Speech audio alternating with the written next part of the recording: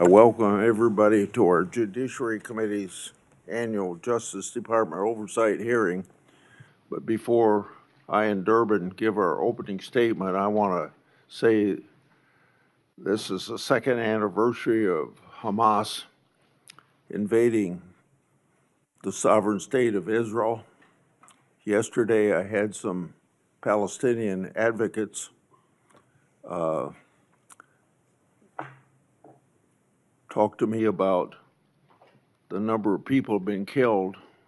I like to remind them there wouldn't be one death if there hadn't been this invasion of the sovereign state of Israel by what happened 2 years ago today. Attorney General Bondi, since your confirmation, you've now had the opportunity to face the federal bureaucracy that you must reform to better serve the American people. As I said to Director Patel, your charter is no simple task. When you arrived, you were left with the Justice Department free fall. Senate Democrats have denied your leadership personnel. We haven't been able to confirm your Assistant Attorney General for Congressional Affairs. It's now been 7 months.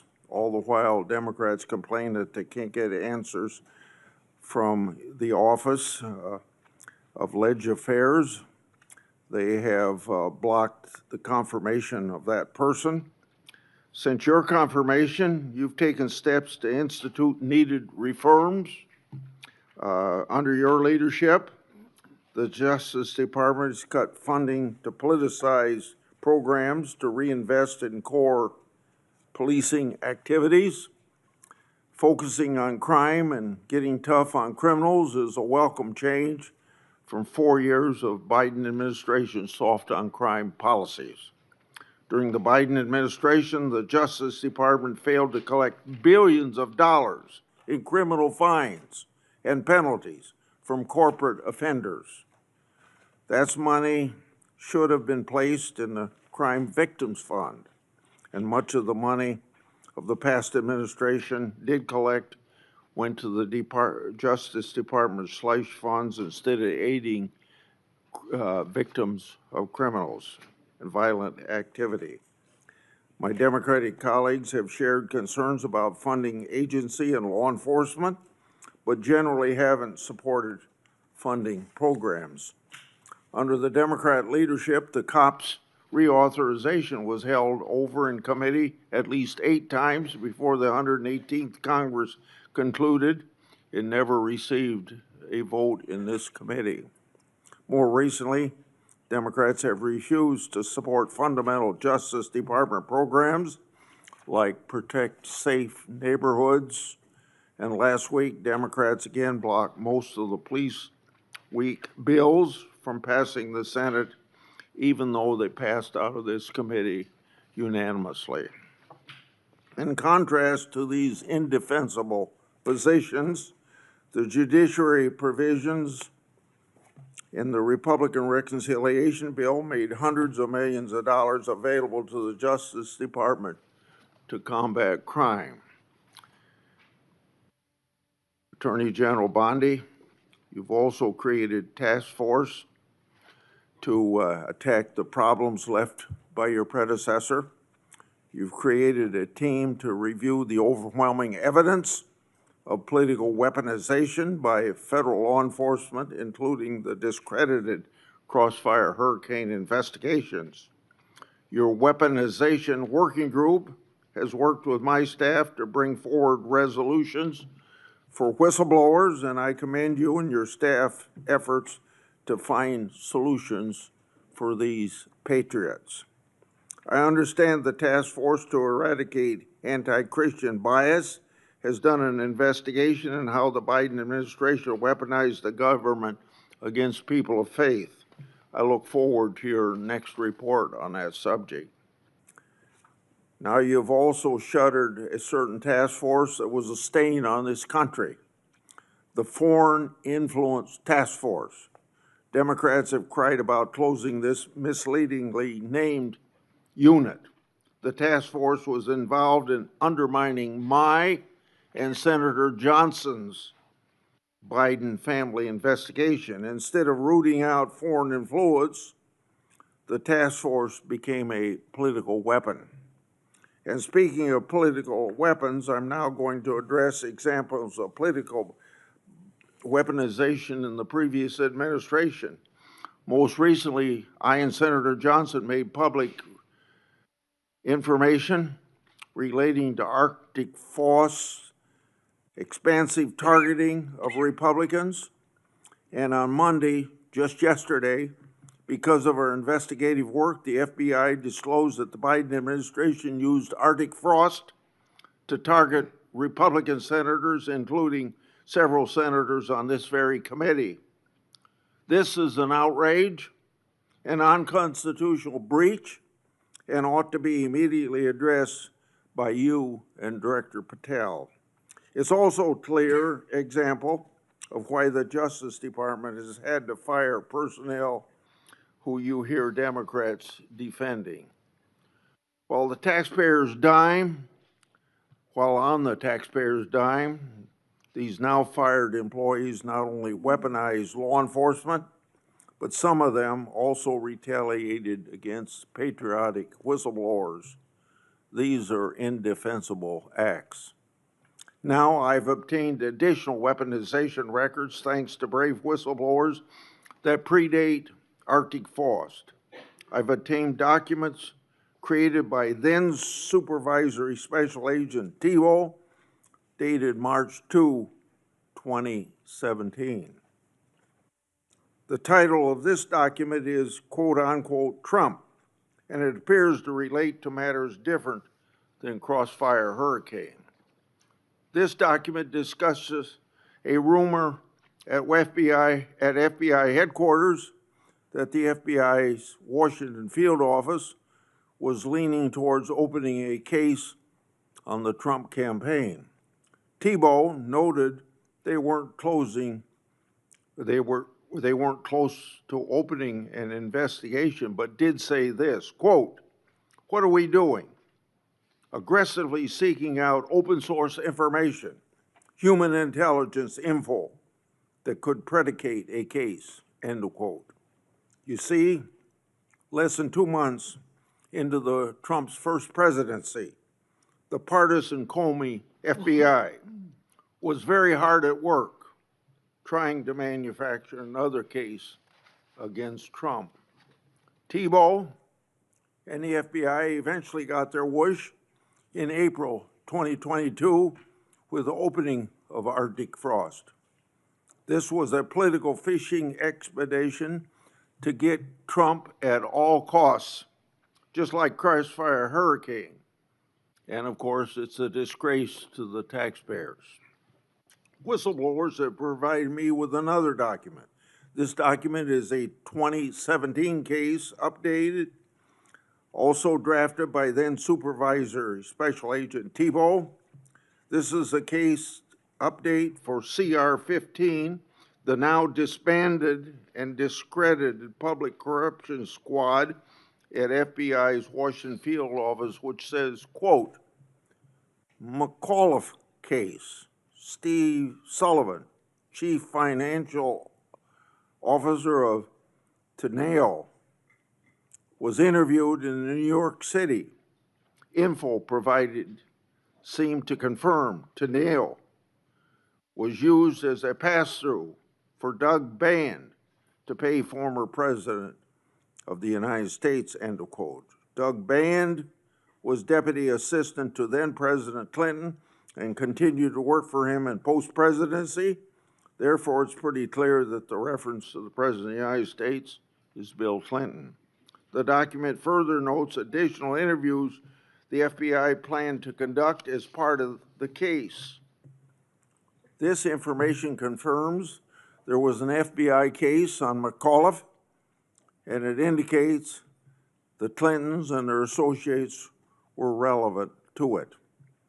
Did the FBI throw its resources behind this matter just like it did against Trump and his associates? A legitimate question. Or did they sweep it under the rug? a legitimate question. So, General Bondi, I'd like to have you provide me with all the records relating to these matters for further verification. Lastly, whistleblowers have provided me additional records related to the Biden FBI political conduct against Peter Navarro. The first document is a request for physical surveillance on Navarro the day the FBI arrested him. The second document is a timeline of that surveillance. When Navarro, the FBI didn't arrest him at his house, which was literally right next to the FBI headquarters. Instead, they surveilled him and his fiancée all morning, starting at his home, following them to the airport, and then arrested him in public at the Reagan airport. The way Navarro was treated is unnecessary. General Bondi, I would like you to provide me all records relating to this matter. Attorney General Bondi, this Congress, I've made public one document after another, one whistleblower disclosure after another, one example of weaponization after another. So to our average constituent, this is all history, but it's all pointing out the wrong of government, using the power of government to go after people that are political people you don't like. We're pointing this all out because we can't have this repeated in the United States. We want to end to it right now, whether we have Republican or Democrat administrations. All evidence of your predecessors' total failures. It's time for accountability. And I look forward to hearing about your success in that regard. Senator Durban. Thanks, Chairman Grassley, for holding this oversight hearing. Welcome, Attorney General Bondi. I'm glad that we are following this committee's longstanding tradition of regular oversight hearings with the Attorney General, the Director of the FBI, and the Secretary of Homeland Security. These hearings have never been more important as President Trump turns the full force of the federal government on Chicago and other American cities. The assault on the city I am proud to represent is just one example of how President Trump and Attorney General Bondi shut down justice at the Department of Justice even before the President's party, controlling the White House, Senate, and House of Representatives, shut down the government. The Attorney General has systematically weaponized our nation's leading law enforcement agency to protect President Trump and his allies and attack his opponents and, sadly, the American people. You have purged hundreds of senior career officials since you first appeared before us. These men and women had dedicated their careers to protecting the American people. As a result, the department has lost literally thousands of years of law enforcement expertise. To be specific, you disbanded the FBI's Foreign Influence Task Force and the National Cryptocurrency Enforcement Team, despite the growing threat of foreign election interference and the drastic rise in cryptocurrency crimes.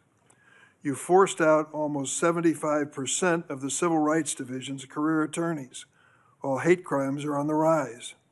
You fired more than 100 immigration judges, while the immigration case backlog is more than 3 million. You cut the public integrity section from 30 prosecutors to 2, while political corruption skyrockets. During your confirmation hearing, I asked you about your many potential conflicts of interest as a former lobbyist. You responded under oath, quote, "You will consult with career ethics officials within the department and make the appropriate decision," end of quote. But the Justice Department then removed those career ethics officials and put in their place inexperienced political appointees beholden to President and you. And you've effectively shut down the Office of Professional Responsibility, which investigates misconduct by Department of Justice attorneys. Now, with these ethical guardrails out of the way, corruption has run rampant at the Department of Justice. Although you've been a registered foreign agent for Qatar, you did not recuse yourself from signing off on President Trump's solicitation of a free jet from the royal family, even though this gift was clearly illegal. Connections to Attorney General Bondi seem to yield more favorable outcomes for defendants. At least 2 long-running federal prosecutions were abruptly dropped after the defendants hired your brother. It's no surprise that Ed Morton, the failed U.S. Attorney nominee you appointed as senior official, said, quote, "No MAGA left behind."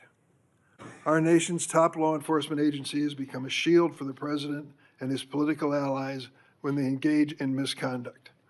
Last year, President Trump's border czar, Tom Homan, was allegedly recorded accepting a $50,000 bag of cash in exchange for promising immigration enforcement-related contracts. Under your leadership, the investigation into Mr. Homan was dropped. After President Trump pardoned nearly 1,600 January 6 insurrectionists, including more than 600 charged with assaulting or impeding law enforcement, the Department of Justice is arguing in court that these pardons provide immunity for wholly unrelated crimes in multiple cases. Jared Weiss was filmed on January 6th, encouraging his fellow rioters to attack the Metropolitan Police Department officers. And he said, "F 'em, kill 'em." What happened to Mr. Weiss? He's been hired by you as a senior advisor. In February, you said the Epstein client list was, quote, "sitting on my desk right now for review." 8 months later, you still haven't produced these files, and a credible whistleblower told my office that FBI agents were directed to flag any records in which President Trump was mentioned. The Department of Justice ordered the dismissal of corruption charges against the former New York City Mayor Eric Adams in a corrupt backroom deal to secure his cooperation with the president's immigration agenda.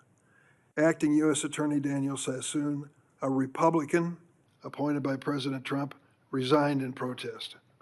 Acting U.S. Attorney for the Eastern District of Virginia, Eric Siebert, a Republican appointed by President Trump, was forced to resign because he didn't believe there was sufficient evidence to indict New York Attorney General Letitia Adams or former FBI Director James Comey. In his place, President Trump installed his former personal attorney, someone with no prosecutorial experience, to indict Director Comey, which she did. She joins a network of unqualified MAGA loyalists masquerading as federal prosecutors, like Alina Habba, who said she would use her position to, quote, "turn New Jersey red," close quote, and Sigal Chattah, who once said that a black political opponent was, quote, "should be hanging from an effing crane," end of quote. The President and Attorney General attempted to bypass the Senate to install these unqualified extremists. Where do you find these people? Courts have ruled that both Ms. Habba and Ms. Chattah are serving in their roles illegally, jeopardizing countless prosecutions by your office. Why? And that's just one example of how the Department of Justice is making America less safe. Attorney General Bondi shut down the Organized Crime and Drug Enforcement Task Force, OSADEF, which has dismantled thousands of criminal organizations. And you diverted thousands of FBI, DEA, and ATF agents and DOJ prosecutors from their critical missions to carry out the president's mass deportation agenda. Attorney General Bondi, not surprisingly, federal drug prosecutions have dropped to the lowest level in decades. Let me repeat that. Federal prosecutions for drug crimes have dropped to the lowest level in decades on your watch. The Department of Justice has also unilaterally terminated 373 grants that provide critical funding to state and local law enforcement to the tune of $500 million. The 2026 Trump budget would slash the high-intensity drug trafficking areas program known as HIDA by more than a third, from $300 million to $196 million. Instead of taking common sense steps that have proven to help reduce crime, Attorney General, you're focusing on helping President Trump play strongman on television. He has illegally deployed troops to Chicago and other American cities and has threatened to send more. The Justice Department defends this dubious legal basis for these deployments and diverts DOJ personnel and their components to assist in these efforts. These deployments basically target Democratic-run cities and Democratic leaders, ignoring many Republican-led areas of our country with even higher crime rates, and making clear that this is for political theater, not public safety. One particular chaotic raid in Chicago Tuesday last week, aided by the FBI and ATF, which you supervise. In the middle of the night, federal agents pulled women and children out of their beds, crashed down the doors to their homes, destroyed their apartments, zip-tied children and others, and detained immigrants and U.S. citizens alike for hours in vans. When one witness complained about the treatment of the small children, an agent laughed at her and said, "F them kids." On Friday, a federal judge appointed by President Trump held that deploying the National Guard in Portland is illegal. White House Deputy Chief of Staff Stephen Miller accused her of, quote, legal insurrection, close quote. At a time of rising threats to federal judges, this kind of language is inexcusable. Last week, the President and Secretary Hegseth summoned senior military officials to a political pep rally at Quantico, where the President said he wanted to use American cities as, quote, training grounds for our military. Training grounds for our military. To fight the, quote, enemy within. Chicago is not the enemy. Our fellow Americans are not the enemy. It is abhorrent for the President, who is supposed to represent all Americans regardless of political party, to describe anyone who disagrees with him in this manner.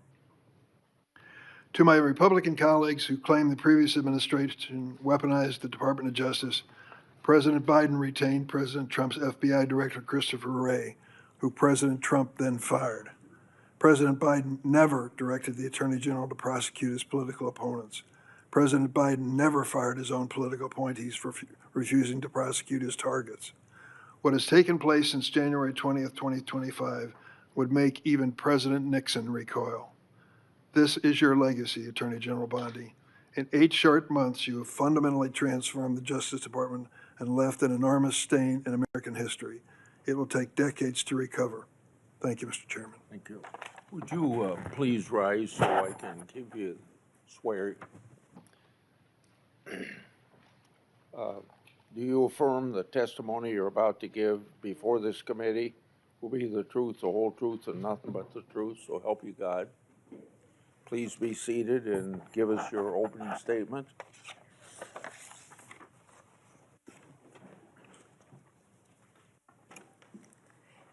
Thank you, Chairman Grassley and Ranking Member Durban, and every member of this committee. I'm grateful for the opportunity to testify in front of you today.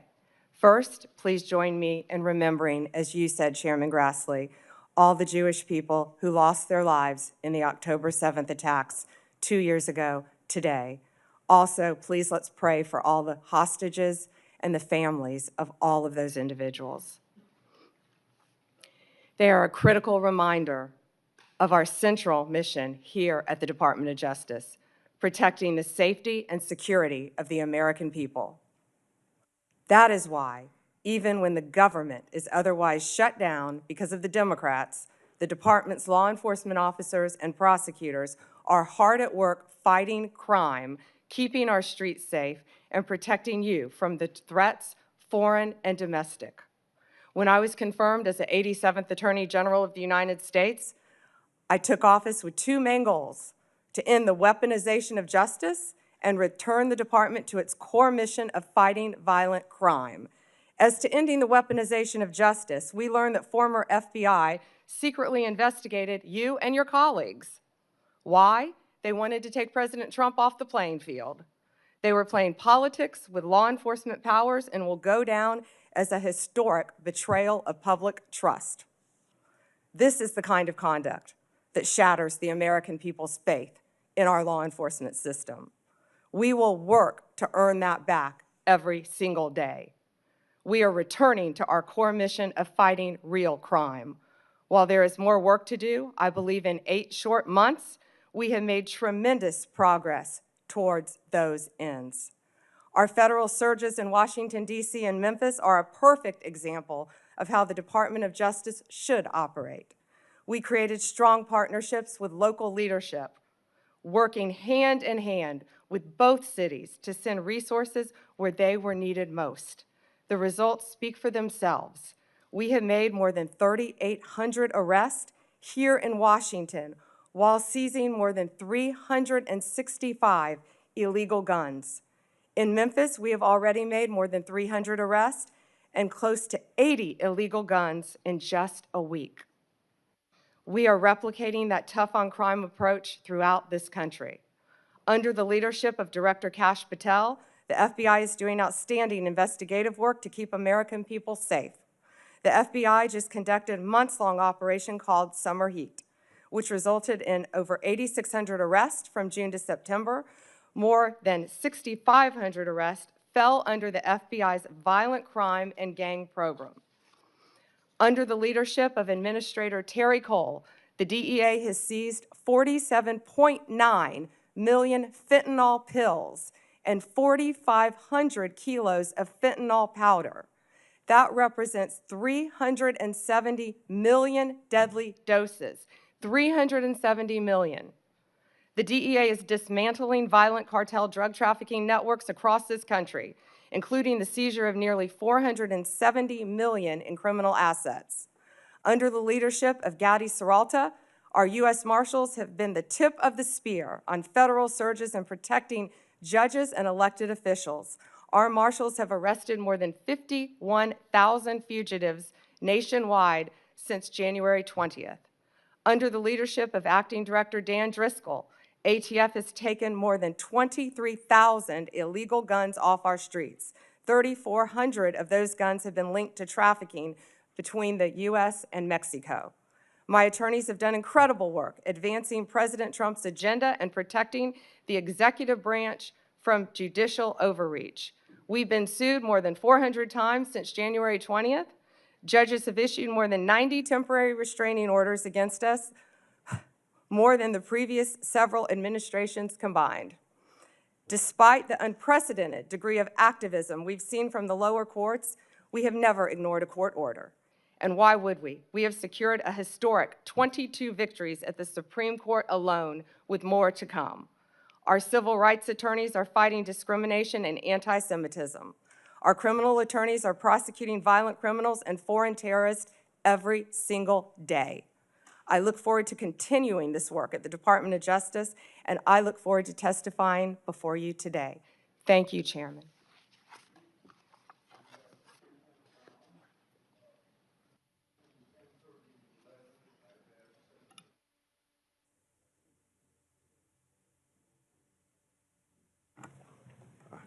I forgot to turn on the microphone. Let me start over again.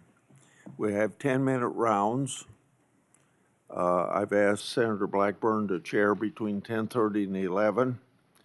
I hope that we can have good decorum during this hearing, treat each other with respect.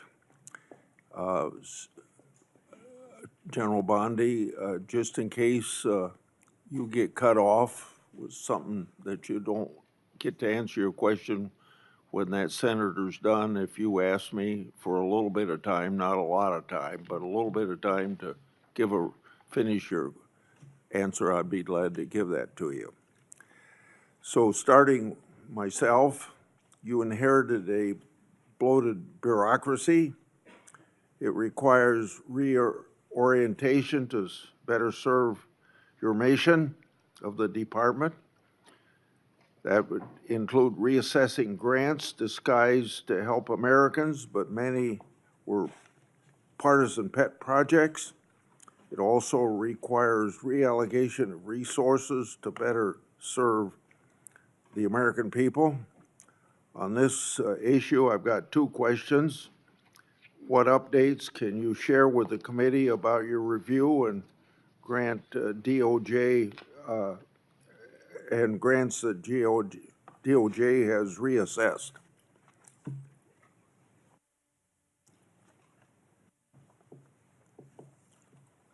Just give us some examples, don't I know? Sure. Thank you, Chairman. During my appearance at the department's budget hearings, I acknowledged that some grants were mistakenly terminated, and we have made a process to correct that. All grant termination appeals will be individually considered for alignment with our current policies, which are strengthening law enforcement and protecting victims. Recipients are given the opportunity to appeal a grant termination consistent with the rules by writing to the Assistant Attorney General. Of the 5,800 discretionary grants that were reviewed, only 376, approximately 7%, were terminated. So far, OJP has turned back on 18 awards, 17 appeals have been denied, and the rest are actively being reviewed, with decisions expected soon. My colleagues on the other side claim that your department has reallocated resources to immigration enforcement, and it's had a negative impact on law enforcement. We know that drugs and crimes are very much a part of immigration enforcement, so these attacks are clearly off the mark. Explain your view of these misguided assertions. Chairman, every day our FBI, DEA, ATF, and now U.S. Marshals working on a task force with Homeland Security are out there keeping Americans safe and getting illegal aliens out of our country, many of whom have committed violent crimes in this country. Our agents will continue to fight violent crime in this country, working hand in hand. One example is right here in Washington, D.C. We have the D.C. Task Force that has been incredibly successful. We are so proud of the work that that has done. We have been working hand in hand with the local officials here in D.C., and we are very proud of that work. And we're taking that to Tennessee and around this country to keep Americans safe. I won't repeat the things I've said about Arctic frost, but we had this recent revelation yesterday of my Republican senators being targeted by the government, underscoring the point about Arctic frost. When taken in context with widespread government weaponization against Trump and conservatives in the last decade, the conduct arguably is worse than Watergate. So I got two questions along this line. How many Department of Justice and FBI personnel have been held accountable for their partisan and constitutional questionable conduct, and what was their punishment? If you could give a few examples or follow up in writing, since there's so many people that fall into this category. Yes, Senator. Yes, Chairman, we will. So you want to answer that in writing? Yeah, okay. Yes, the exact number I can answer in writing. Yes. Okay. Was Attorney General, on the same subject, was Attorney General Garland, Director Wray, and/or President Biden's White House aware of the FBI targeting Republican senators? Did they approve it? Now let's be clear, either they knew and allowed it to happen, or they didn't know, and if they didn't know, it points to a lack of oversight of Jack Smith's runaway case. Chairman Grassley, that's what we've been talking about when we refer to the weaponization of government. Operation Arctic Frost was an unconstitutional, undemocratic abuse of power. During Arctic Frost, the FBI also placed 92 linked Republican individuals and Republican groups, such as Charlie Kirk's Turning Point, on their list. This is the kind of conduct that shattered the American people's faith in our government, as I said in my opening statement. We are ending this weaponization. Our FBI is targeting violent criminals, child predators, and other lawbreakers, not sitting senators who happen to be from the wrong political party. Several of your colleagues sitting at this dais were targeted, and others. We will continue to stop that throughout the Justice Department. That is the ultimate weaponization of government. Have you sought grand jury secrecy waivers so that all of Arctic Frost documents can be produced to Congress? And if not, do you plan to do that? Chairman Grassley, I will be working directly with Director Patel on this issue.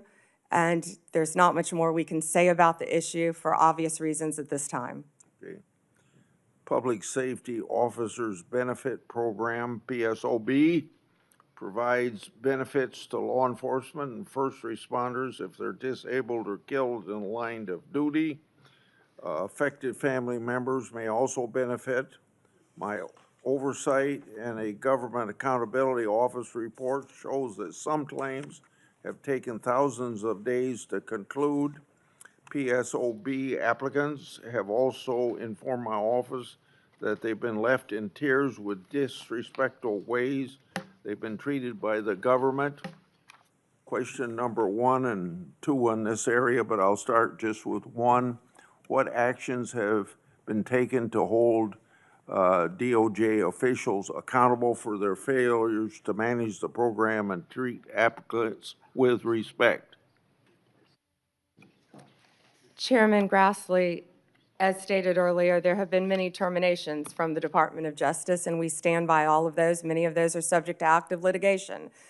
This Department of Justice will treat everyone with respect, and we will do everything in our power to help citizens of this country. Please reach out to us with any individual cases, and I will personally look at them for you, Chairman. Okay.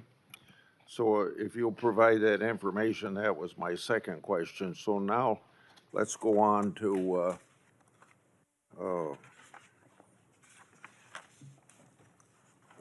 regarding the initial FBI 1023 document that I made public last Congress.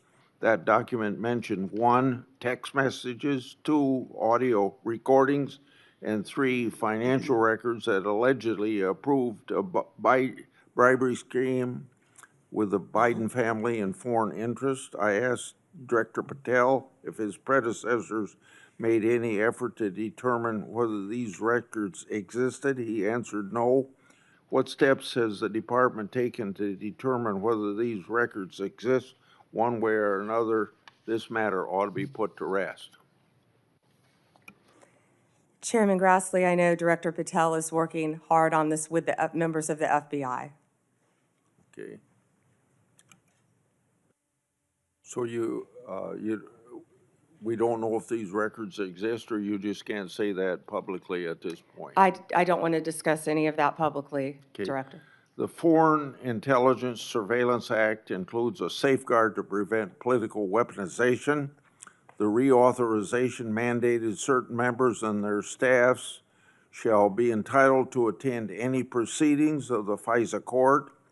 Former Biden DOJ Assistant Attorney General Matt Olson drafted a privacy agreement that allowed the department to hide information from Congress during FISA proceedings. Matt Olson made a career out of targeting President Trump and his allies, so it's not surprising that he would attempt to hinder congressional oversight or cover up for the Biden regime. I want to make sure that you get rid of the ridiculous and misguided Olson memo. When can you tell me that will be done? We will notify you, Chairman Grassley. Thank you. Okay. Senator Durban.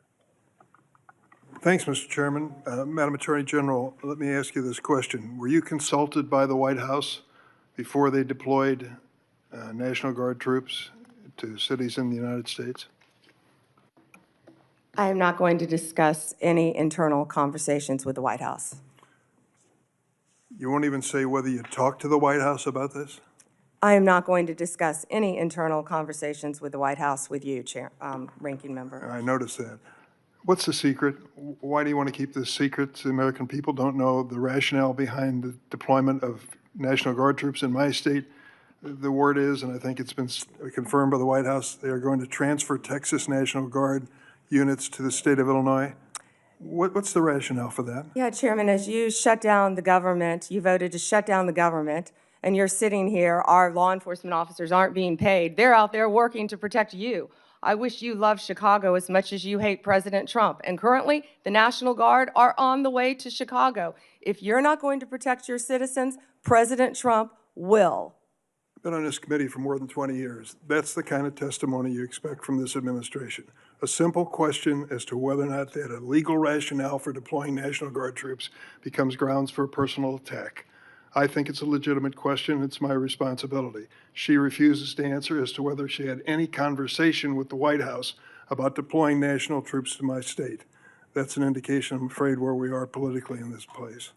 Let me ask you another question. I want to, if you will, hold on a second. Make sure I got the right page of facts here.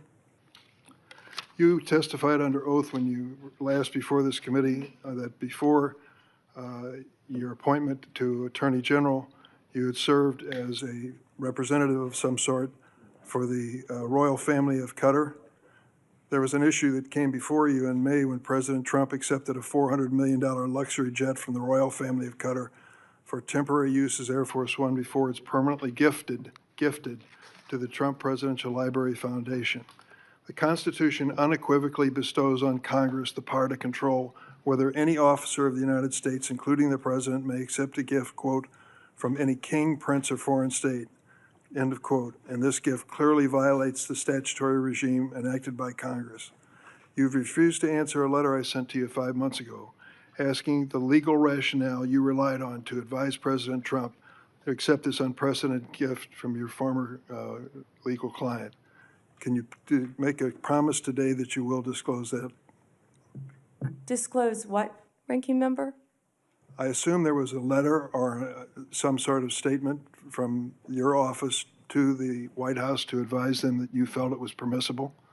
First, to address my role with Qatar, as I addressed with you during my confirmation hearing, I disclosed it in my SJQ. In private practice, I worked for Qatar for anti-human trafficking for the World Cup. That was my only involvement, and I made that very clear, and I'm very proud of everything I've done with anti-human trafficking. Obviously, in preparing any advice for the President on a jet or anything else, we consult with the Office of Legal Counsel. The confidentiality applies to their input as well. And Chairman, if you would approve and vote to approve, as Chairman Grassley said, excuse me, Ranking Member, as Chairman Grassley said, my employees, we would answer your letters a lot faster, yet you're stalling them at every stop. And to go back to your previous question, your city has a murder rate 5 times higher than New York's. 571 homicides last year. If you were serious about protecting your people, you would be asking this administration for help.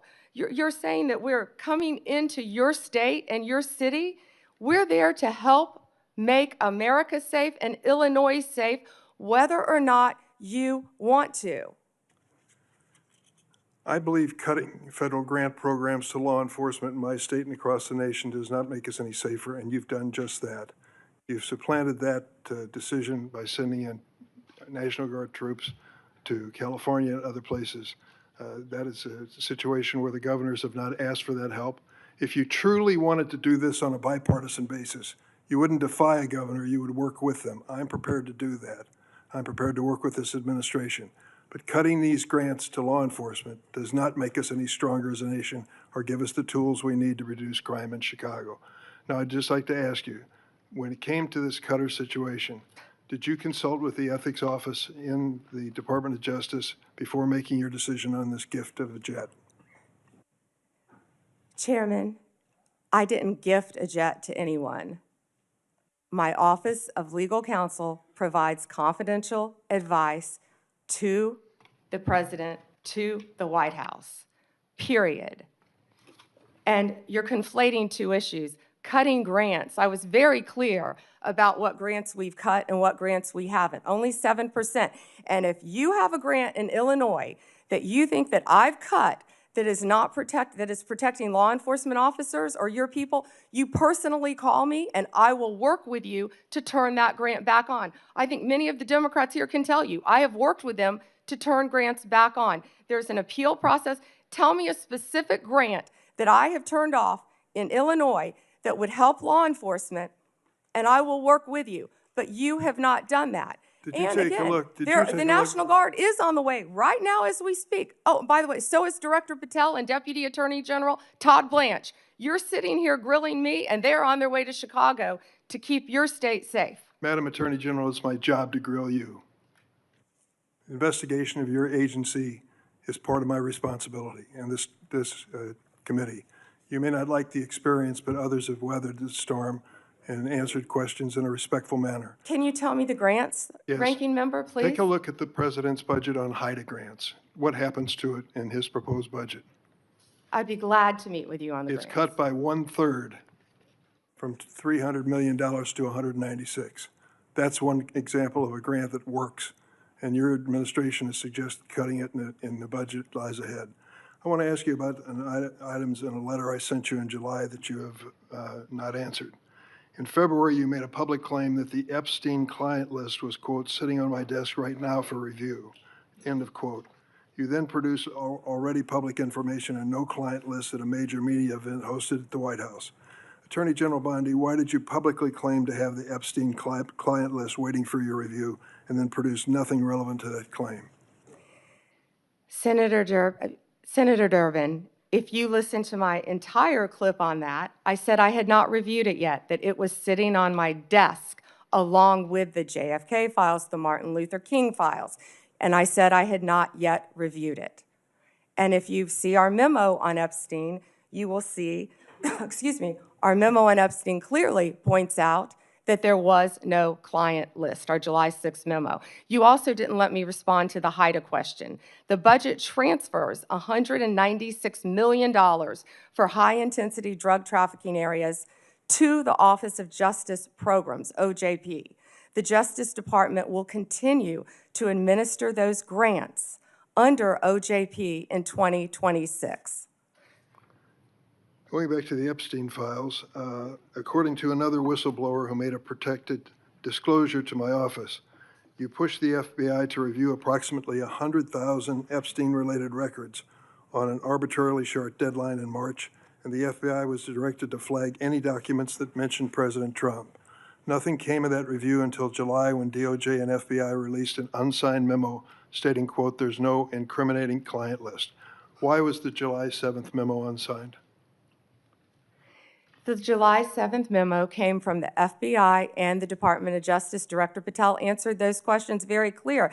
And, you know, Senator Durbin, I find it very interesting that you refused repeated Republican requests to release the Epstein flight logs in 2023 and 2024. You fought that.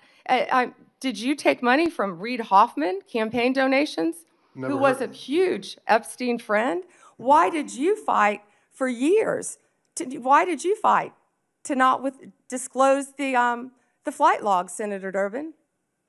I can tell you I did not refuse. One of the senators here wished to produce those logs, and I asked her to put it in writing, and she never did. Yeah, I think Senator Blackburn would quarrel with you on that. But Well, that's I will up to the quarrel two with of you as to read somebody that you mentioned I never heard of. Reid Hoffman. So who gave the order to flag records related to President Trump? To flag records for President Trump? To flag any records which included his name. I'm not going to discuss anything about that with you, Senator. Eventually, you're going to have to answer for your conduct in this. And you won't do it today, but eventually you will. I yield, Mr. Chairman. I got to Mr. interject Chairman? something here. Mr. before I get Chairman. to Pam. Mr. Chairman, since Senator Durbin referred to me, I would really appreciate the opportunity to correct the record. Proceed. Because Senator Durbin knows I repeatedly asked for those flight logs. I brought up the subpoena. You even shut down the committee because you didn't want that, and you know I submitted that in writing, and you continue to misrepresent that, and I am not going to let that record stand. Okay, Mr. Chairman, go ahead, Senator Durbin. I just want to make it clear that the reason the committee business ended was that your side invoked the 2-hour rule. Point number 2 is I asked you if you wanted any documents like flight logs to put it in writing. You never did. Yes, sir, I did, and your staff knows that I did. No, We'll submit, once again, Send me a copy of the that, information to you. We've done that several times, but we'll be happy to, once again, send it to you. I think your staff doesn't show that to you. Well, as I started to say about the emolument clause, and Democrats bringing that up in regard to Qatar, back in March of 2016, they didn't care anything about my bringing up the emolument clause in regard. I wrote to the Obama Justice Department. That letter was based on Secretary Clinton's 2009 to 2013 financial disclosures when she was Secretary of State. Those disclosures showed that her husband participated in at least 62 events with foreign states. Some of those were speaking events with connections to foreign governments, and some speaking events were financially supported by foreign governments. Two examples, Bill Clinton received hundreds of thousands of dollars for appearance sponsored by Middle Eastern governments. Bill Clinton also received $200,000 for a speech connected to the Chinese government. And I don't recall getting any help from my Democrat colleagues on that investigation. Senator Graham. Good morning. Good morning. Thank you. So I want to make sure I got this clear. If a Democrat or a Republican senator has a problem with a grant that's been canceled or reduced, you would be glad to talk to them. Yes, Senator, and I have been doing that as well. There have been Democratic members who called you, They have spoken to my office, yes, Senator. and you've tried to respond. On either side of course, if it has anything to do with law So- enforcement or victims, And that includes Senator Durban. If he's got a problem, he can call you and you'll try to respond. absolutely. Thank you. How many illegal immigrants are in Chicago? Ooh. Does anybody know? I do, countless. What we have seen since January 20th, Senator Graham, is a 1,000% increase in violent attacks against our ICE officers. Right. But I just want to know, is there like 10 or 100,000? Does anybody know? There have been multiple, and we have made multiple arrests, of course, involving violent gangs Yeah, in Chicago, Right. throughout Illinois. Right. So the only reason I ask that is Chicago is sanctuary city. Do they help ICE deal with illegal immigration, or they're sanctuary city? Do you know?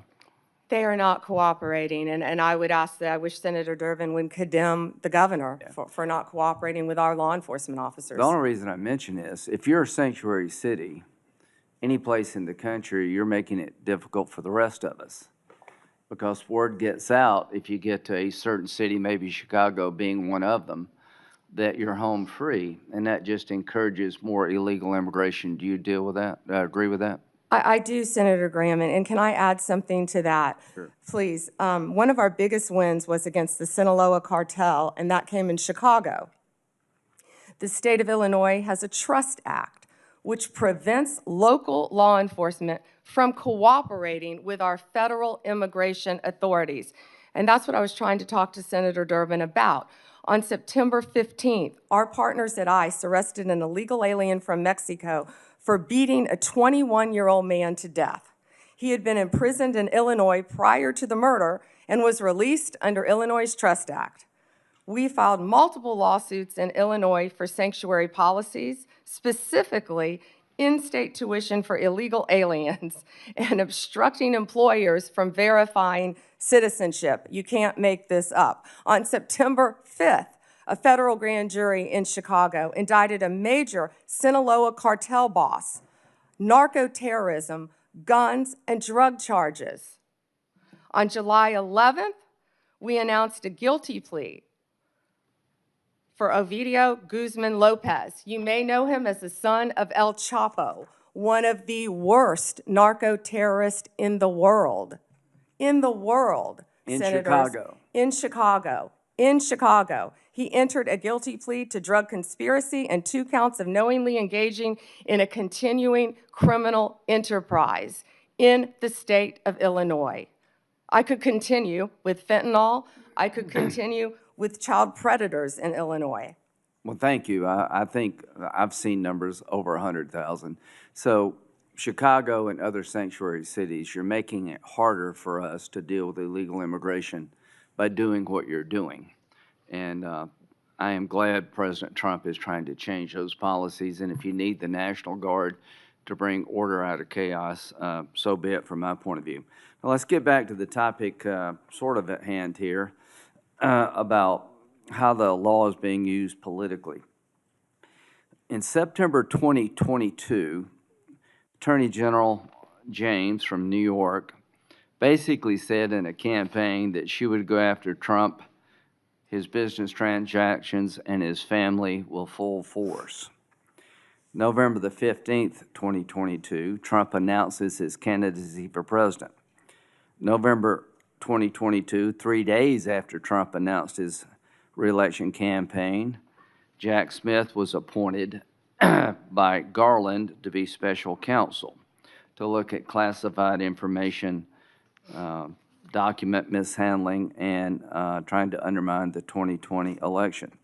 In March, President Trump was indicted in Manhattan of 2023, just after announcing 34 felony counts. And what they did is they took misdemeanors and turned them into felonies by using a legal theory that no one in the history of Manhattan had ever been charged with. June 2023, a federal grand jury in the District Court for the Southern District of Florida indicted President Trump on 37 charges regarding classified information. Now, all I can say is that taking a hammer to a hard drive and bleach bit apparently doesn't make the cut. Having documents in the garage of President Biden doesn't make the cut. In August of 2023, he was indicted yet again regarding the 2020 election. So all I can say is that in September 27th, Jack Smith's team asked for my phone records and 7 other senators. Now that's just the 2024 election. Comey, are you aware of the fact that in August, Comey, then director FBI,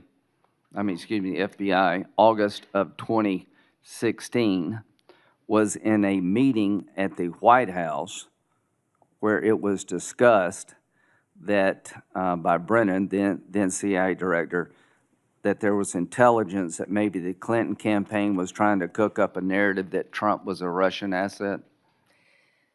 Senator, I believe that has been reported publicly, but I cannot comment on that. Okay, well, I'm just telling you. Now, this is a campaign for president in 2016.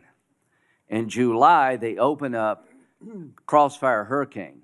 In August, they have a discussion in front of President Biden that there's intel that maybe this is generated by his political opponent. Nothing happened. In September, are you aware of the fact that the intelligence community sent a memo to the FBI director detailing intelligence that suggests it's Clinton's campaign is behind the idea that Trump is colluding or cooperating with the Russians? Senator, I believe that has been reported. And that was addressed to the FBI director and Mr. Strzok, this memo. Are you aware that he told this committee, I don't recall that, the FBI director? Senator, I can't discuss anything. Well, I can tell you this. What the hell would you recall? You're the sitting FBI director. There's a campaign for president going on. You've opened up an investigation believing that the Republican candidate may be a Russian asset. And now all of a sudden, less than a month later, 2 months later, you have 2 inquiries, 2 events to suggest it may be his political opponent. Did anybody in the FBI inform the FISA court or anyone else about this activity that you know of? I can't discuss that matter, as you know, Senator Graham. Should they have? Is there a requirement by law enforcement to tell the court if their warrant is being sought or a defendant that there's exculpatory information out there about you? In general, of course, Senator. So, to the country, The FBI director gets a memo from the intel community. This may be all a political plot by his opponent. They didn't do a damn thing. Are you familiar with the Steele dossier? Yes, Senator. That was a dossier prepared and paid for by the Clinton campaign. Are you aware that it was that document was used to get a warrant on 5 different occasions against Carter Page, an American citizen? Yes, Senator, and that has been Are you reported. aware of the fact in February 2017, after Trump is president, the person who gave Christopher Steele the information, the Russian guy, told the FBI, the information I provided you was all bar talk, hearsay, and not reliable. Are you aware of that? Yes, Senator. Was there ever an effort by the FBI to tell the FISA court about evidence that the man who helped prepare the document retracted his statement? I can't discuss that, Senator. Should there have been? Can't discuss that. You wonder ongoing. why we're looking at Comey? Give me a break. Why are we looking at Comey? Because he ran an FBI and personally knew about exculpatory information and let it slide. How in the hell can 2 FBI agents interview a man who says the document you're using against a sitting president to suggest he may be a Russian agent or Carter Page that is now no longer reliable? How does that not get to the court? Can you tell me how that doesn't get to the court? You can't, can you? I can't, Senator, and I Can can't you tell me discuss it. why my phone records, when I'm the chairman of the Judiciary Committee, were sought by the Jack Smith agents? Why did they ask to know who I called and what I was doing from January 4th to the 7th? Can you tell me that? No, Senator, and there were 8 senators in total. Do you think that was an abuse of power? Senator, I cannot discuss whether there is or is not an ongoing investigation. If I may add one thing, they also wasted $50 million on what you just described, trying to put President Trump in jail prior to the election. Before Senator Whitehouse, I want to introduce into the record what is called the Durham Annex. The annex is a declassified appendix to John Durham's report about Crossfire Hurricane. The Durham Annex contains information exposing a reported Clinton campaign plan to falsify and tie President Trump to Russia. For years, I've fought to assemble and publicize all the facts surrounding Durham investigation, Crossfire Hurricane, and related matters. The Durham Annex was declassified as a large part because of Attorney General Bondi. Mr. Chairman, Yeah, may I ask you a question? if I can answer it, yes. Go Thank you, ahead. Mr. Chairman. Are you going to hold a separate hearing on your whistleblower account of the FBI investigation of 8 United States senators? I think we need, my answer to your question is, I think we need to wait until we see what the FBI can report and whether it's necessary to have a hearing. Right now, I haven't ruled one out, but I haven't made a decision. And what year do you think that will happen in? I want the FBI to be a thorough investigation of it and report to us what information they can give us, and I don't know how long that'll take them. With respect, are you giving them a certain period of time? I have not given them a certain period of time. I'll discuss that matter with my staff and see if that needs to be done. Okay, if civil suits are filed against the perpetrators at the FBI, will that facilitate your investigation? Well, what's the question again? If the 8 senators who were spied upon sue the hell out of the Department of Justice and the perpetrators involved, will that facilitate their investigation and/or yours? I guess what think- I'm getting to is, I don't understand why we don't have a separate hearing. I find this breathtaking. Yeah. It's just been 24 hours since the FBI investigated on it. Please give me an opportunity to sort through all this. Fair enough. I just don't want to wait 24 years to get an answer. Yeah. We do have an active investigation going on through my staff. I want to make that very clear. Mr. Whitehouse, or Senator Whitehouse. Thank you, Chairman. Ms. Bondi, good morning. Good morning. What became of the $50,000 in cash that the FBI paid to Mr. Homan in a paper bag, evidently?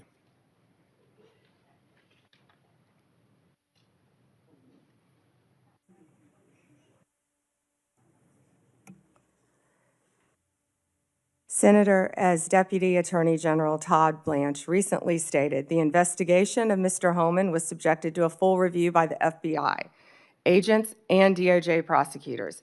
They found no credible evidence of any wrongdoing. And that was not my question.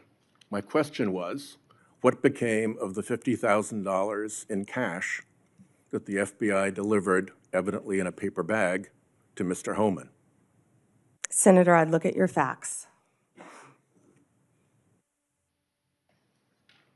Are you saying that they did not deliver $50,000 in cash to Mr. Homan? Senator, as recently stated, the investigation of Mr. Homan was subjected to a full That's a different review question.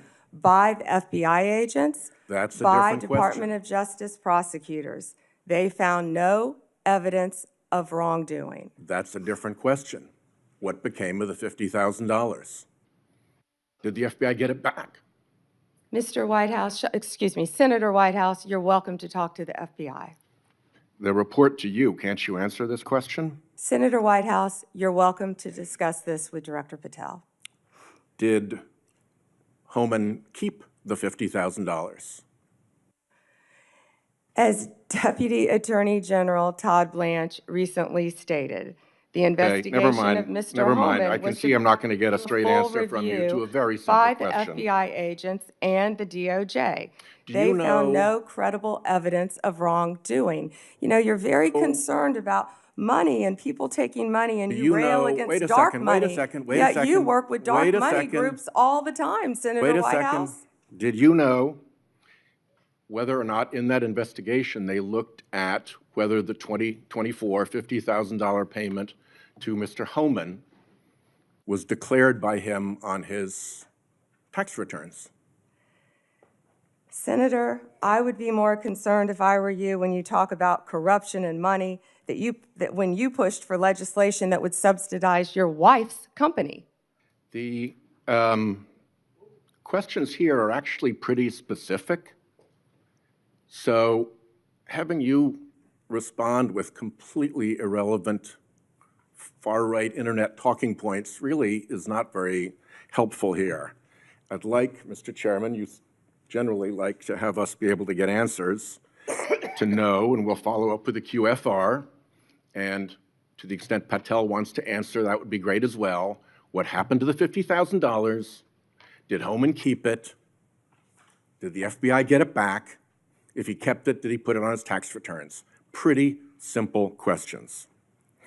Homan was the same guy who said there was a deal with Eric Adams. He said, if Adams doesn't come through, I'll be back. I'll be in his office, up his butt, saying, where the hell is the agreement we came to? Which brings us to the OPR investigation of prosecutorial misconduct by Emil Bovee, because he was also involved in that transaction. Yeah. What became of the OPR investigation of prosecutorial misconduct by Emil Bovee? Yeah, Senator Whitehouse, to correct you for one moment, that would be the Honorable Judge Emil J. Bovee III to you. Not at the time of this. He was an employee of the Department of Justice. And what became of the OPR investigation? It's all pending litigation, misconduct? Senator. I can't discuss pending litigation nor personnel matters. OPR customarily publicly says when there's an investigation, and at the end of it, they provide a summary. Why can't you say whether there's an OPR investigation and whether, if it's concluded, there's a summary? Senator, I'm not going to discuss personnel matters. Even public ones? Senator, I'm not going to discuss personnel matters. So, Kash Patel told this committee that his grand jury testimony after immunization, after initially pleading the Fifth, was, and I quote, sealed by the Department of Justice. How and when and why was his testimony sealed, and by whom? Senator, I'm not going to discuss any testimony, especially testimony that could be sealed with you. No, the question is, was it or was it not sealed? Senator, I'm not going to discuss that with you. Well, he also said that he worked with the Department of Justice to have his transcript released publicly. How and when was his transcript released? Presumably, if he released it publicly, that's something you can discuss because it's public. Well, Senator, I believe you discussed that with Director Patel.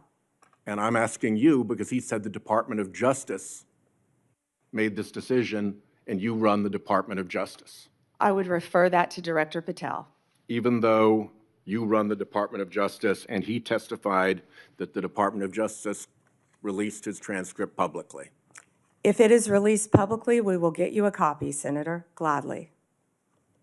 If being a rather important word there, when your FBI director testified that that was a fact. Treasury compiles suspicious activity reports, referred to often as SARs, that DOJ receives automatically. Hundreds related to accounts of Jeffrey Epstein. How many of those Treasury SARs did you or Director Patel investigate? Senator, I'm not sure if you're concerned because you took money, I believe, did you, from Reid Hoffman, one of Epstein's closest confidants, not only once but twice in 2018 and 2024, if that's correct. But, Senator, did you ask Merrick Garland any of this over the last 4 years when he sat before you? This investigation has been going on. This investigation was closed. Did you ask Alex Acosta that? And Patel came to office, you said you would look into this. There were hundreds of suspicious activity reports. Some people would deduce from the fact that they are called suspicious activity reports that there might be suspicious activity. And yet you seem to have looked at 0 of those suspicious activity reports involving Jeffrey Epstein accounts.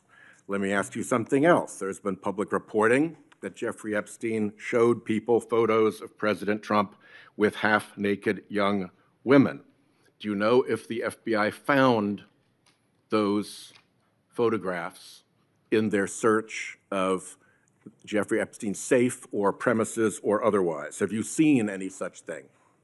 You know, Senator Whitehouse, you sit here and make salacious remarks, once again trying to slander President Trump left and right, when you're the one who was taking money from one of Epstein's closest confidants, I believe, I could be wrong, correct me, Reid Hoffman, who was with Jeffrey Epstein on multiple occasions. And the senator sitting right next to you tried to block the flight logs from being released.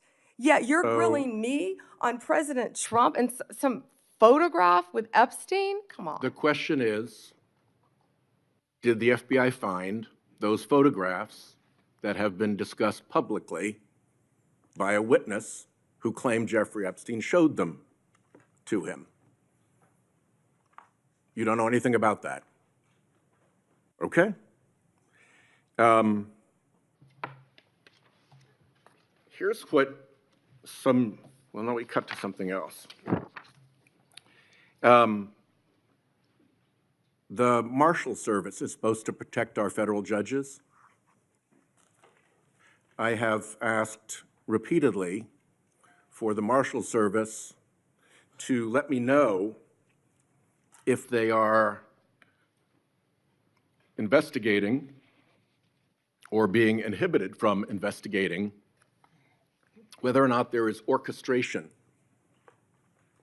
of threats against federal judges, whether under either conspiracy laws or racketeering enterprise laws or aiding and abetting laws, whatever.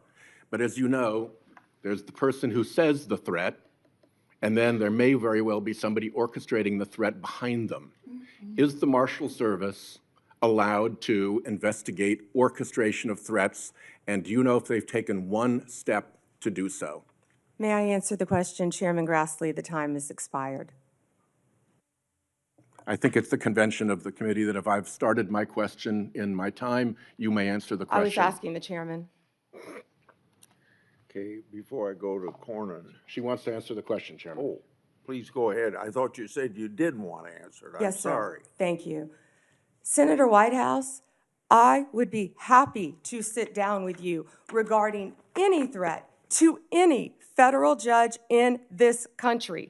We take threats very seriously. I will set a meeting with you, with Director Serralta of the U.S. Marshals, and I will be there.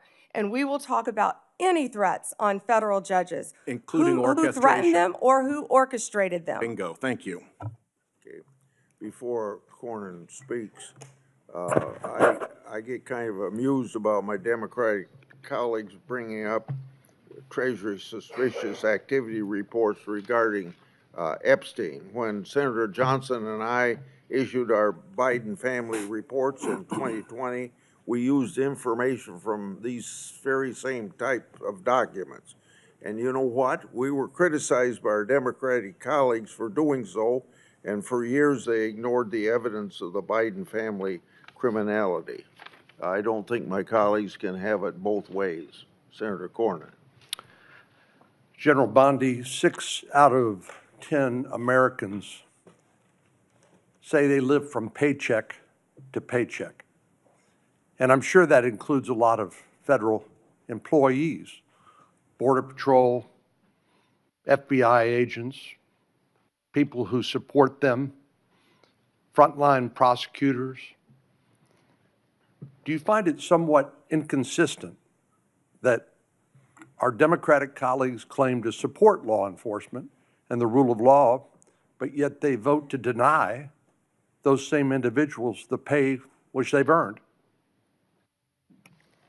Yes, Senators, our law enforcement agencies, DEA, ATF, FBI, U.S. Marshals, and all the other federal agencies, Homeland Security, Treasury, all the agencies, all of my federal prosecutors, all of our employees are working tirelessly, national security, around the clock to keep this country safe and to keep this world safe.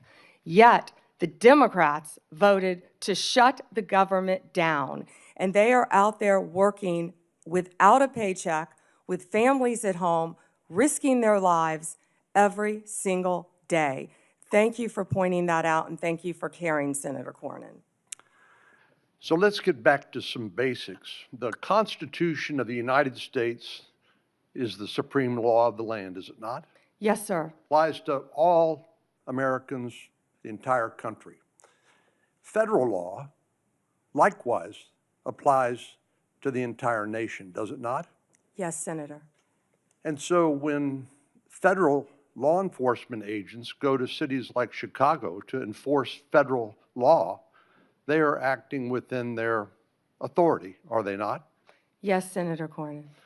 So on what legal basis would a governor or a mayor say, we're going to deny or prevent a federal law enforcement agent from enforcing federal law? What would be the legal basis for them to do that? You know, Senator, there's not one. And as I stated, there were 571 homicides in Chicago last year. And that's why right now Director Patel and Deputy Attorney General Todd Blanche are on their way to Chicago. I've been to Memphis. They're in Chicago right now to protect the people of Illinois. And what Senator Graham, the point he was trying to make earlier, was that when you don't cooperate with law enforcement, if I was a TDA member, if I was a Sinaloa cartel narco-terrorist, you know where I'd go? Chicago, because they're not enforcing the law. And they're running their operations, as I stated earlier, two of the biggest terrorists, narco-terrorists, we arrested right in Chicago because it was a safe haven for them. And they're operating these networks around our entire country. So we are going to keep our entire country safe. We're going to protect all Americans. If these senators aren't going to vote to open our government, to let these people, our people, work with paychecks, they're going to do it anyway, whether or not the locals are cooperating with them. We're going to be there protecting all Americans in this country, Senator Cornyn. I find it, the comparison between the nation's, Washington DC, here in the nation's capital, where the mayor has welcomed the federal law enforcement agents, which as I travel around the city, are providing a level of deterrence against crime that I have not seen before. And Washington, D.C. happens to be one of the most dangerous metropolitan areas in the country. So seeing what the response has been by local officials here in Washington, D.C., seeing how the public here who visits here as tourists from Texas and elsewhere, how they're welcoming this federal law enforcement presence, it strikes me as a stark contrast between what we've seen in places like Chicago. And I just don't understand how elected officials who are sworn to uphold the law and the Constitution of the United States could take the position that, no, we don't want a safer community in our major cities that have a high level of crime like Chicago. Doesn't it strike you as bizarre? Senator Cornyn, I don't understand it either, because we've been working hand in hand right here in D.C. with Mayor Bowser. She has been an incredible partner at making D.C. safe again. We've been working with her, we've been working with the police chief, we've been working with their staff, and the numbers speak for themselves. 3,156 arrests, 294 illegal guns seized. I think the number's probably higher today. Carjackings down 87%, violent crime down 45%.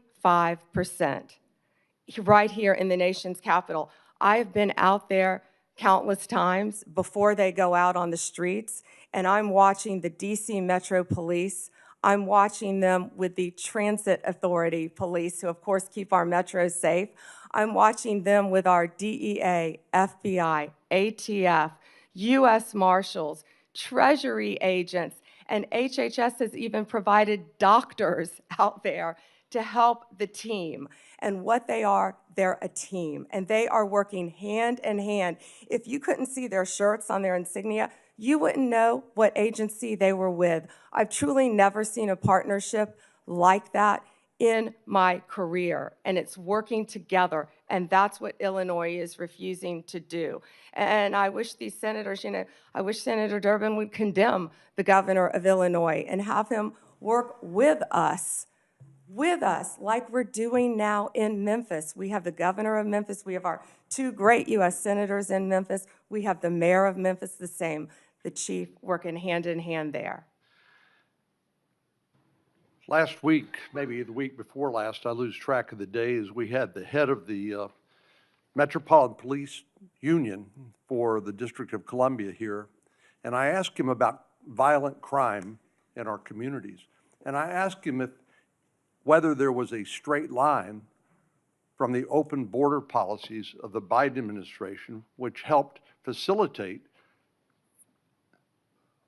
the cartels from exporting their poison to the United States, only to then find it distributed by criminal gangs who then engage in violence in our communities like Chicago to protect their territory and the profits that go along with that illegal drug trafficking.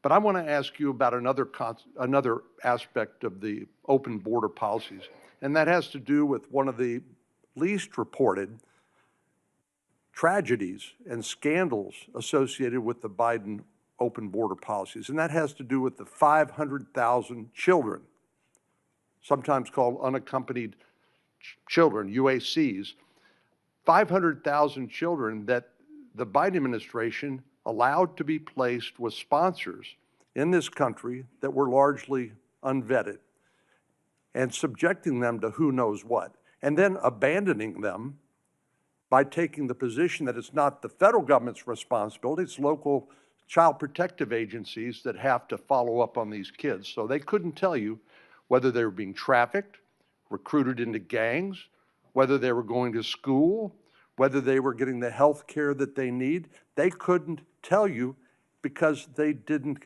care. So I know that President Trump's administration, the Department of Justice in particular, has located 22,000 of these 500,000 children. Could you talk to us a little bit about your efforts to rescue these children that had been abandoned by the Biden administration? Yes, and Senator, thank you for asking that question. President Trump cares deeply about our children of this country and children from around the world. This is horrific what has been happening in our country. Law enforcement has arrested approximately 458 sponsors. Now, what these sponsors are, they lie to ORR, many of them, to have an unaccompanied alien child. Some of them later exploit and abuse these children. They're not parents, they're not guardians. They're coming into this country, they were coming into this country without any ramification across the Mexican border until Donald Trump became president again, and that's when it stopped. We are doing everything in our power to find and arrest these people who are exploiting these children and find these children throughout our country. One of those cases, we charged a Guatemalan national unlawfully residing in Cleveland with lying to government because he became the sponsor of a young girl, and of course we found he was later sexually abusing her. That's one of many cases, Senator Cornyn, that I can talk about. And Donald Trump will not rest until all of these sponsors are found and these children are found and protected. Thank you. Senator Klobuchar, you're recognized. Thank you. Attorney General Bondi, good morning. I'm going to start on a different subject. Good morning. On behalf of families in my state. And I wanted to thank the FBI and the local justice officials in Minnesota, the U.S. Attorney's Office, for the work that they did catching the murder, in the horrific murder of my friend, Speaker Melissa Hortman, and her husband, and the shooting of Senator John Hoffman. Just last month, my state was again shaken to its core when a mass shooter attacked Annunciation Catholic Church in Minnesota, shooting through the stained glass windows, injuring 21 people, including 18 kids, killing little Fletcher, little Harper, an 8 and a 10-year-old, murdering them when they're in mass praying, 12-year-olds protecting 8-year-olds. I know we've spoken about these tragedies, and we both agree that this kind of violence, whether in Minnesota or at a Mormon church in Michigan or the assassination of Charlie Kirk, has no place in our politics or in our democracy. In 2018, after the Parkland shooting, you were Attorney General, and there was a bill called the Marjorie Stoneman Douglas High School Public Safety Act. And the bill banned bump stocks, enacted red flag laws, and raised the minimum age to purchase a firearm in Florida from 18 to 21. And you actually defended the law in court from a challenge from the NRA. And we know that I'm in favor of an assault weapon ban, period. I look at these bills and I think, does this hurt my Uncle Dick in the deer stand? We have a proud tradition of hunting in Minnesota. I don't think they do.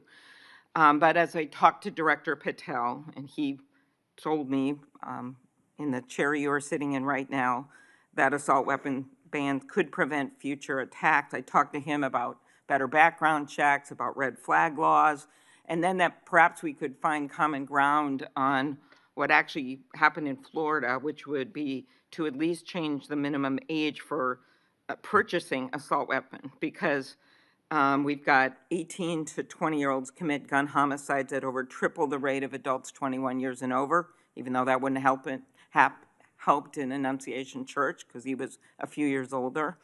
She was a few years older. But as you know, the shooter at Parkland was 19 years old, and the shooters in Buffalo and Uvalde were both 18 years old.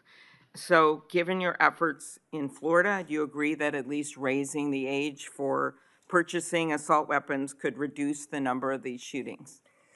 Senator, first, that's pending litigation, and I can't discuss that at all. The But 21 is pending litigation. I cannot discuss In that. Florida? But if I could go back I really the didn't know 21 this. age is pending litigation. I can't discuss that. But Senator, back to what you said about what happened in Minnesota, there is no place for that. And I believe I spoke to you after that horrific, those murders. And I'm so sorry that happened. And all of my federal agencies were partnering with state agencies, working hand in hand in Minnesota. What I can tell you about the Second Amendment is this is the most pro-Second Amendment DOJ in American history, as you know. But we want to keep guns, as you said, where they should be, in the hands of law-abiding American citizens, while keeping them out of the hands of criminals and gangs. Since January 20th, the ATF and FBI have seized more than you gave these statistics. 30,000 illegal guns. I have 10 minutes. and 30,000, You have given Senator these Klobuchar. statistics, and I truly appreciate those statistics. But what I was just trying to get at was something where maybe we could find common ground on a bill that you actually defended in court in a state, which Director Patel seemed open to, and that was looking at could we at least raise the age to 21 of the purchase of an assault weapon federally while states look at banning these weapons overall, given these little babies that this gun is used to kill. So we can talk about it later, but that was my question, and you don't want to answer it. No, it's pending litigation, Senator. Okay, but your views on this is not pending litigation. So I want to get to the independence of the Justice Department. At your nomination hearing, I specifically asked you to provide assurance to every member of this committee that the Justice Department will only follow the facts and the law, and the White House will play no role in the cases investigated or brought. You stated in response, this was you, politics will not play a part in my decisions. And you also said the Justice Department must be independent and must act independently. Do you believe that you have upheld that commitment? I absolutely have upheld that commitment, Senator. I pledged that I would end the weaponization also of the Justice Department, and that America would once again have a one-tier system of justice for all. And that is what we are doing in this country. We saw this with the president directing an investigation prosecution of Chris Krebs, the former head of cybersecurity, Lisa Cook, who is a current governor of the Federal Reserve, Director Comey. And the president, and I know you have said that you will not discuss discussions you've had with the president about Comey. Is that correct?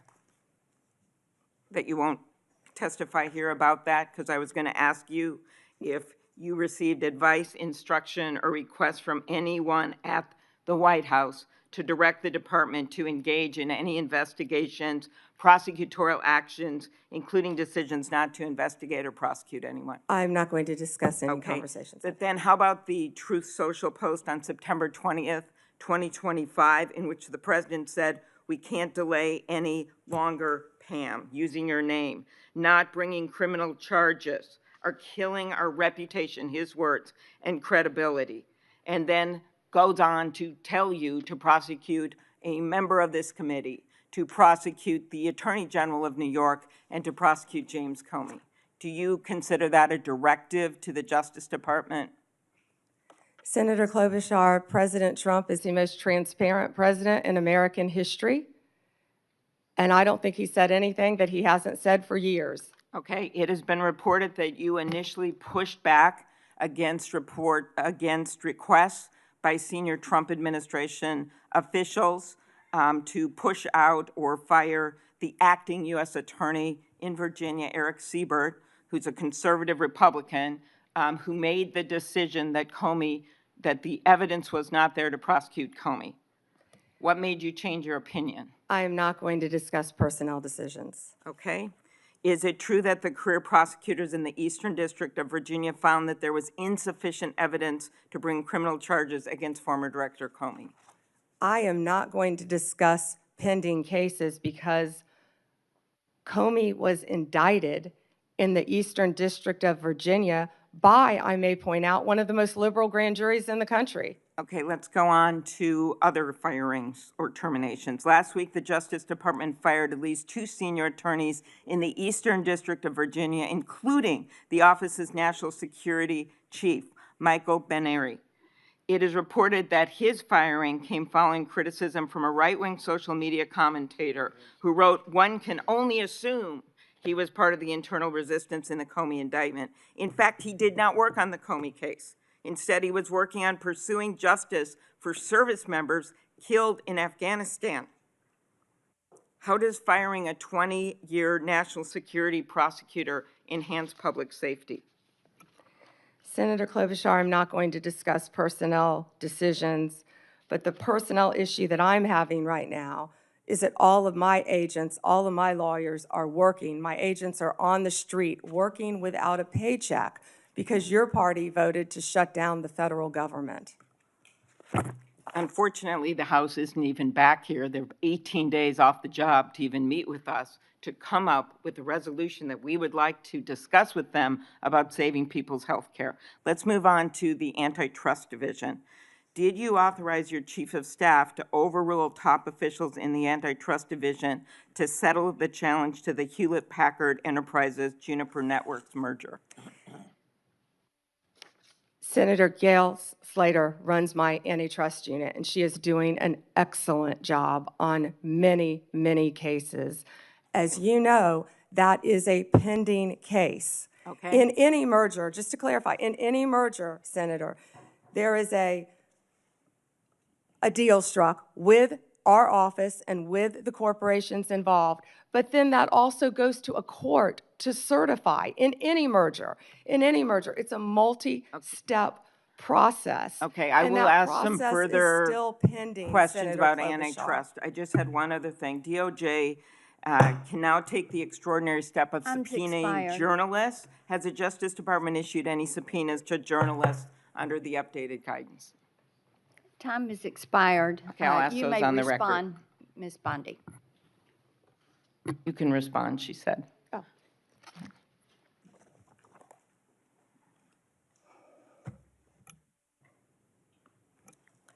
Senator, my office in April restored the Justice Department's longstanding norm on this issue.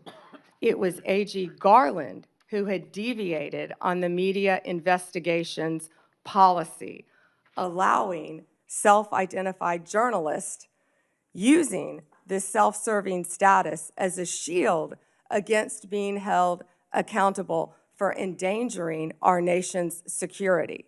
We have taken that policy back to the norm, and I can't comment on whether we have or have not, or do not have pending investigations. Time has Senator Klobuchar. expired. Senator Lee, you're recognized. Attorney General Bondi, thank you for being here today, and thanks for your service as Attorney General of the United States. I want to start by thanking you for acknowledging a moment ago the importance of protecting the rights of the law-abiding. In a country where there are hundreds of millions of guns, one of the most alarming, not to mention unconstitutional things the government could do is to disarm the law-abiding. It would be unfair, it would be fatal to many, it would be contrary to our constitutional system. And I appreciate you standing up for that. I'm also grateful for you standing up for Gail Slater, the Assistant Attorney General over the Antitrust Division. I have full confidence in her, and I can tell you do as well. More broadly, Attorney General Bondi, through your leadership, you've returned the Department of Justice to its core mission. And its core mission, of course, involves protecting the American people, upholding the law, upholding the Constitution, and making sure that justice in our system is applied even-handedly, fairly, consistently, as the law requires, without fear, favor, or political bias making those decisions. With you as Attorney General at the helm of this great department, the Department of Justice has strengthened its efforts to secure our borders against what has been an unprecedented influx of illegal immigration. It's disrupted sophisticated networks of criminals, including people who profit immensely and have profited over the last 5 years, roughly, from a massive human trafficking and drug smuggling operation. And it also just demonstrated an unwavering commitment to the safety of American citizens. Your work has sent a clear message to criminal organizations and to criminally minded people everywhere, foreign and domestic. The rule of law in the United States will be enforced, and those who prey on the vulnerable will face especially swift and unpleasant consequences.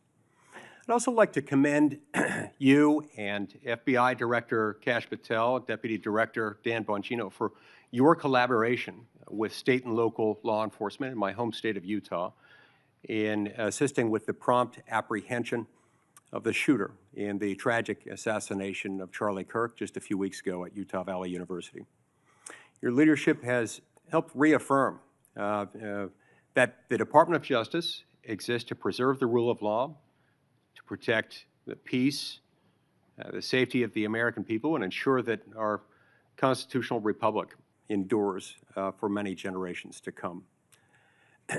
Now, due to the open border policies that we had in the previous administration, a number of individuals, a number that is unknown and unknowable, but that is estimated to be in the many millions, somewhat estimated at the low end, be in the 10 million range. Others say more like 15. Others say it's more than that. But this unknown and unknowable number of individuals came across our border illegally. And an unknown number or percentage of those people are individuals who pose significant security risks, including some who were suspected terrorists. They were all allowed to enter the United States without proper vetting, in many cases without any vetting at all. What progress have you made so far, Attorney General Bondi, in solving some of those issues related to the illegal immigration of an estimated 10, 15 million, maybe more, over the last 4 years? Senator Lee, we are working hand in hand with Kristi Noem, of course, the Director of Homeland Security. She has been doing an incredible job. All of our agencies are working in partnership with them at the direction of President Trump. He ran on the promise of making America safe and closing our borders, and that's what he did on day one. He has also declared many of these transnational gangs as terrorist organizations, which is exactly what they are. They have been coming into our country from Mexico, from Venezuela, from other countries. They have been setting up shop right in our country. They are narco-terrorists, and it is going to stop, and it is stopping under his watch. Our task forces are working hand in hand with Homeland Security. Director Patel, Deputy Director Bongino have been going non-stop to make America safe again. That's not just a slogan.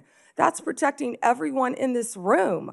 That's what we're doing as a country. We don't care if you live in Chicago. We don't care if you live in Florida. We don't care if you live in Utah. President Trump wants everyone to be safe, including right here in Washington, D.C., and that's what he's been doing. Not only that, Senator Lee, this surge, I'm sorry about my voice, this surge of drugs in this country has been horrific over the last 4 years. DEA they have seized 4,500 kilos of fentanyl powder and 50 million fentanyl pills, which I said earlier represents 370 million deadly doses of fentanyl. These transnational gangs, it's all about drugs and money, and they are destroying our country. They are destroying our children, and a lot of this fentanyl, as we know, is made, the precursors in China. They're coming in our country through Mexico and now other places, and under Donald Trump, it's going to stop because he has secured our borders, Senator Lee. And we're very grateful for that effort. It's interesting to note, moreover, that under the leadership of your predecessor, the Department of Justice, the FBI, and others who routinely appear before this committee, when asked about the human smuggling operation going on across our southern border, routinely denied that fentanyl was coming in significant quantities through the human trafficking operation. They stated never with any evidence, never with any ability to back it up, to prove this was the case, that these things were coming across the points of entry through vehicles, through trucks, and otherwise. We know that not to be true, and we appreciate your work in exposing that. Now, in recent months, going along with this law enforcement effort, there's been a disturbing trend.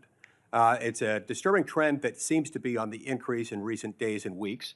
That is a rise of violence directed at federal law enforcement officers engaged in immigration-related arrests, including direct physical threats, organized riots outside of detention facilities, and most tragically, of late, a fatal shooting targeting an ICE facility in Dallas.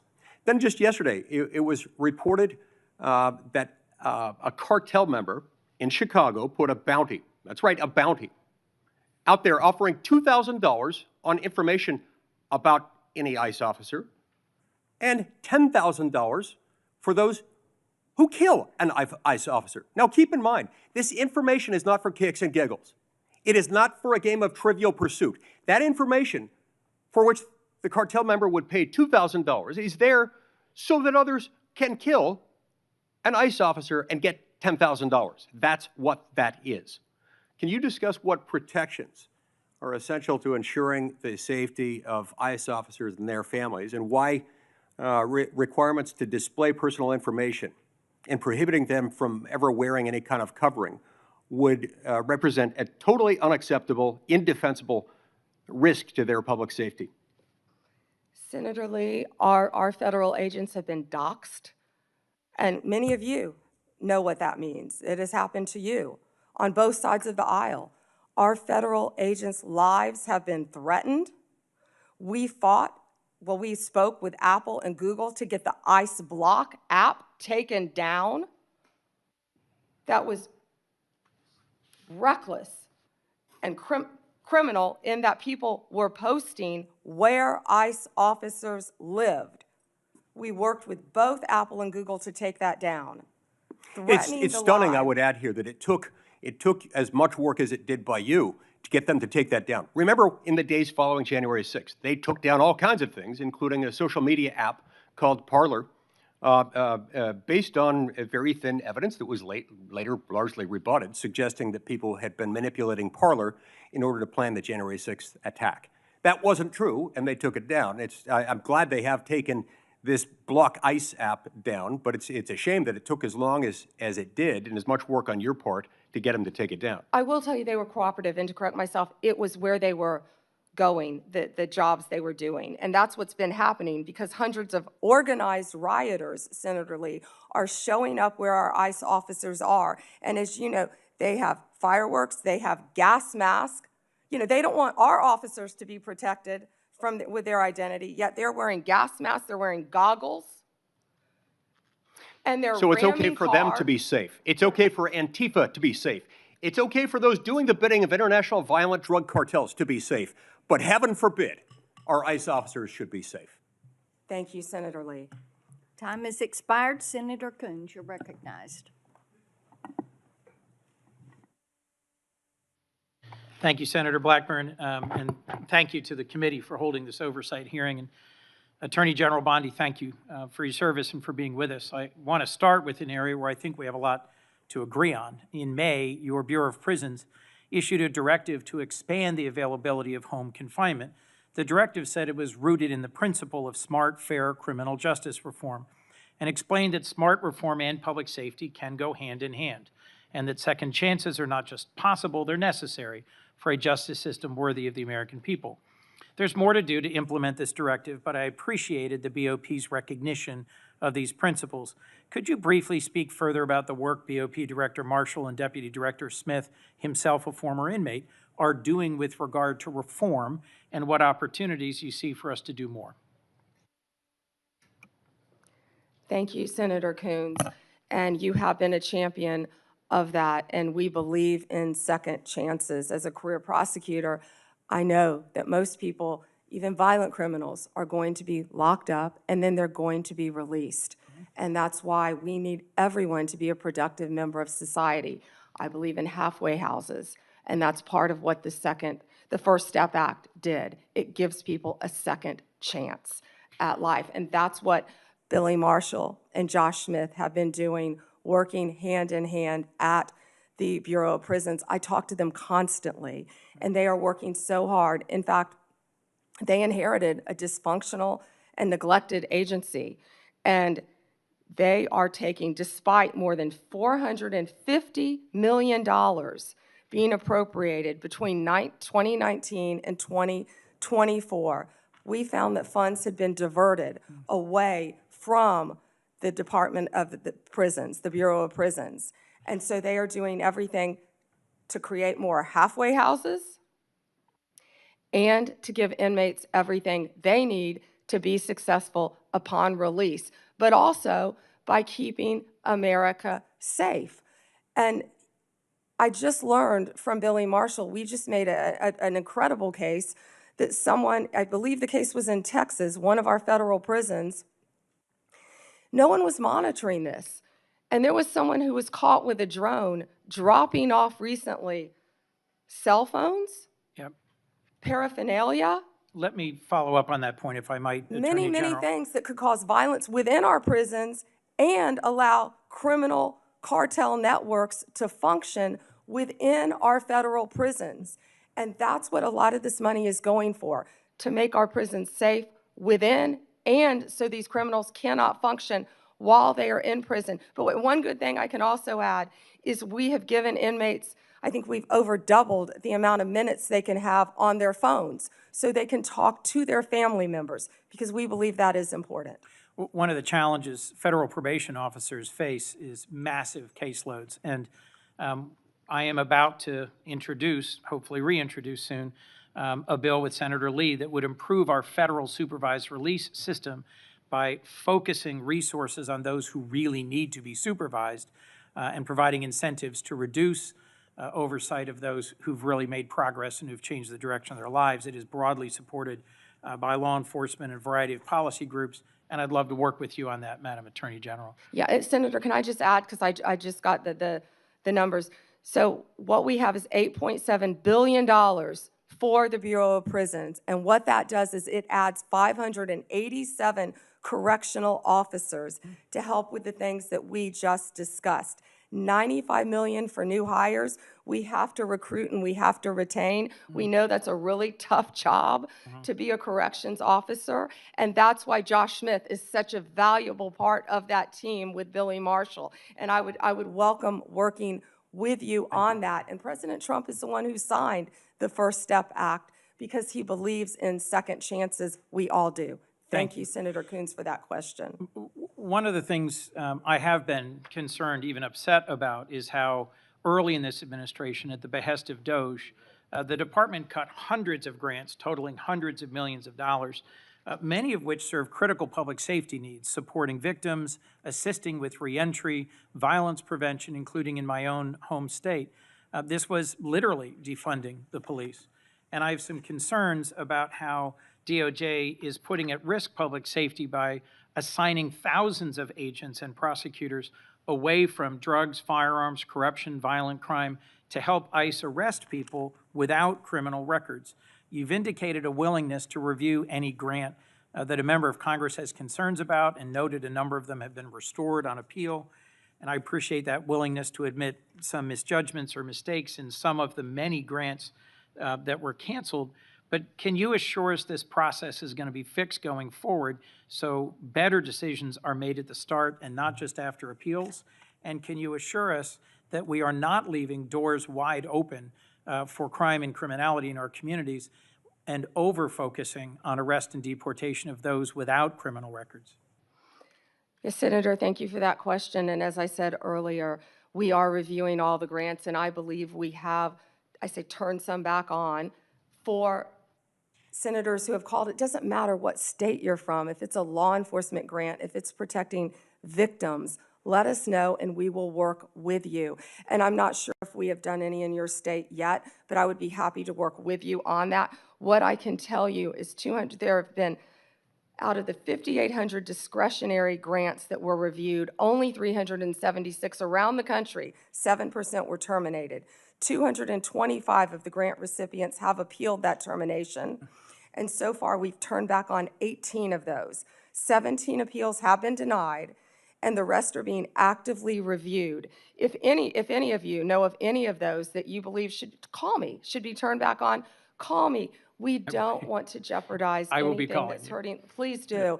And Senator, to go to what you said about the FBI and my federal agencies and being pulled to work on immigration cases, they're working hand in hand because we believe that, we have ICE officers out there, as we just discussed. I don't want to repeat that, who are being harmed. We're going to work with them, and I've directed all of my law enforcement agencies to work with ICE to make sure they're safe in Chicago, to make sure they're safe in Memphis, to make sure they're safe right here in Washington, D.C., but also at President Trump's direction. We are not stopping the core function of what we're doing, and that is fighting violent crime, and I think Director Patel made that very clear with all of the arrests that our FBI have been making on violent criminals.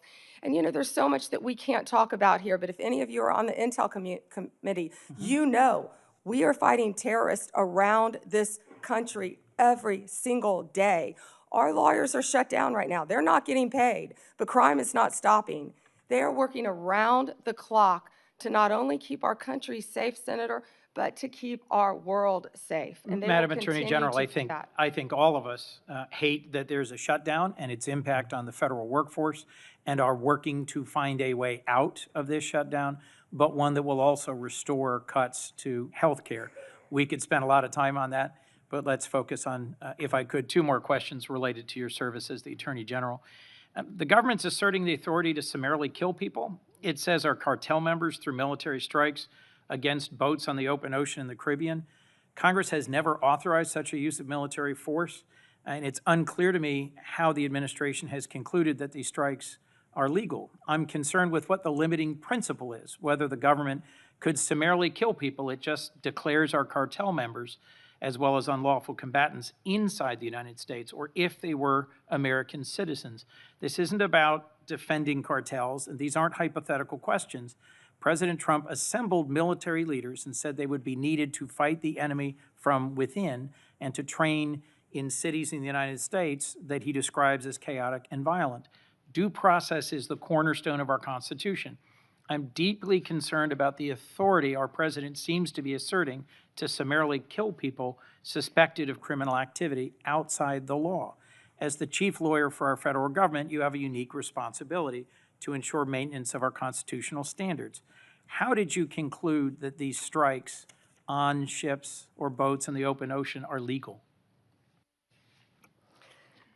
Senator Coons, I'm not going to discuss any legal advice that my department may or may not have given or issued at the direction of the president on this matter. Regarding Venezuela, what I can tell you is Maduro is a narco-terrorist, and I announced $50 million reward for his capture to bring him to this country to face charges. He is currently under indictment in our country. Drugs coming from Venezuela are killing our children at record levels. And They have members been of this flowing committee are into as this passionate country. as you at protecting our families and our communities from fentanyl, but we also need to protect our sailors on the high seas who are conducting freedom of navigation operations in the South China Sea from just an abject violation of international norms and standards about how we interdict ships on the high seas. We can push back on fentanyl and drug trafficking. Many of my colleagues have done so as former U.S. attorneys or prosecutors or attorneys general, but we have to do it in a way that is in keeping with the core values of our Constitution. My colleagues have pressed you on a number of recent actions, particularly in the Eastern District of Virginia. My colleague, Senator Klobuchar, did. And I just wanted to add my voice to those who have expressed real alarm at how in your confirmation hearing you said you would be leading a department that would look forward, yet public statements by President Trump urging you to go after and to indict and to prosecute specific named people seem to have led to dramatic and sudden action by the department. I am gravely concerned about what is no longer a hypothetical question, which you refused to answer in your confirmation hearing, but is a real question about when or if the president demands you prosecute individuals because he views them as opponents or enemies, what you will do and what your limiting standard is, because the recent episode around the indictment of James Comey left me very concerned about the direction of the department. We're a minute and a half over, Senator Chairman. May I answer? Yes. Senator Coons, as you have stated in the past, no one is above the law. And James Comey is a pending case right now. It's a pending indictment. He was indicted by one of the most liberal grand juries in the country, by our U.S. Attorney Lindsay Halligan, right here in Virginia. And it's a pending case, so I'm not going to discuss the facts of a pending case. But you can understand the alarm about the circumstances of the indictment immediately following President Trump demanding that you take action to indict and prosecute that specific individual. Thank you, Mr. Chairman. Before Hawley, I'd, without objection, introduce two documents into the record. First one is the expanded scope of Arctic frost. The second document is a list of Republican groups and people that Arctic frost targeted, including Charlie Kirk's group, Turning Point USA. These documents show the political weaponization of the Biden administration against Republicans. Senator Hawley. Thank you very much, Mr. Chairman. Attorney General Bondi, good to see you. Welcome. I've been listening closely in this hearing, and I've heard over and over from my Democrat colleagues concerns about targeting political enemies, and they've accused you of all manner of things and the current president. I've also heard them said, and I just wrote it down because I wanted to be sure I heard it correctly. I've heard them say that Joe Biden never targeted his political enemies. Joe Biden never directed his attorney general to target his political opponents. That's interesting, because I could have sworn that yesterday we learned that the FBI tapped my phone. Let's look at it. We've got a list. Tapped my phone, tapped Lindsey Graham's phone, tapped Marsha Blackburn's phone, tapped 5 other phones of United States senators. Gee, it sure looks like targeting political opponents to me, and yet I haven't heard a word from that side of the dais about any concern whatsoever. We've got nothing but concerns today, but no concern at all for a Justice Department that is tapping the phones of sitting United States senators because who knows why. They don't like them. They're members of the opposition party. They're Republicans. They're conservatives. You've seen this document, Attorney General Bondi. What was going on here? Who ordered this? Who ordered the tapping of the phones of United States senators? Senator Hawley, I cannot discuss the details of that right now for very good reason. You're going to do a thorough investigation into this, I trust. Is that correct? We will be looking at all aspects of this, and I have talked to Director Patel at length about And this. you're going to figure out who was involved in this, who signed off on it, who knew about it. You're going to get to the bottom of all of it. Is it correct? Yes, and I've spoken to Director Patel about it, and he is committed to doing this. Well, I can tell you, we already know many of the details. We already know that this was ordered by the special prosecutor, Jack Smith, who reported directly to the Attorney General of the United States, Merrick Garland. And we know that Jack Smith was on his witch hunt because he was directed to do so by the President of the United States, Joe Biden. Let's just remember. Let's take a walk down memory lane. April 2nd, 2022, the New York Times. Garland faces growing pressure. The Times says as recently as late last year, that would have been 2021, Mr. Biden confided to his inner circle he believed former President Trump was a threat to democracy and should be prosecuted. It goes on to say that Biden was frustrated with Garland and wanted him to take decisive action against Trump. Here's what we're talking about. Trump, of course, was a private citizen at the time.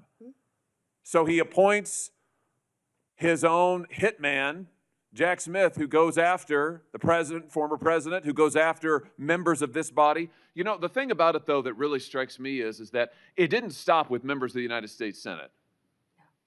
did it, Attorney General Bondi. It didn't stop here at all. I mean, just as egregious, maybe more so than tapping the phones of U.S. senators, is this memo that I know you've seen before. Let's just look at it again. This is an FBI memo from the same time period, I might add, from the same time period, in which the Federal Bureau of Investigation attempts to recruit informants into Catholic parishes in this country. So here you have an administration that is activating the FBI against its political opponents and tapping the phones of United States senators. Can I just say that again for my colleagues, for the benefit of my colleagues on the other side of the dais? Tapping the phones of United States senators. This isn't hypothetical. This isn't maybe what will you do in the future. This isn't, oh, gee, can you imagine a situation? This happened. This happened. And this happened. The targeting of Catholics in this country because Joe Biden and his FBI didn't like Catholics who went to a certain kind of mass. I mean, good God in heaven, what is happening to this country? What happened under Joe Biden? Or then how about this, the infamous school board memo, where Merrick Garland, at the direction of the White House, issued a memo activating the FBI's counterterrorism division against parents who attended school board meetings and had the temerity to ask what their kids were being taught. And some of those parents were treated like this. Let's just remember. Let's remember how parents were treated. Treated like this man. That's right. A parent at a school board meeting, I think in Virginia, who was drug out of the school board meeting. He's bloodied there, you can see it. And what was the response of Joe Biden's DOJ and FBI? It was to issue a memorandum saying that people like this ought to be investigated by the counterterrorism unit. And unbelievably, they were. They were. Or how about this? Let's remember Mark Houck and the pro-lifers who were prosecuted for what? For going to a clinic, an abortion clinic, and praying on a sidewalk outside an abortion clinic. This is Mark Houck and his beautiful family at Mass. This man, at the direction of Joe Biden's FBI, this man had an FBI SWAT team come to his door in the early morning hours with his beautiful children there, terrorizing them with weapons drawn. He was then arrested and prosecuted. And fortunately, a jury acquitted him. This is what was happening under Joe Biden. United States senators spied upon. Former presidents, the political opponents of the president at the time, targeted, prosecuted. Pro-lifers, targeted, prosecuted. Catholics, targeted, prosecuted. 92 conservative organizations put under surveillance, targeted for potential prosecution. Gee, I don't know. Would you call that an example of weaponization, Attorney General Bondi? Do you think that's a fair characterization? Senator Hawley, that is the ultimate weaponization. And weaponization under Donald Trump has ended. It has ended. Harmeet Dillon is running our civil rights unit, and she is doing an incredible job. No longer will parents be targeted. No longer will parents who care about whether their elementary school children have to read a transgender book be targeted and told they cannot have any say in their child's education. That has ended under this administration. People can worship freely, whether they're Catholics at synagogues or Muslims. Everyone can worship freely. That was the ultimate weaponization. They were targeting Catholics. No longer. They have been targeting so many American citizens throughout this country. And Senator Hawley, you have been a champion of this, and thank you for being a champion of that. But under Donald Trump's watch, it has ended. You know, I think about some of the abuses of power in this country's history, and there's been, sadly, a lot of them by members of the executive branch over the years, whether it's Watergate, whether it's what J. Edgar Hoover did in his time at the FBI, spying on many public figures, RFK, MLK, JFK, you name it. And I just have to say, what we now know happened in the last 4 years under this administration surpasses all of that. It surpasses all of it. Not just for the interference in the legislative branch, not just for the blatant disregard for the separation of powers, not just for the blatant disregard for the First Amendment, but for the targeting of ordinary American citizens who can't afford lawyers, who can't afford to mount a defense, who when the FBI knocks at their door or comes with the SWAT team, they don't know what to do. It is absolutely a disgrace. It is a stain on the history of this country. and on the conscience of this country what this administration did in the last 4 years. So here's what I think needs to happen. Madam Attorney General, I think we need a special prosecutor to be appointed whose sole responsibility will be to get to the bottom of what has happened in every instance that I have just named. I think we need to know exactly who approved the wiretaps on United States senators, who knew about it, what agents were involved at DOJ or the FBI. I think we need to know exactly who signed off on the Catholic memo, the spying memo, who was involved with it, how far did it go. I think we need to know exactly who authorized the prosecution of Mark Houck, who terrorized pro-lifers and tried to intimidate them. I think we need to know. That, Mr. Chairman, this committee needs to do oversight hearings. We need to have thorough hearings into what has happened these last 4 years and this abuse that has now just been uncovered, because we have to ensure that it stops. As you just said, Attorney General Bondi, we have to ensure that it stops. This chapter in American history needs to come to a close, never to be opened again.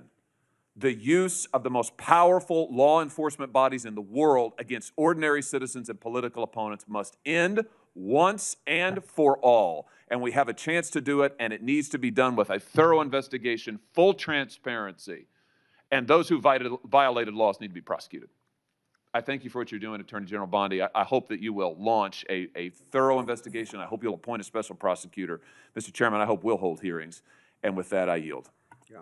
Before I call on Blumenthal, I want to, without objection, introduce into the record a document that General Bondi helped to declassify. The document is a Ray FBI analysis of Nellie Orr's false statements to Congress, or never suffered consequences for advancing this phony Trump Russian narrative and attempting to cover up her involvement in the hoax with false statements.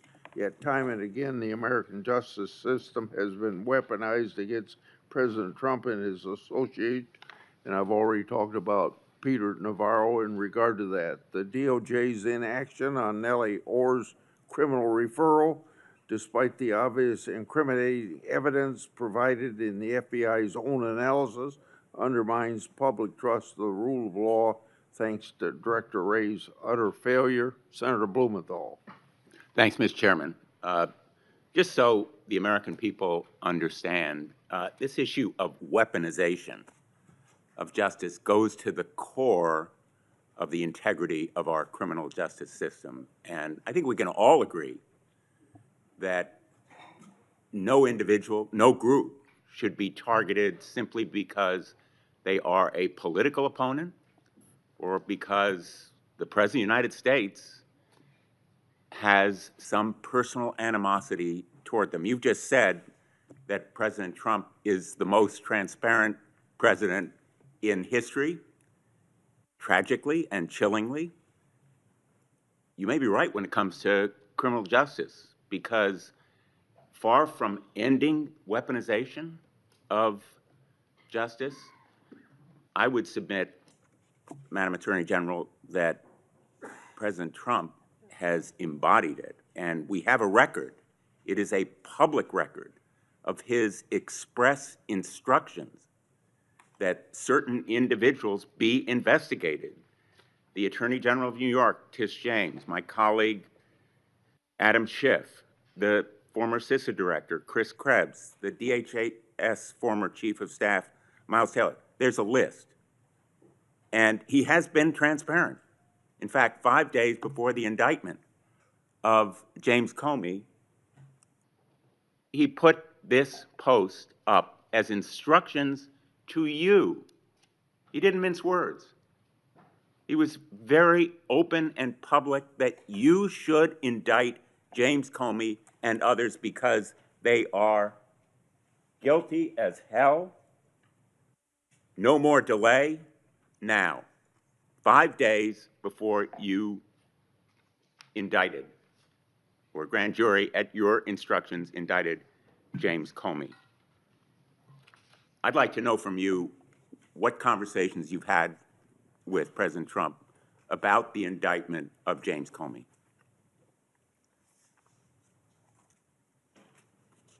Senator, Senator, I am not going to discuss any conversations I have or have not had with the President of the United did you States. see that You're an post? attorney, you have a law degree, and you know that I'm not going to do that. I also find it fascinating, because I'll keep fighting to ensure that law enforcement and the judicial process move forward without political interference. No one is above the law, not even the president. That's a quote from you, Senator Blumenthal, in 2017. Well, let me ask you then, when you saw that No post, one is above the law. That was your quote. when you saw that post, did you talk to anybody in the White House? I am not going to discuss any conversations I have, nor any investigations, So nor you were unwilling to tell this pending committee cases. about conversations with the White House And if I may regarding James continue, Comey's indictment. and if I may Let me show continue, you a picture. James Comey was indicted by one of the most liberal grand juries in the United States. The night before James Comey's indictment, you had dinner with the President of the United States. Pretty intimate group. Actually, there James were a lot of Comey people there that discussed- night. That's a great Was James picture. Comey discussed at that dinner? I love that picture. That's a great picture. And there were a lot of people there that night. I think the Well- entire cabinet was there. Did you discuss James Comey with the President of the United States? He was sitting just to your left. Well, 2 seats down, yes, 2 seats down. And I am not going to discuss any I'm gonna take conversations that I've as a had or not yes, have with the because President the of the American United public States. is entitled to know, Madam Attorney General. The entire cabinet was at that dinner, Whether too, you took Senator. instructions from President Trump after he told you very directly to indict James Comey, which is weaponization of the Department of Justice.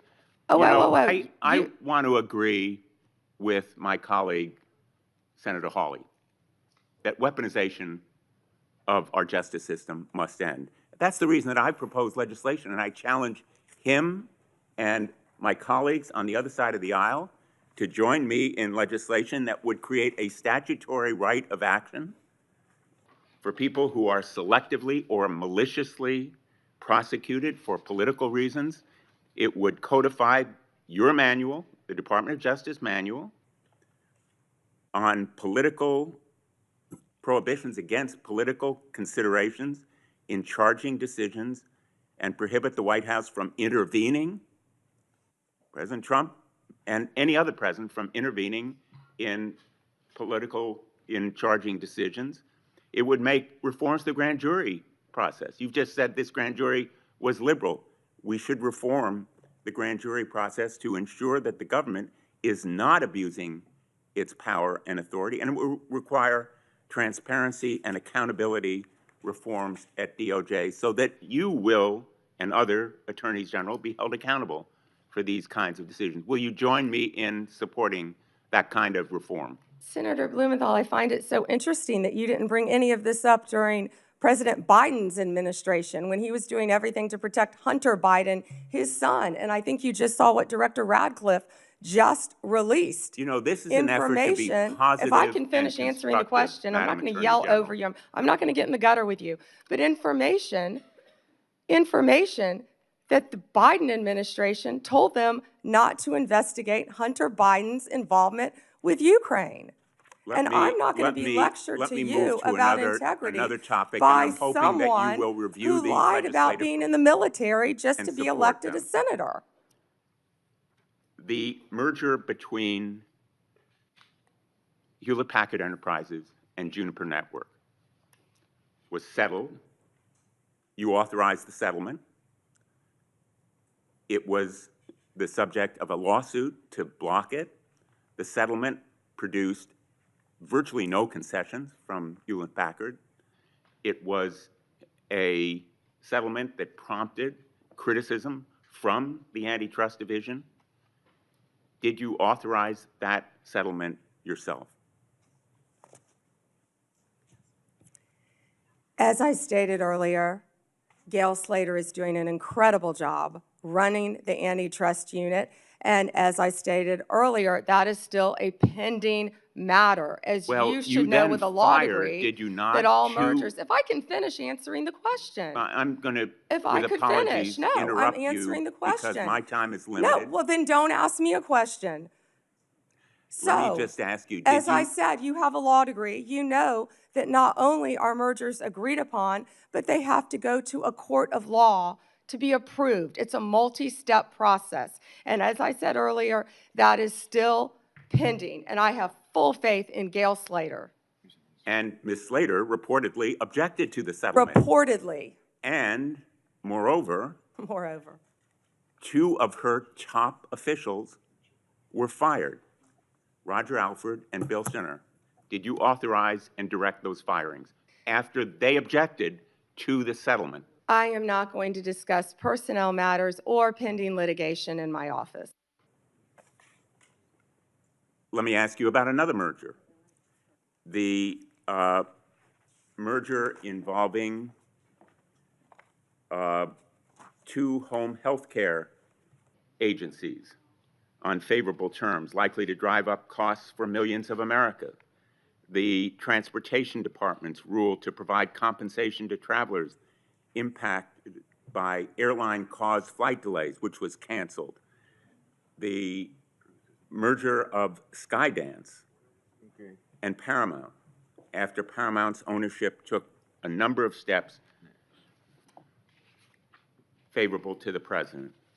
These kinds of mergers belie the claims that President Trump himself has made, that this administration will stop big corporate mergers that ultimately benefit the owners of those corporations rather than consumers or ordinary, everyday Americans. Senator, And let me ask you but wait, about you just listed, particularly. you just gave a Well, list let me just finish. of many Oh, mergers. I have a Can question you for talk you. to me about the issue with these mergers? I do have a question. In the merger that took place. Which that was merger? You've approved listed many. Involving American Express GBT.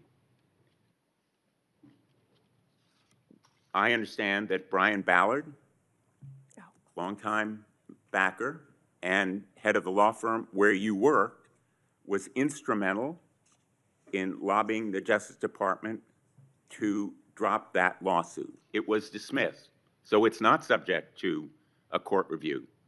What conversations did you have with Mr. Ballard? Senator Blumenthal, I cannot believe that you would accuse me of impropriety when you lied about your military service. I am you not lied. asking You you. admitted you I am lied not to be accusing you elected of a U.S. senator. impropriety. You I'm asking lied. you How about dare you? I'm a conversations career prosecutor. with Mr. Don't you Ballard, ever challenge my integrity. had I have apparently- abided by every ethics standard. Do not question my ability to be fair and impartial as Attorney General, and anything You'll with answer that my question to former another of my firm, colleagues. Ballard Partners. Thank you.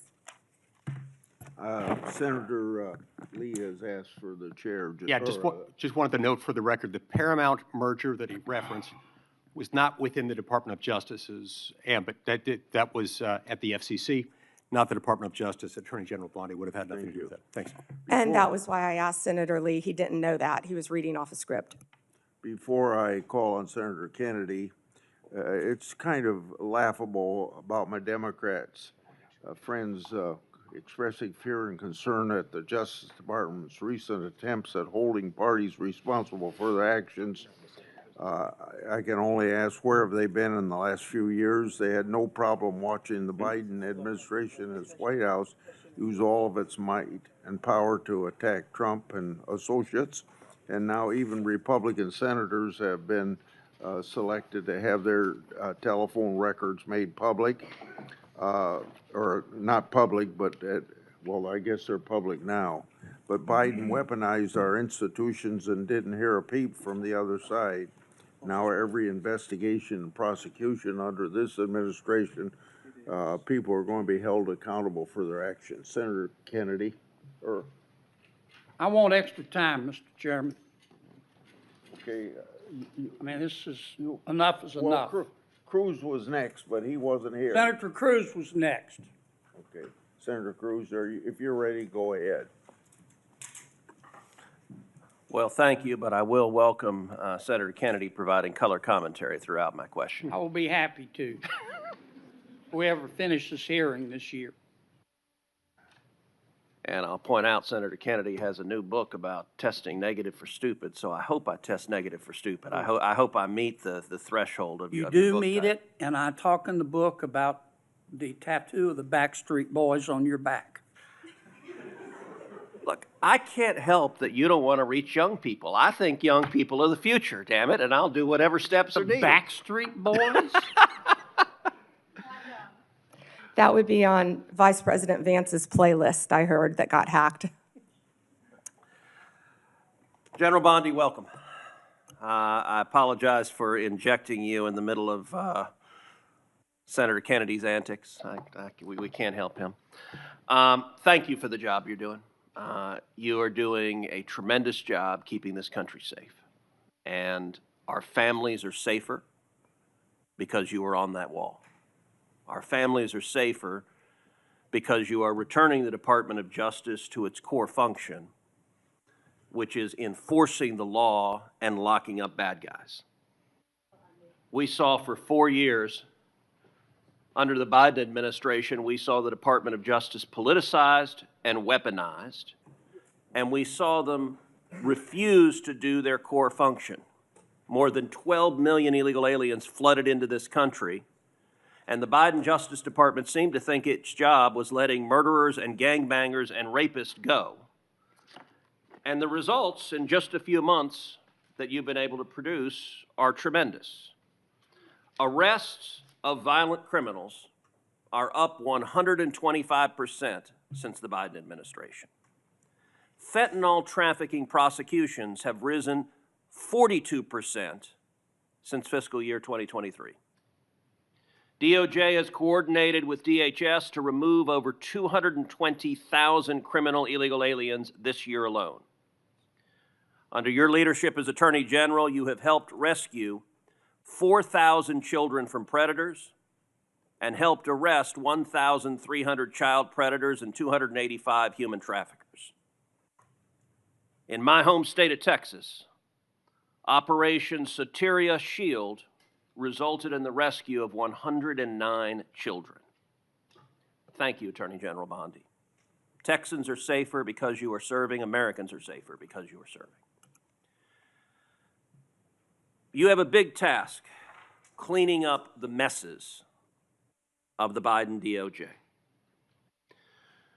One of the most egregious failures of the Biden Justice Department was its refusal to protect judges and Supreme Court justices. As you know, in May of 2022, an unknown individual leaked to Politico the draft of the Supreme Court's decision in Dobbs versus Jackson Women's Health Organization, the opinion that finally overturned Roe versus Wade.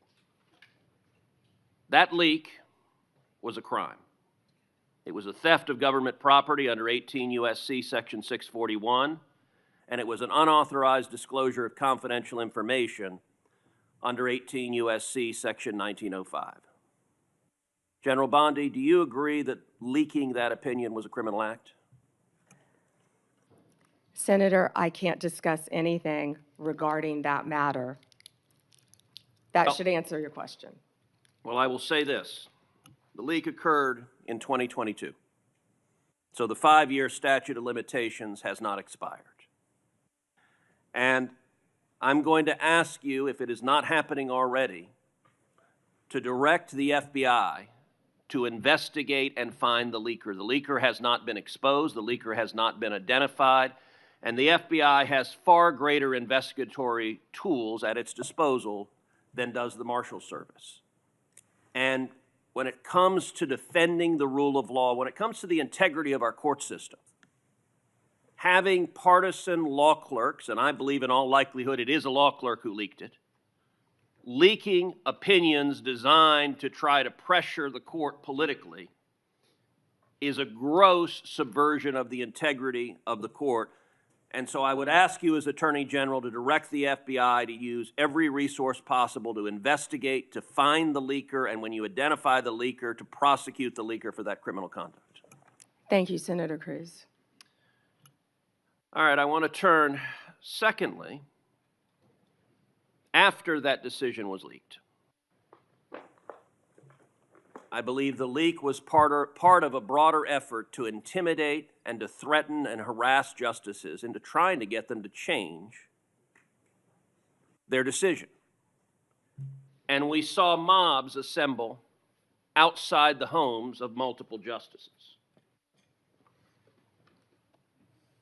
Do you agree, General, that the mobs that came outside the homes of justices were there to intimidate the court and to try to influence the justice's decision? 100%. Well, as you know, federal law, in particular 18 U.S.C. Section 1507, makes it a crime to picket or parade outside a judge's home, quote, with the intent of influencing that judge's decision. That statute is crystal clear. And I will point out, these protests happened in 2022. So just like the leak, the 5-year statute of limitations has not expired on these protests. But unfortunately, the Biden Department of Justice didn't give a damn about prosecuting this statute because President Biden and Merrick Garland and the political hacks at DOJ disagreed with the Supreme Court's decision in Dobbs and were perfectly fine turning a blind eye to violent protesters threatening the justices and their children.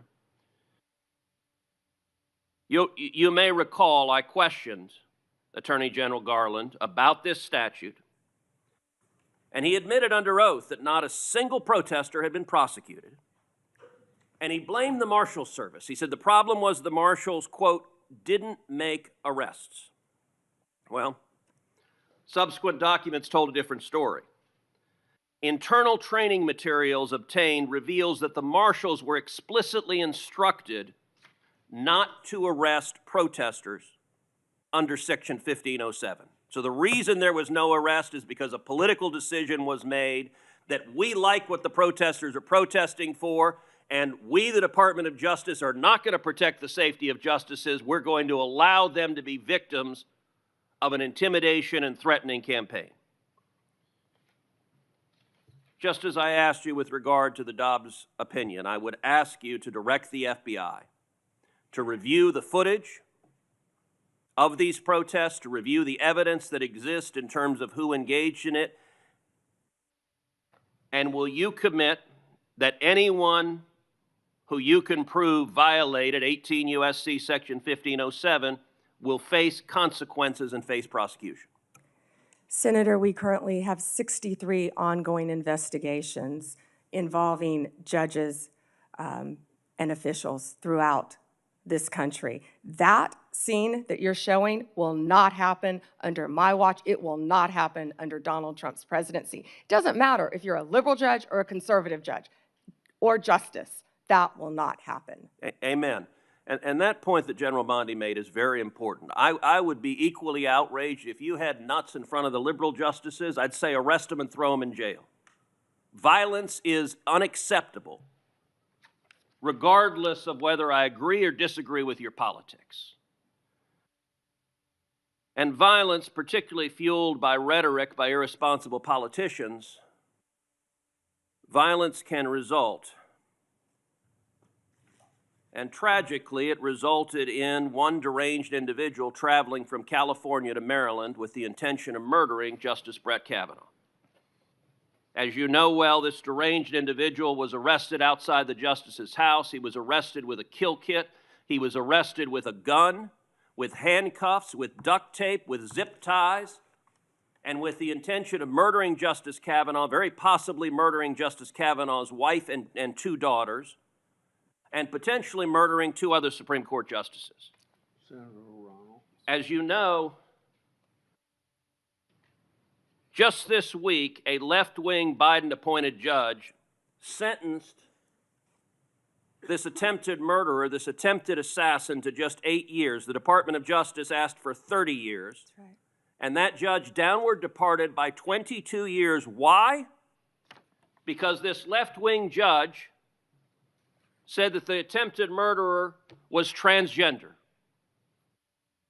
And because he identifies as transgender, apparently it's okay to try to kill a Supreme Court justice if your politics are sufficiently woke. Now, I know you have said the Department of Justice is going to appeal, and you absolutely should. I called this week, I believe this judge should be impeached because the judge has demonstrated she is completely unfit to be a federal judge. And what is your view of the justice of this sentence of just 8 years for the attempted murder of a Supreme Court justice? I was speaking with our prosecutor, Ms. Mal, who did an incredible job on this case. She did an incredible job. And yet, this judge gave 8 years. And the judge also would not refer to the defendant by his biological name, referred to him by the pronouns, and was concerned about the treatment that this individual would get regarding a sex change while in prison. And we are appealing that sentence. I immediately said we are appealing that sentence. Thank you. But my prosecutors did an incredible job on that case. And the judge wanted to put him in a women's prison. Before Senator... Not going to happen, excuse me, I'm sorry, Chairman. That's not going to happen in the Bureau of Prisons now. Before Senator Ronald, without objection, I'd like to introduce 3 FBI 1023 forms into the record. The first 1023 form I made public last Congress. This is the one that Director Patel said his predecessors did fully investigate. The second and third 1023 forms relate to the first in that they reference potential Biden family criminal conduct. Senator Johnson and I made these 2 public, and we simply want to know whether the government has investigated what it found, and if not, why not? Senator Ronald. Thank you, Mr. Chairman. Ms. Bondi, FISA Section 702 will expire in 6 months. In response to my questions for the record, at your confirmation hearing, you said you did not have experience with FISA, but if confirmed, you would consult with experts at DOJ. Now, you've had that opportunity. Do you support adding additional safeguards for searching Americans' communications in the 702 database?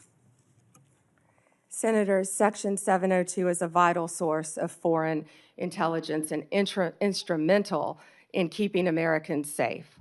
We also take individuals' rights of their individual rights of all Americans very seriously.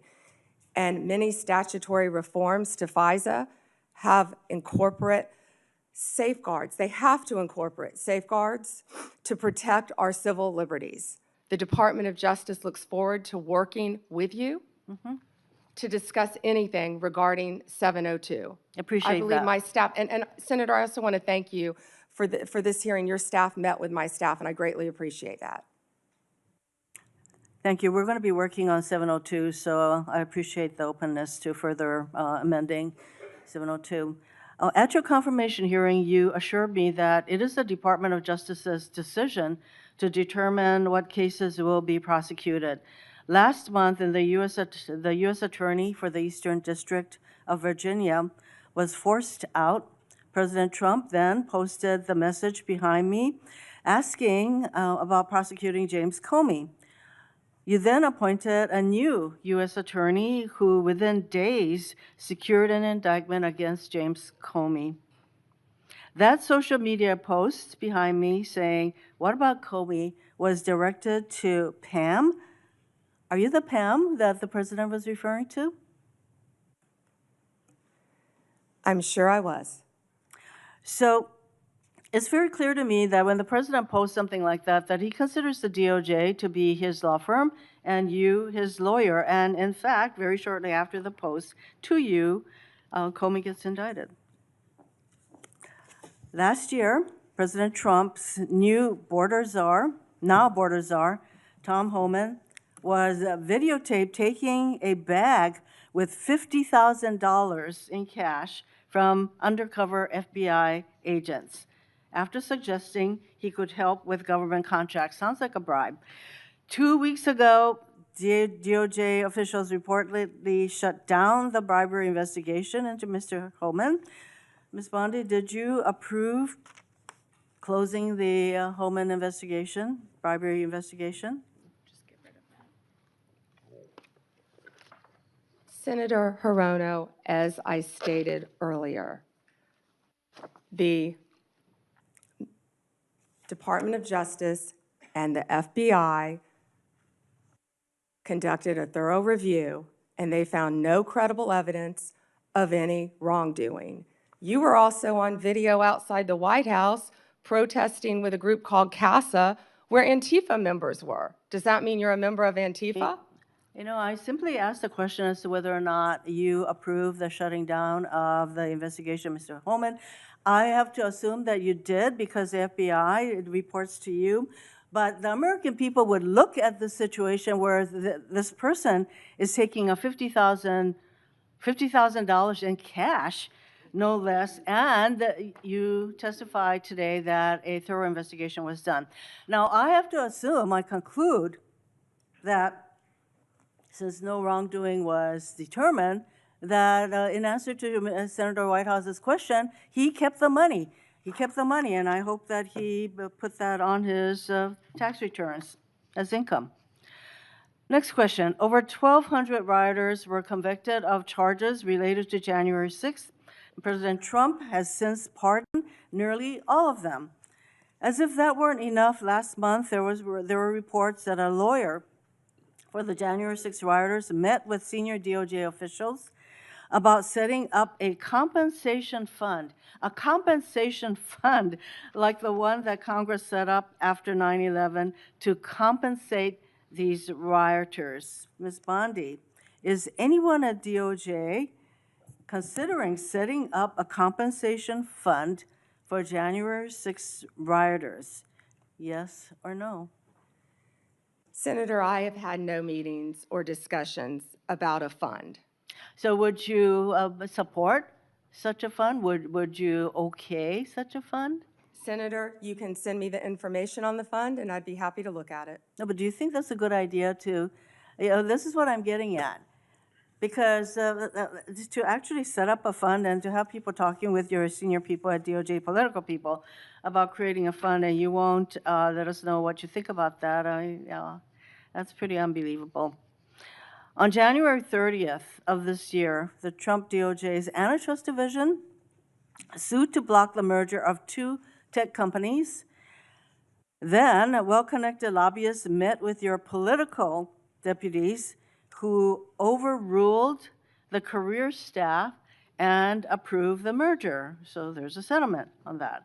And separately, DOJ sued Ticketmaster last year for monopolizing concert tickets and forcing consumers to pay outrageous fees. Ticketmaster has hired the exact same lobbyists who met with senior DOJ political people regarding the merger of the two tech companies.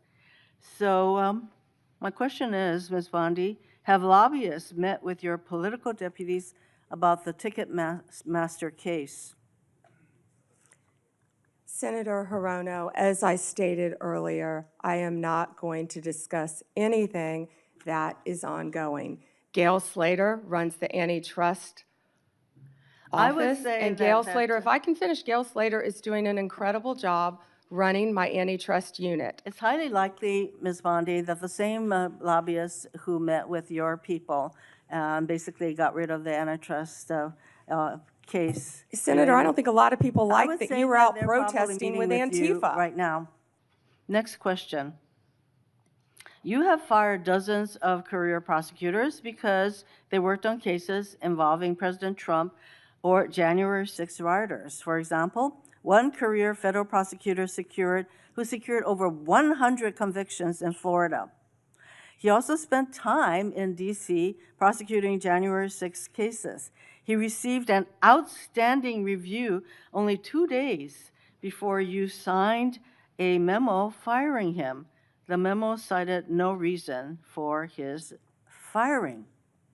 Are you firing career prosecutors solely because they worked on cases like January 6th that the president doesn't like? Senator Hirono, I am not going Yes to talk or no? about personnel matters with you. Well, we all know that hundreds of career prosecutors have left the DOJ, and literally hundreds, we're told. And Yeah, you know, Senator, you've are you lost- the familiar with the one DOJ that threw a has sandwich lost- at an ICE officer? Are you a Homeland Security officer? Here is the Are you familiar reason. with the one who went out on her lunch break and was Ms. Bondi, making obscene gestures? would you say that DOJ losing these career prosecutors and the thousands of hours of experience they have prosecuting criminals, that is not a reassuring situation? Senator, many employees took the fork in the road and resigned. DOJ is hiring committed prosecutors who will actually come into the office and work and not work remotely and think we all prosecute know violent that- criminals around the country and terrorists. And When I you- am very proud when you of the fire work all of our prosecutors I'm running out are of doing. time, so I think you should stop with your continuous interruptions, in my opinion. Mr. Chairman, I just want to close by saying that what was once the Department of Justice has become the Department of Revenge and Corruption. Rather than pursuing cases without fear or favor, this DOJ seeks to favor the president's friends and instill fear in his alleged enemies. If you're a friend of the president, this corrupt DOJ will bend over backwards to help you, just like it dropped the bribery investigation of Tom Homan, like it's considering paying money to January 6 rioters, and like it has put antitrust enforcement decisions in the hands of well-connected lobbyists. But if you're on the wrong side of this president, you will face the wrath of DOJ, no matter what the facts, law, or justice support. James Comey is indicted days after the president's social media directive. Experienced career prosecutors are fired just because they were assigned to work on January 6 cases. Blue states are sued to get highly sensitive private voter data, whereas red states are left alone. The double standard is clear, and the American people are waking up to the corruption and favoritism and the lawlessness at the DOJ. Thank you, Mr. Chairman. May I respond, Chairman? Yes. May I respond? Yes, you may respond. Then Senator Kennedy. Thank you. The double standard is crystal clear, Senator Hirono, crystal clear, because you didn't complain for 4 years when President Trump was being targeted by Jack Smith, by the last Justice Department. But the American people spoke loud and clear when they overwhelmingly elected him. The two-tier system of justice is over. Senator Kennedy. Yes. General, welcome.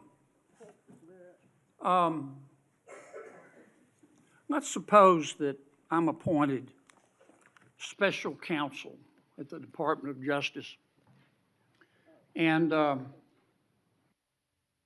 go to the telecommunication companies, the phone companies. Let's single out AT&T, and I say, look, I know you're busy, but I want to see a copy of the phone records of a sitting United States senator. They're not going to just give them to me, are they? No, Senator, of course not. In fact, they're probably going to ask me what planet I just parachuted in from, aren't they? Yes, Senator. They're going to tell me to come back with a subpoena, aren't they? Yes, Senator. Okay.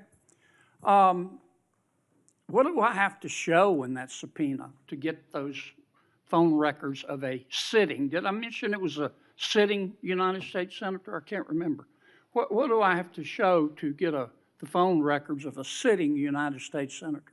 Yes, Senator, there were actually 8 sitting United States Yeah, I senators, heard that. and you would I have heard to that. have cause. I'm sorry, what do I have to show? You would have to have cause to get the Good subpoena. cause or probable cause? Probable cause. Okay. Probable cause, or if it's a subpoena, deuces take them, good cause, to show what? You would need good cause for a subpoena ducis tecum, and what you would have to show is that you believed a crime had been committed, or there was a possibility of a crime, or that could lead to other crimes. We By the frequently, in criminal enterprises, subpoena cell by the phones. sitting United States senator. Senator, they would have to have believed you were part of a criminal conspiracy, is my understanding. Would a judge have to sign off on it? On the subpoena? Yes, Senator. Well, for subpoena ducas tecum, Jack Smith probably took it straight to the judge. Now, the phone companies, particularly their general counsel, if they're worried about civil liability, even with a subpoena to get the phone records of a sitting United States senator. Did I mention it was a sitting United States senator? Yes, Senator. The general counsel for that phone company, let's say AT&T, they have the right to seek to quash that subpoena, don't they? Phone companies frequently do that. Yeah. And a smart general counsel for that phone company is going to call the sitting United States senator and say, would you like to weigh in on this? Would you like me to quash the subpoena? We're talking about invading someone's privacy here by a sitting United States senator. Could the general counsel for the phone company do that? Well, Senator, if they believe that a crime could have been committed, they could not tip off the person who committed the crime. Again, I can't comment on details of this particular case. I'm just asking you theoretically. I've never seen you commit a crime, Senator Kennedy. But let's suppose, okay, they didn't want to tip off the sitting United States senator.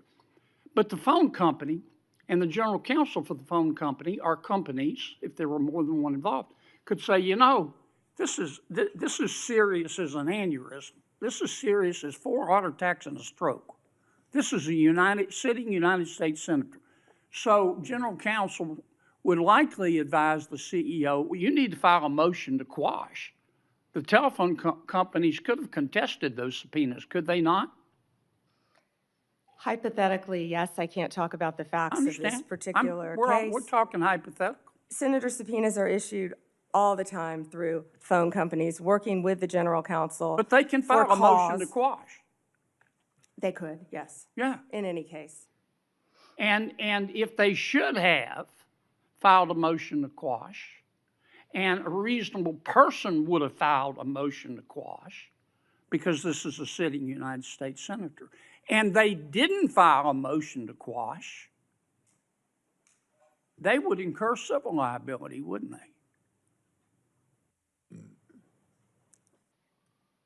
Senator, typically phone companies follow a subpoena from a United States attorney. I know they do, but they don't have to.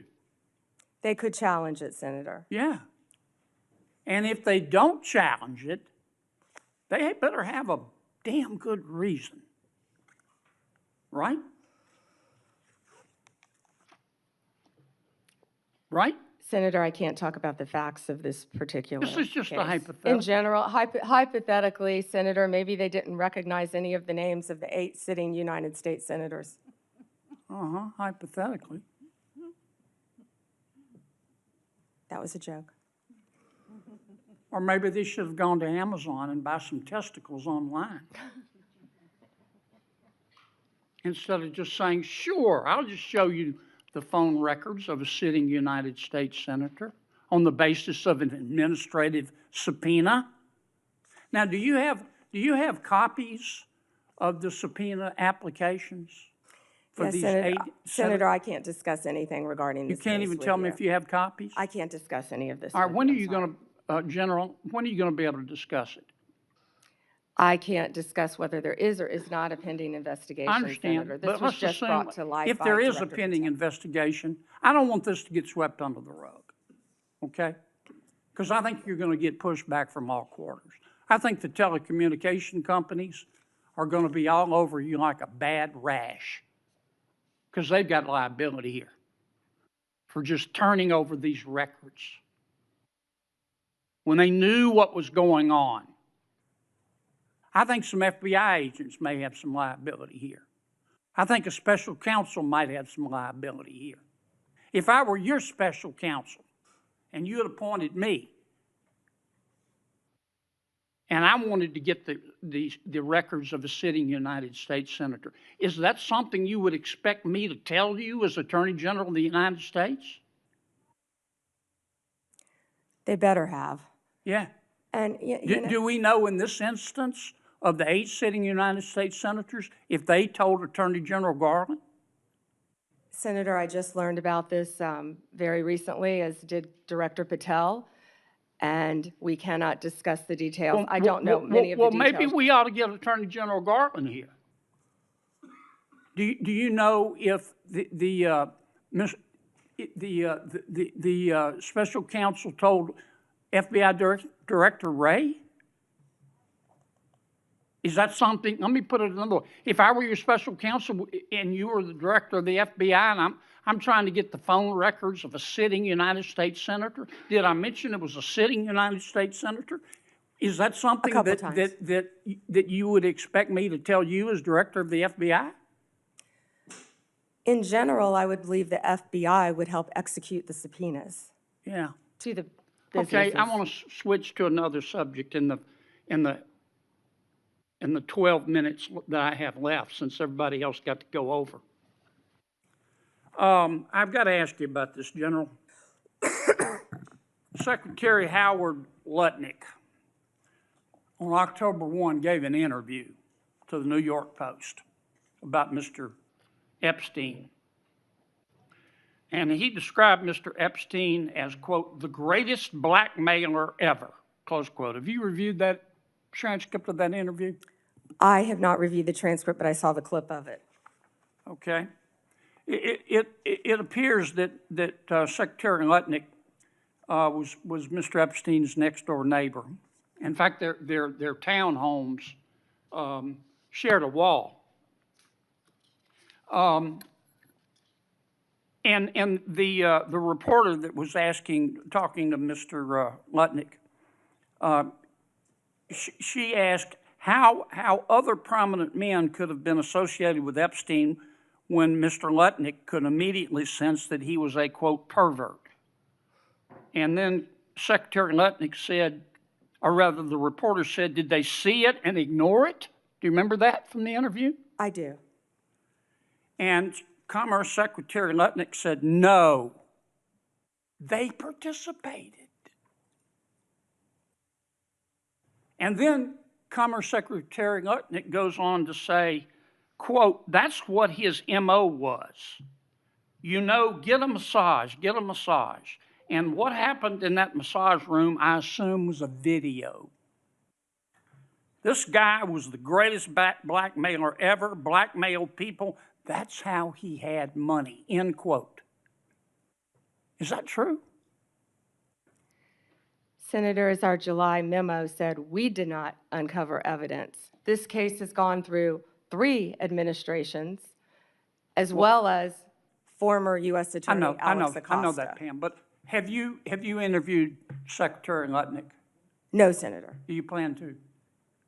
If he wants to talk to the FBI or the FBI wants to talk to him, that is more than on. Don't you think you ought to talk to him after this interview?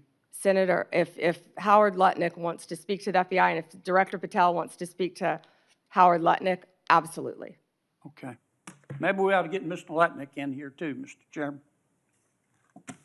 Senator Booker. Thank you. Thank you, Mr. Chairman. Attorney General, I know there's been a lot of talk about grants. I hate to bring you through this again, but it's really important to my state. New Jersey is one of the top 4 donor states in America, which means our taxpayers, Americans, Republicans, Democrats, Independents, millions of people send more money down here than we get back in relative to all the other states in the nation except for 3 others. We've been talking a lot about different grants. I want to be very specific about Office of Justice Program grants. There were $35 million worth of grants that were approved in a bipartisan way in this committee, grants that invest in things that are really vital to the public safety of our community. I know, again, we are in a room full of people who want to see crime go down. Republicans and Democrats, law enforcement officers have spoken to the urgency of these programs which deal with school violence, which divert people into substance abuse and treatment, and supportive services. Community violence intervention programs, again, bipartisan programs that this committee really worked hard on this. I've heard what you've said to others on the committee. I heard what you said to Patty Murray in an appropriations committee, that members should reach out to you if they want those grants reinstated. I've written letters, but I am hoping that you and I can have a conversation. $35 million of frozen funding for public safety that the people of New Jersey, Democrats, Republicans, and Independents, really invested in those resources, those programs, and those nonprofits who were expecting those grants often made outlays and are now really in a lurch. Can we talk about those grants and the restoration of them, please? Yeah, and Senator Booker, I had stated earlier that yes, we did terminate grants. We have an appeal process. We have turned some back on. We are appealing. We are looking at some. Some we have denied. Some are still pending. I believe we have multiple appeals pending with New Jersey, and I would be happy to sit down with you and look at those appeals. I believe one is with the city of New Jersey. I know there are multiple ones pending, but of course, I would be happy to sit down with you or any senator or any House member and look at grants that have been terminated. I've been doing that, and I would welcome that. But I will be the first one you sit down with, correct? Absolutely. I'd love to sit down with you on that. I'll look at those tomorrow, Senator Booker. Thank you very much. I want to move But on. I'm sorry, we have been restoring some grants. I understand, some have but been denied, some have not. At New Jersey, none have, and I really want to get to the bottom of that, and I'm hoping that we can reinstate some of those grants. The second thing I want to move on to is that earlier this year, the Department of Justice charged Newark Mayor Ras Baraka after he sought access to Delaney Hall Detention Center to conduct oversight. The charges on their face, to many of us, especially in New Jersey, were clearly baseless. Many people say they're politically motivated. And then the judge, the federal judge, admonished the prosecutors for even bringing the case. This is the quote from the federal judge. Federal prosecutors serve a single paramount client, justice itself. Your role is not to secure convictions at all costs, nor to satisfy public clamor, nor to advance political agendas. The federal judge went on to call the charges embarrassing and a worrisome misstep. Mayor Baraka was arrested that day on the scene, and I know you understand this, to arrest a mayor of a major city on charges that were called by a federal judge embarrassing and a worrisome misstep is very concerning to me, and I think should be to the whole committee. A recently released video shows a federal agent telling fellow officers that the decision to arrest Baraka was, quote, per the Deputy Attorney General of the United States. And I'm assuming that person is Todd Blanche. This is evidence to me that this decision wasn't made by people on the ground in the field, but by Maine Justice, that they were directing an arrest from D.C. on the scene. And it leads to the conclusion that this was a political decision, that the decision to arrest was not made by the people who were there on the spot. And I can assume that you can see how that's problematic to me. So I have questions not about the case, but really about how the decisions to arrest and charge Baraka and now MacIver, Congresswoman MacIver, were really made. Before this committee, I am saying that I'm going to submit these questions for the record, and I'm really hoping that we can understand how those decisions, as our oversight, how we're making decisions, especially for high-level officials in my state, the mayor of our largest city, the congressperson of that city, and I'm hoping that you can respond to those letters on the record. Yeah, and Senator, that matter is ongoing, and so I can't discuss it. As an attorney, you realize I can't discuss an ongoing matter. And I respect that. I guess I just want to know, and we'll leave this for the questions for the record about the decisions on how they're being made, not the case in itself. I want to move on. And again, I've heard your testimony so far. I know that there is data about violent crime in this city, but I'm really concerned about the application of Justice Department resources towards the challenges we have. You and I both know that about 11,000 Americans have been killed by a firearm just this year. The Department of Justice, according to the White House's own documents, as well as that of the conservative think tank Cato, have shown that there has been a significant movement of law enforcement resources away from many other issues and into immigration enforcement. And we are seeing that in that immigration report, a lot of the people are not the violent criminals that we are really needing to rid our streets of. In total, according to the Cato Institute, you've reassigned 7,460 law enforcement away from their primary duties, investigating drug traffickers, prosecuting child pornography, targeting high-value white-collar criminals, and again, forcing them, this is according to the Cato Institute, into low-level immigration enforcement. This includes, in terms of gun violence, 1,778 agents from the ATF to this kind of immigration enforcement.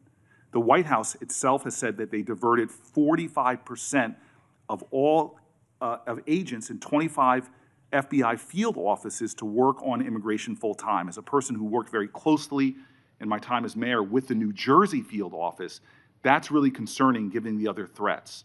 But it doesn't end there.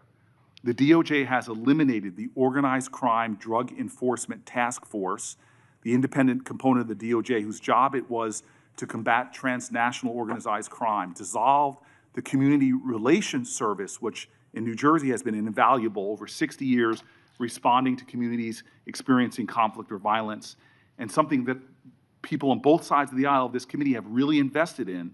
You all have rescinded VOCA and VAWA grants to support survivors of sexual assault and human trafficking. There seems to be a disconnect here between the application of the resources of the Justice Department on the things that are most concerning when it comes to crime and where they're being directed instead. Senator Booker, first to OCDEF. The most important point is that the work of OCDEF is continuing. The executive office is being dissolved. We have said that, but the work of OCDEF is continuing. The resources that were previously provided to law enforcement organizations through OCDEF are now going directly to those organizations. I will assure you, no work will be sacrificed as a result of getting rid of the executive office of OCDEF. The agents and the attorneys are working with Homeland Security. They're all working together as a unit. Okay, Attorney General Bondi, I'm running out of time, and I'm going to put some questions in QFRs, because again, this is conservative think tanks and others are pointing about literally over 1,000 people being taken off of things that I think would concern the public. I'd like to get that, but I also just want to quickly mention that for the record, I want to ask about the public corruption unit as well. We now have gone from a public integrity section that went from 36 full-time prosecutors to now only 2.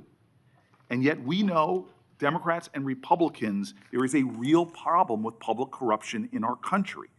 And we know that the DOJ has stopped enforcing the Foreign Corrupt Practices Act, disbanded the Foreign Influence Task Force, dismissed the indictment against Trump donor Andrew Weidenhorn, cut back on white-collar investigations. My list goes on. I'm running out of time. But I will ask for the record against not only reassigning officers and prosecutorial resources from the other things I mentioned, but public corruption is really important. I want to talk about an area of bipartisanship on this committee, which is antitrust. This is a very bipartisan area. In June, the Antitrust Division finalized a proposed consent decree with Hewlett-Packard Enterprises and Juniper Networks, settling the DOJ's challenge to the company's $14 billion merger. Reportedly, your Chief of Staff, Chad Mizell, and Acting Deputy Attorney General Woodard overruled career antitrust staff and approved the merger. This is a massive area of concern for Americans writ large. This is an area where corporate power is growing, corporate concentration in our country is happening at great degree. I'm grateful that the ranking member with Mike Lee on a committee that is really trying to get into this disturbing trend. And the issues right now in the Justice Department, the resources being put on it, and the appearance of improprieties that we're seeing are troubling. All I want to ask as my final question is, would you commit just to talk about antitrust to coming before the Antitrust Subcommittee led by Senator Lee to discuss antitrust enforcement in our country? We're over time. May I answer, Chairman? Yes. Senator Booker, I work hand in hand with Gail Slater. She is doing an incredible job. I said that earlier. I will let Gail Slater handle all matters with antitrust.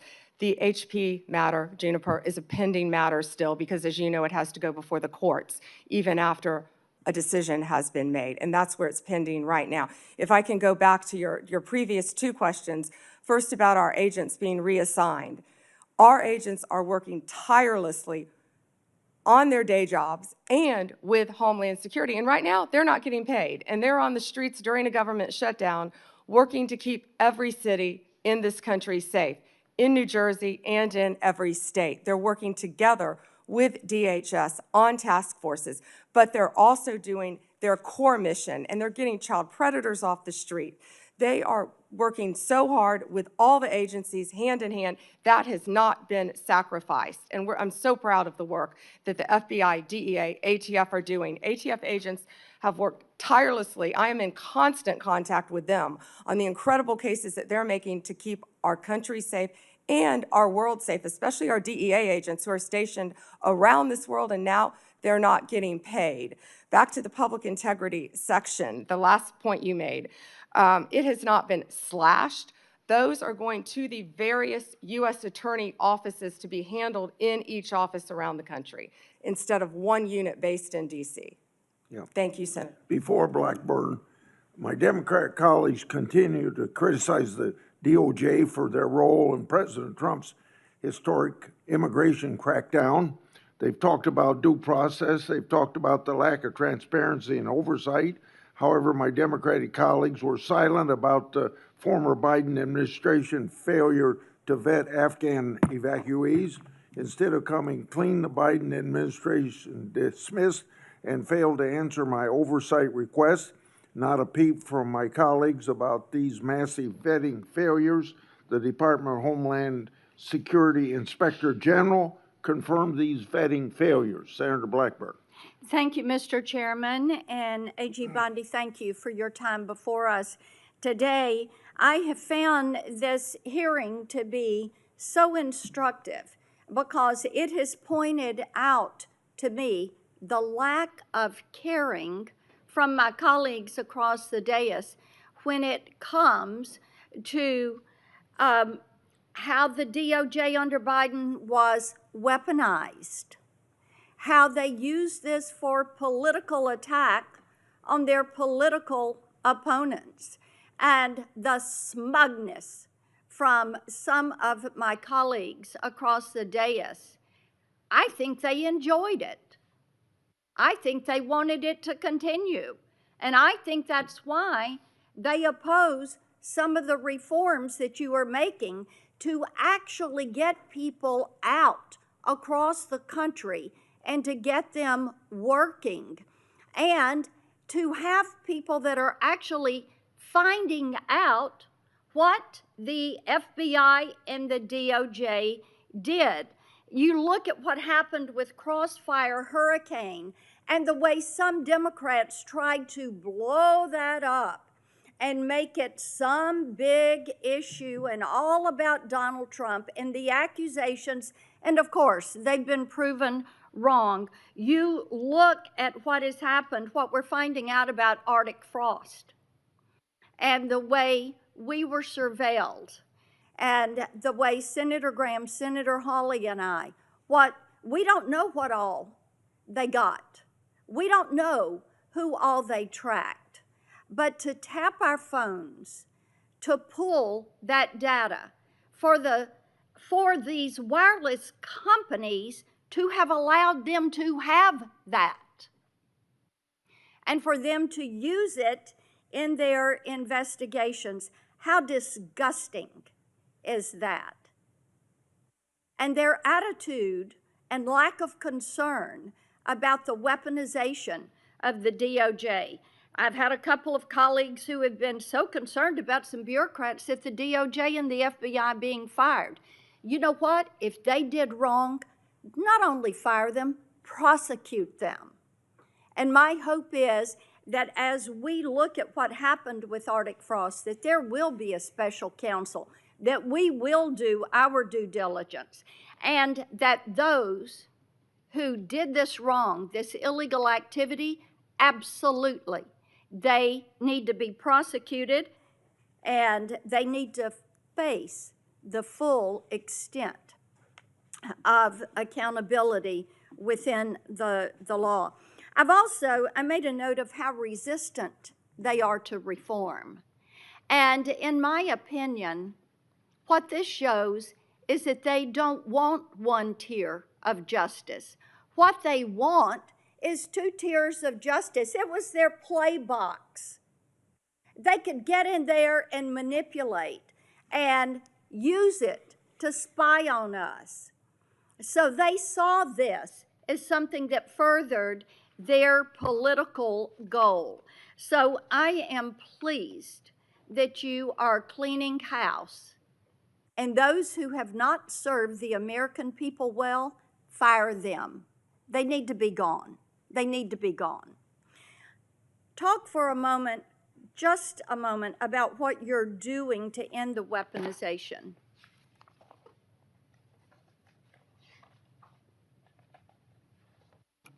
Senator Blackburn, the weaponization against you and your colleagues should greatly concern all of us. It should concern Democrats, it should concern Republicans.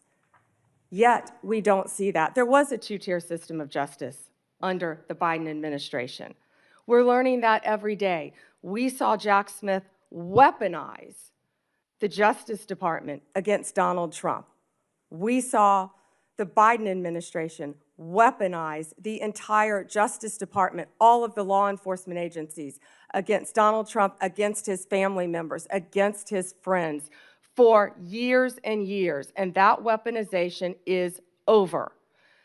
No one is above the law, and there is a one-tier system of justice in this Justice Department. And that's what we will continue to do. We appreciate that. And, you know, having vice chaired the president's transition in 2016, as you remember, there was surveillance that took place on the transition and on the transition team. So this is not the first time, it's the second time.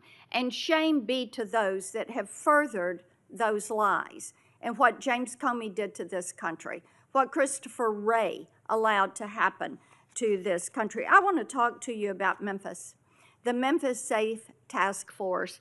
And you, President Trump, Director Patel, the work you're doing there is really quite amazing. I had pulled those latest stats, and we had 503 arrests with the FBI task force in July and August.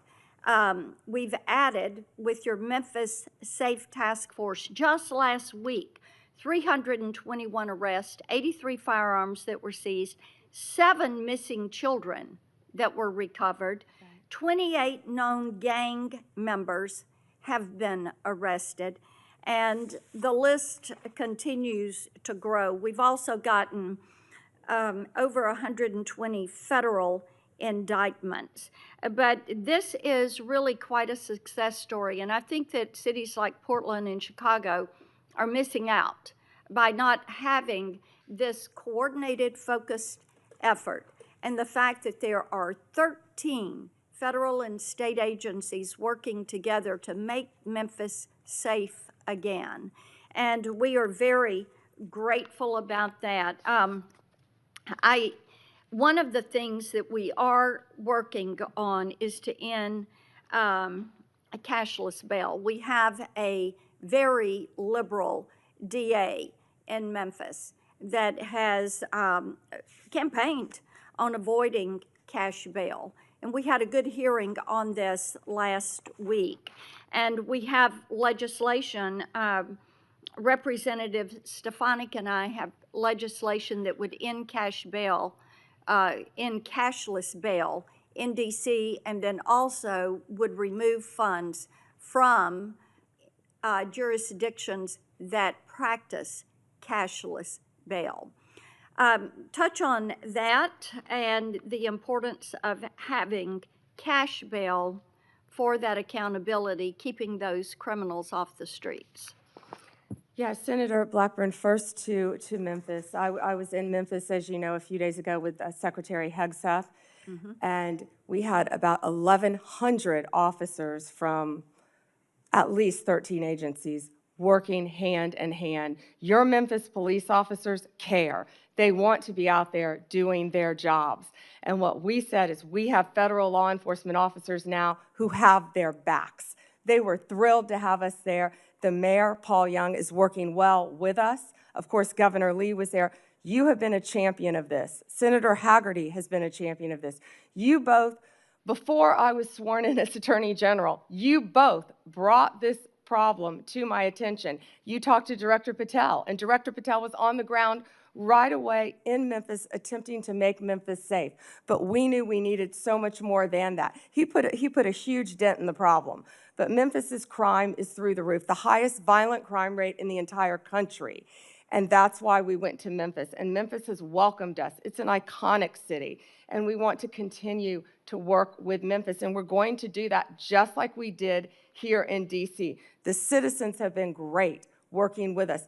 Violent crime shouldn't be occurring in any of these cities. And as you said, I don't understand why Chicago, why Portland, why these sanctuary jurisdictions don't want to work with the federal government. No. Gangs are rampant. Transnational gangs are rampant in these cities because they're harboring them, no longer under Donald Trump. Whether they want to or not, we are going to come in and make it safe for their citizens, whether these liberal lawmakers want to or not. And you know what I said regarding the DA in Memphis? I said, we're going to protect the Memphis police officers. We're going to take every single case federally that we can. Yeah, Because the and DA has cashless bail, it's a revolving door, and no one is being held accountable. Police officers are seeing someone arrested, and they're back out on the streets the next night committing crimes.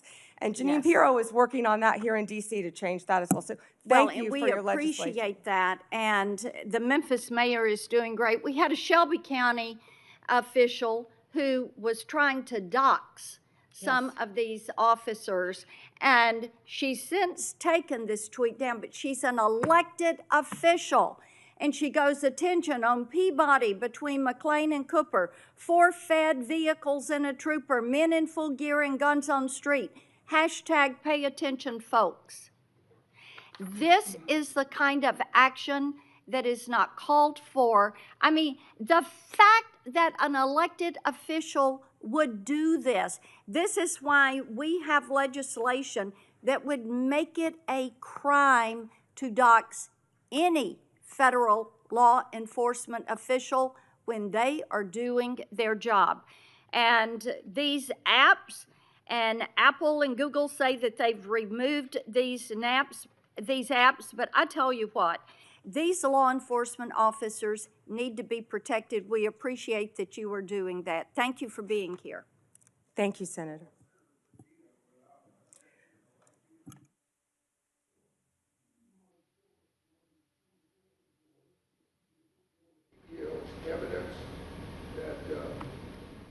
Evidence that the Obama-Biden State Department obstructed law enforcement efforts to arrest high-level Iranian targets. This objection, led by then Secretary John Kerry, was done because of political consideration of the failed Iran nuclear deal. Senator Padilla. Well, thank you, Mr. Chairman. Appreciate the opportunity to participate in this hearing today, which is our, at minimum, annual opportunity to ask questions as we fulfill our obligation to provide accountability over the Department of Justice. So just sort of to level set a little bit for folks in the audience and for folks watching at home, the Department of Justice is supposed to be the nation's guardian of fairness and the rule of law. The power of the Department of Justice is built on public trust and a belief that prosecutions are based on facts and law, not on politics or personal loyalty. And I call that out, Mr. Chairman, because when that breaks down, when the public trust breaks down, then justice itself is at risk. But under this Trump administration and the leadership of Attorney General Bondi, I believe the independence of the Department of Justice has come under attack. The department has been reorganized, it's been realigned, and repurposed in ways that we've never seen before. Important offices have been closed, key programs dismantled, and agents diverted, all without congressional authorization or transparent justification. Now, these are not minor bureaucratic changes. They represent a fundamental shift in the Department of Justice's missions and priorities, its policies, and its practices. And for example, career prosecutors have been pressured to change decisions in politically sensitive cases. Ethics oversight has been taken away from independent career professionals and handed to political appointees with little experience in these matters. Internal working groups have been created to revisit investigations involving President Trump and his allies.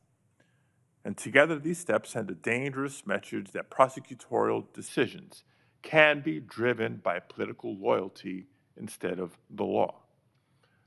Now, even more troubling is that the Department of Justice has pulled resources away from organized crime, away from counterterrorism, away from the protection of civil rights, to focus on immigration enforcement.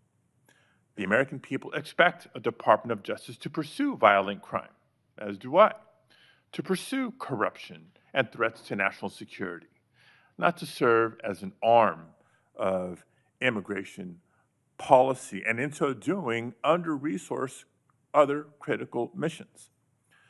Now, the Justice Department's credibility depends on the public's faith in justice, and that the justice will be applied equally to every person and not reserved for the powerful or the connected.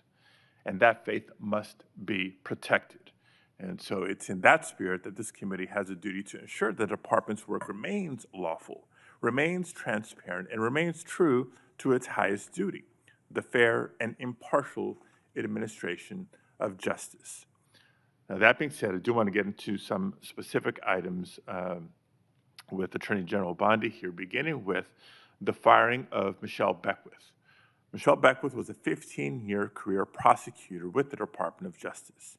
She prosecuted in her career some of the worst in my home state of California: sex traffickers, transnational terrorists, those who this administration claims to care about and be targeting, prioritizing in taking them off the streets. And it may surprise some to learn that Ms. Beckwith was unceremoniously marched out of her office and fired from her job in July of this year. Why? Not because she failed to do her job, quite the opposite. It was because she had the audacity to remind Border Patrol Chief Gregory Bovino that he was obligated to follow a court order and the Constitution in California. According to reports, she was fired less than 6 hours after she told Bovino he couldn't arrest people without probable cause. 6 hours. So my first question, Attorney General Bondi, is a simple yes-no question. Do you believe that government officials like Gregory Bovino are obligated to follow applicable court orders, whether they agree with them or not, yes or no? First, Senator Padilla, you have gone on for over 5 minutes, and I wish that you loved your state of California as much as you hate President Trump. We'd be in really good shape then, because violent crime in California is currently 35% higher than the national average. Property crime in California is 18% higher than the national average. That should be something that we should be talking about and working together on, yet we're not. And no, this is important. You're talking about all of my agencies, and I want to let you know what DEA has been doing, and they are working hand in hand with I Homeland appreciate Security. that, and I'm going No, to be you asking can't go some on for questions 5 for minutes the and record criticize as my agents well. who are out I working asked a simple without yes pay or no right question. now because you voted Mr. to Chairman. shut down the government. Mr. They're out Chairman. there working without pay. Mr. Chairman, I asked a simple yes or no question. Attorney General Bondi is DEA, refusing to 4,500 respond, so kilos let of me move on to fentanyl the and next 50 million topic. fentanyl pills Because off the streets. while under your watch, career FBI, prosecutors are, 23,000 Mr. Chairman, violent criminals. U.S. Marshals, Mr. Chairman, order please. 51,000 fugitives. I'm not getting an answer to my question. I'm trying to move on to the next question or the next topic. Mr. Chairman, order, please. Thank you. Because under Attorney General Bondi's watch, career prosecutors are being fired for telling agencies to follow the law and uphold the Constitution. Meanwhile, there are instances of allies of the president who seem to be getting let off the hook. I won't reiterate what some of my colleagues have already brought up in terms of the dismissal of the investigation into Tom Homan and his alleged acceptance of $50,000 as payment by undercover FBI agents posing as business executives looking to secure contracts with a future Trump administration. Because if the reports are true, it's not just the underlying conduct of Mr. Homan, which would be absolutely unacceptable, but the dismissal of the investigation charges raises concerns about the influence of the White House on the Department of Justice. Again, a simple question, and I'd appreciate a simple and brief answer. Whose decision was it to end this investigation? I have answered that question multiple times, yet you didn't have the courtesy to be sitting in here for the hearing. I'm not going to answer it again. And I find it interesting that you want order in this proceeding now. Excuse me, Senator. Then You I'll want ask a order in this follow-up question. proceeding Mr. now. Chairman, order, You sure please. didn't I'll have ask a order when follow-up you question. stormed Secretary Noem Mr. Chairman, at a press conference in Chairman, order, California, please. did you? I will ask a follow-up question. Would you commit to either releasing the tape or at least making it available for members of this committee to review, yes or no? Senator, you have not been sitting in here this entire hearing. I've answered the question, and I also want to tell you that our ATF agents have seized 25,000 illegal firearms. So we will try again and move on to a different in your topic. home state, we are prosecuting Chairman, illegal order, aliens please. who have Mr. raped and Chairman, murdered young order, girls. please. Thank you. So when I haven't been in this hearing, I've been watching from my office, monitoring the entire hearing, just so everybody is aware. But since I'm not getting answers to my questions, I'll try to ask one last subject area. Now, again, there's been increasing concerns about the politicized decision-making and the erosion of internal safeguards that protect prosecutorial independence. Before we even get into the integrity and independence of prosecutions, we get into, you have to ask the question about the independence and integrity of investigations themselves. The director of the FBI, Director Patel, was here before us just a few weeks ago. Attorney General Bondi, you are the Attorney General of the United States. Director Patel reports to you. Do you believe he's doing a good job, yes or no? I believe Director Patel is doing a great job. You know where he is right now, Senator Padilla? Right now, you asked me a question. Yes, Director I know Patel where he right is, now and I know is where in he's headed Chicago, because you said Senator it earlier Durban, in the hearing. fighting to keep You've said it Chicago earlier in the hearing, and yes, I have been paying You attention. know, you want order in here now, yet you stormed the Director of Homeland Security, Kristi Noem. You sure didn't have order that day, did you, Senator? Attorney General, you are under oath. I did not storm the secretary, the video. Oh, that was makes on that very video. That clear. video's been released, I believe, very publicly. Mr. Chairman, recent actions raise serious concerns about Director Patel's judgment and politicization, including lawsuits from former FBI officials alleging retaliatory firings and his decision to cut off longstanding partnerships with civil rights organizations and his decision to fire an FBI agent for refusing to engage in a, quote, perp walk of James Comey. And on top of all that, his prematurely claiming that subjects were in custody after the shooting of Charlie Kirk. I take Attorney General Bondi's endorsement today of his work as her support for those actions. Thank you, Mr. Chair. May I respond, Senator Chairman? Yes. Under Director Patel, 23,000 violent criminals have been arrested, a 91% increase over last year. More than 1,500 child predators have been arrested. We are making cases in your jurisdiction constantly in California, and I wish you would care about those cases. We have disrupted 1,600 gangs and criminal enterprises, 1,600 gangs within this country, thanks to Director Patel and the great men and women of the FBI. Senator Schmidt. Thank you, Mr. Chairman. How are you today, Attorney General? It's good to see you. Have a rough voice.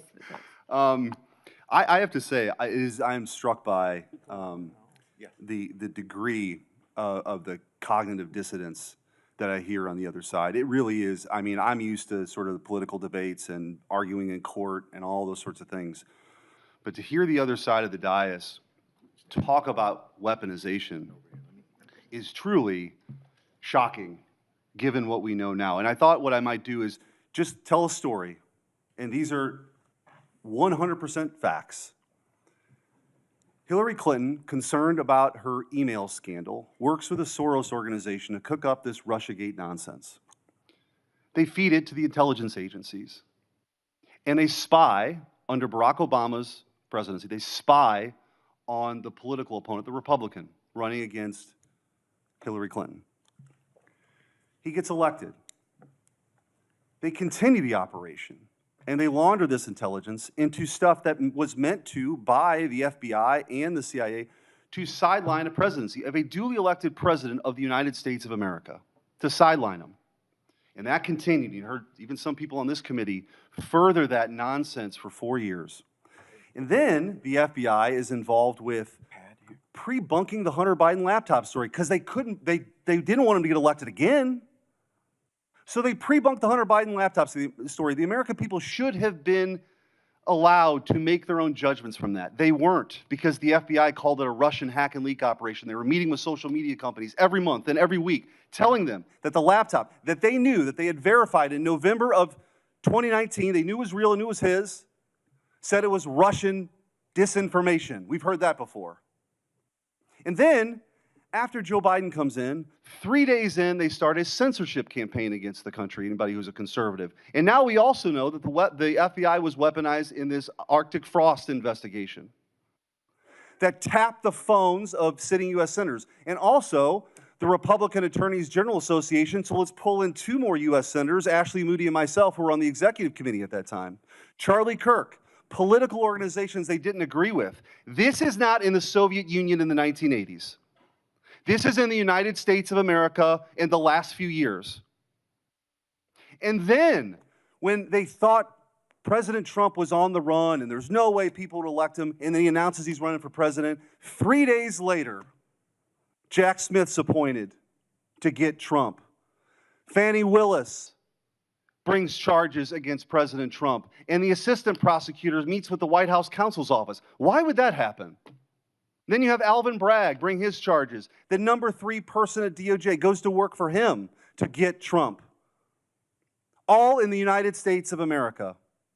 This continued. And Senator Hawley asked the question, wrote it down, what is happening in this country? And I hope that MSNBC is still broadcasting this, because I'm sure their viewership hasn't heard this story that's gone on for 10 years. The truth is, they never forgave President Trump for coming down the escalator at all. They didn't like him. They didn't like the disruption. And they've spent the better part of a decade not just going after him, but demonizing half the country as fascists and Nazis and threats to democracy. And they have fueled this division in their inability to accept the fact that half of the country isn't deplorables, as Hillary Clinton called her, bitter clingers, as Barack Obama called them, or trash, as Joe Biden called them. That they rose up and they sat in their own jury box and they saw all this stuff play out over a decade and they rejected it. And now you have come in to clean that up, and you are doing a great job in doing that. And let me make this clear. There is a big difference between what happened under the Biden regime and the weaponization, and then holding those people accountable. That is not weaponization. If that doesn't happen, this will happen all over again. So your job, as you talked about in your confirmation hearing, is so important that this never happens again. And holding people accountable who are part of this conspiracy is absolutely your job. And I'm also taking, you don't have to comment on this, your unwillingness to answer questions that have come up. I am led to believe, as a former Attorney General, that that might mean there's an ongoing investigation. You don't have to talk about it. The statute of limitations may have run on some of this stuff, but not on a conspiracy.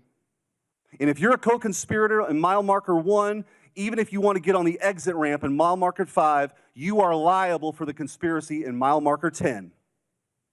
And we are at mile marker 10. And I will also say what's happening in this country. What's happening with the assault on ICE officers is truly shocking. Deportations are nothing new. Bill Clinton deported 12 million people. 12 million people. You didn't see this. The radicalization that's happened on the left that plays out with political violence is real. And by the way, let me also point out that if we had a scenario where John Thune was on the Supreme Court steps saying, "You've reaped a whirlwind, Supreme Court justices," and then a right-wing assassin tried to kill Ruth Bader Ginsburg, and then a Republican-appointed judge only gave that person 8 years, there would be riots on the streets. Cities would be burning right now. So let's just call it out. We need the cleansing here. Let's just be truthful about what's happening. This left-wing political alliance, violence is not a both sides thing. It's not. And so, Attorney General, I do want to ask you a couple questions about that, because I feel like we have got to get a handle on this. Despite the overwhelming evidence that the political violence threat right now comes primarily from the left, the media just won't do it. They won't go along with it. They cite a few ridiculous studies to say that right-wing political violence is the main problem. For example, one of those studies was written by an Antifa-affiliated professor, and others count classes on prison gang, and the others count classes on prison gang violence as right-wing political violence, but refuse to count anything from the 2020 Summer of Love. Antifa attacks, like the ones that set off the explosive outside Michael Knowles' campus speech. We need good data. We need good data here. Will you commit to having the Department of Justice and the FBI research and release a public report on left-wing political violence? Yes, Senator Schmidt. Thank you. I also want to, after Antifa has laid siege on federal buildings and officers in Portland during the 2020 riots, your predecessor, Merrick Garland, dropped virtually all the cases against these defendants. You recently issued a new charging memo instructing federal prosecutors to aggressively pursue Antifa and other radical leftists wreaking havoc on our cities. What can you do to ensure that the various U.S. attorneys' offices follow through on your instructions?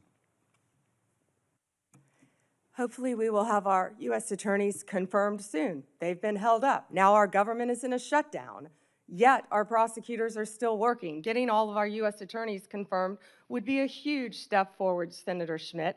But yes, our attorneys throughout this country will be focusing on that. And I want to thank you, too. So I talked to you during your confirmation hearing and also with Kash Patel of sort of, you've talked about your two pillars, which is to end the weaponization and to get back to actually crime fighting. God bless. Like, that is something that the American people support, despite what you hear from the other side of the dais today. And in those conversations, we talked about you and Kash Patel getting field agents out in the field and doing the work of law enforcement. I said, I've got just the place for you, St. Louis. And St. Louis has now received the largest per capita infusion of permanent FBI agents anywhere in the country, and they're working hand in hand with local law enforcement. That's what happens when you have state leaders work with federal partners to crack down on something I hope we could all agree is a scourge for our communities, which is violent crime. But that is not, J.B. Pritzker, I guess he wants his moment. These Portland people want their moment of defying Trump. It's crazy to me. We should all be unified in this effort of making sure our laws are enforced and taking on violent crime. But I will say, in closing with this, because you referenced the shutdown, it's the same motivation. The same thing that motivates J.B. Pritzker to stand in front of the podium and defy Trump is the same motivation I hear from my Democrat colleagues now in this shutdown. It's not about anything other than the fact, and this is a clean CR. This is what they have lectured us on making sure we do 13 times in the last 4 years. This is about appeasing an increasingly radical base to prove that they're willing to stand up to President Trump. And I don't know how we get through all this unless there's a real reckoning on the other side about that reality. But in the meantime, I'm glad you're doing what your job is, which is to be the chief law enforcement officer of this country, focusing on violent crime and keeping our communities safe. Thank you. Thank you, Senator Schmidt. And despite what they're saying on the other side of the aisle, our agents are out there working tirelessly every day to make America safe. And that was Donald Trump's directive, and we will make it happen. Thank you, Senator Schmidt. Senator Welch. Thank you. Thank you, Attorney General Bondi. I have noticed that at various times when one of my colleagues is pressing you, you come up with something in their background. So I'll be waiting for my turn, but you don't have to do it right now. So let me get to my questions. One of the things that you mentioned, and I agree with this, that it's really tough on the various federal workforce, including our law enforcement folks, who are not getting paid because of the shutdown. Mm-hmm. I agree with that. But I also think that wasn't the whole story. There is an issue here that's going to affect Americans, whether they voted for President Trump or voted for Vice President Harris, and that is the loss of health care, where on November 1st, everyone who is getting Affordable Care Act help to buy insurance is going to get the notice of premium increases. And I got a letter just today from a Vermont family, nuclear family of 5, husband and wife, 54 and 55, with 3 kids, one of whom has acute myeloid leukemia. And the apprehension that they have is that if we don't solve this problem, and November 1 is a urgent date, then their family premiums will triple. It'll be beyond their ability to pay. So I'm assuming that with respect to the threat to health care for families in your state of Florida, in my state of Vermont, you would share that concern and hope that we would resolve that. Senator Welch, I would be happy to speak with that family too, because there are many nonprofits that help with children with terminal illnesses, and I'm involved in some in Florida. So we would be happy to talk to you about that. As to health care, the government is shut down. It's my understanding, maybe you're not one of them, but because many Democrats want health care for illegal aliens, and that's what shut down the government. Let me be clear. That's one of the sticking points, and I don't know if you voted all right, well, for that or not. This actually is important to all of us, and the lament I have is that if this health care goes away, this premium support, it is really going to hurt families in red states and blue states. And in Vermont, I mean, we voted Democratic, but we have a lot of good folks who voted for President Trump, and their health care is jeopardized. And there's a November 1 deadline that is coming up. And the reason I'm saying this is that I think it's important for us to try to work out together a resolution that's going to be beneficial to people you care about in Florida and voted for President Trump, and keep people I care about in Vermont who voted in some cases for Vice President Harris and some for President Trump. So it's not just Democrats not wanting to negotiate. And in fact, we do want to negotiate, and that's why I'd encourage the president to encourage my colleagues on the Republican side to sit down with us and try to see if we can make some progress. Another topic, with the respect to voting rights in the letter that your voting rights chief sent out, we got one in Vermont, and it's a demand to get all the information on the voting file. And in that letter, in the announcement of that letter, the chief indicated an apprehension about the voting process being taken over by, quote, the left. Now, do you have any information with respect to Vermont about a takeover of the voting process by, quote, the left? Senator, I'm not familiar with what you're referring to. We are currently involved in voter roll lawsuits in 6 states. Is that what you're referring to? No, there's a letter that went out demanding that states, including Vermont, provide all the voting file information. Right. It includes personal information. But when that letter was sent out. That's perfectly legal. But there was an assertion by the chief in this division that this was to deal with the fact that the voting process has been taken over by the left. So we got one of those letters in Vermont. And my question to you is, what do you mean by the left? And do you have any evidence that the so-called system has been overtaken by the left? We must have fair and free elections. No, I know that. But I'm asking for the specific basis. And we will have fair and free elections in this country. Okay, Senator, I'd be happy to talk to my chief. Who was it who said that? It was your chief, which I assume you would know who that is. Here's the question here, okay? There is a point of view that is in dispute here about the fairness of elections. But you have the power as the as the Attorney General to use the authority of your office to make demands on states. And you did that with Vermont. That's within your right to do it. I'm not disputing your legal authority to do it. Is Vermont disputing turning over the information to our office? Vermont is, the Secretary of State is. And you can resolve that with her. And we have every right to have that information. Yeah, here's Senator. where I'm going. Why wouldn't they want to turn it over? You're a prosecutor with the awesome authority to make the decision that you're going to start an investigation against the state or against an individual. And I know from your experience as a county prosecutor and as the Attorney General in Florida, you took seriously that obligation to have a factual basis before you'd proceed, right? Senator, I take that role, I take my oath very seriously. All right, so what I And ask I is, take fair and free elections in this country very seriously. And all that do. information, our office is entitled to have that information. And But we the are question involved here- in litigation on that, and I Here's the assume we'll be question involved I in have. litigation with We have- Vermont. We have a Republican governor in Vermont. We had our former Republican governor was the treasurer for many years, and also the Secretary of State with election responsibility.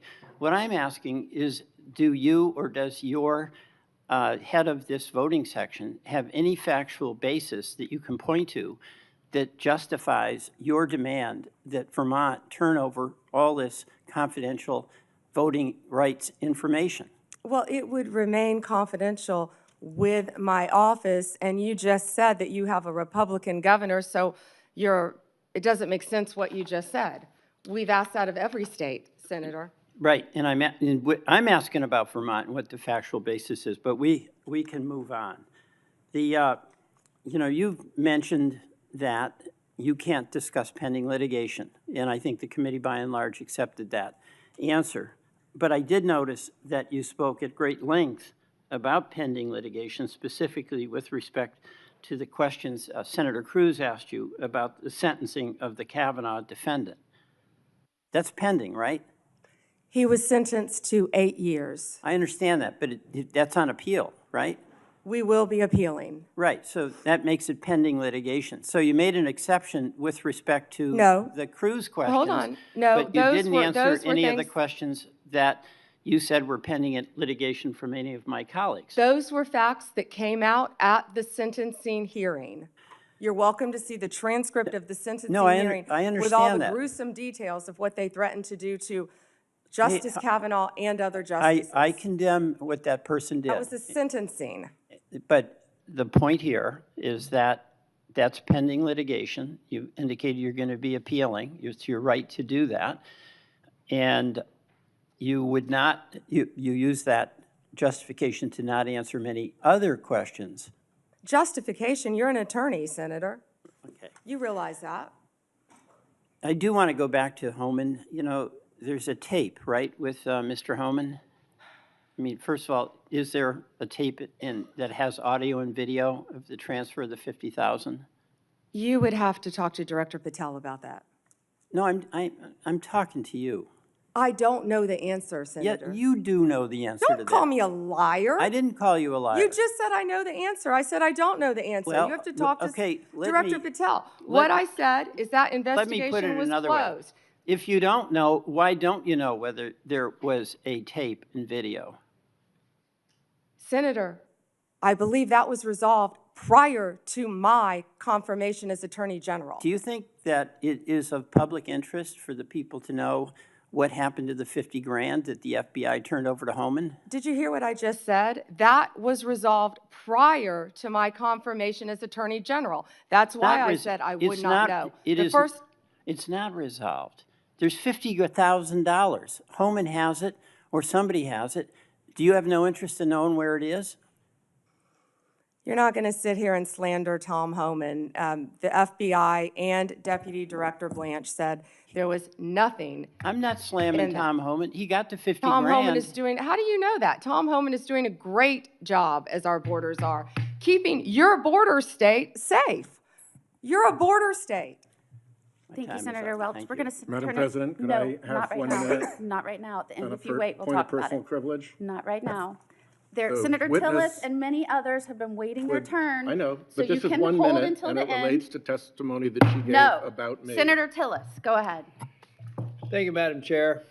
General Bondi, thank you for being here. I'm going to get parochial for a bit of time. Maybe I have some time for some of the other questions, but the eastern band of the Cherokee is this island that's at the very end of western North Carolina. You got convergence of Tennessee and Georgia, South Carolina nearby. But they're an island and they sell pot, and I got no problem with that. What I have a problem with is some of their actions or activities that are, I think, concerning me that actually speak to the broader issue here about marijuana and what we ultimately do with it, with nearly 36 states having it either medical, recreational, or hybrid. But this kind of feels like, to me, the way the tobacco industry got attacked for advertising to young people. We already know, incidentally, that we got a vape problem around here, particularly among young people. And Madam Chair, if I may, I'd like to seek unanimous consent for letters from the Sheriff's Association and the Federal Law Enforcement Officers Association Foundation citing the serious problem we have here with illegal vapes in this country. Without objection. Thank you.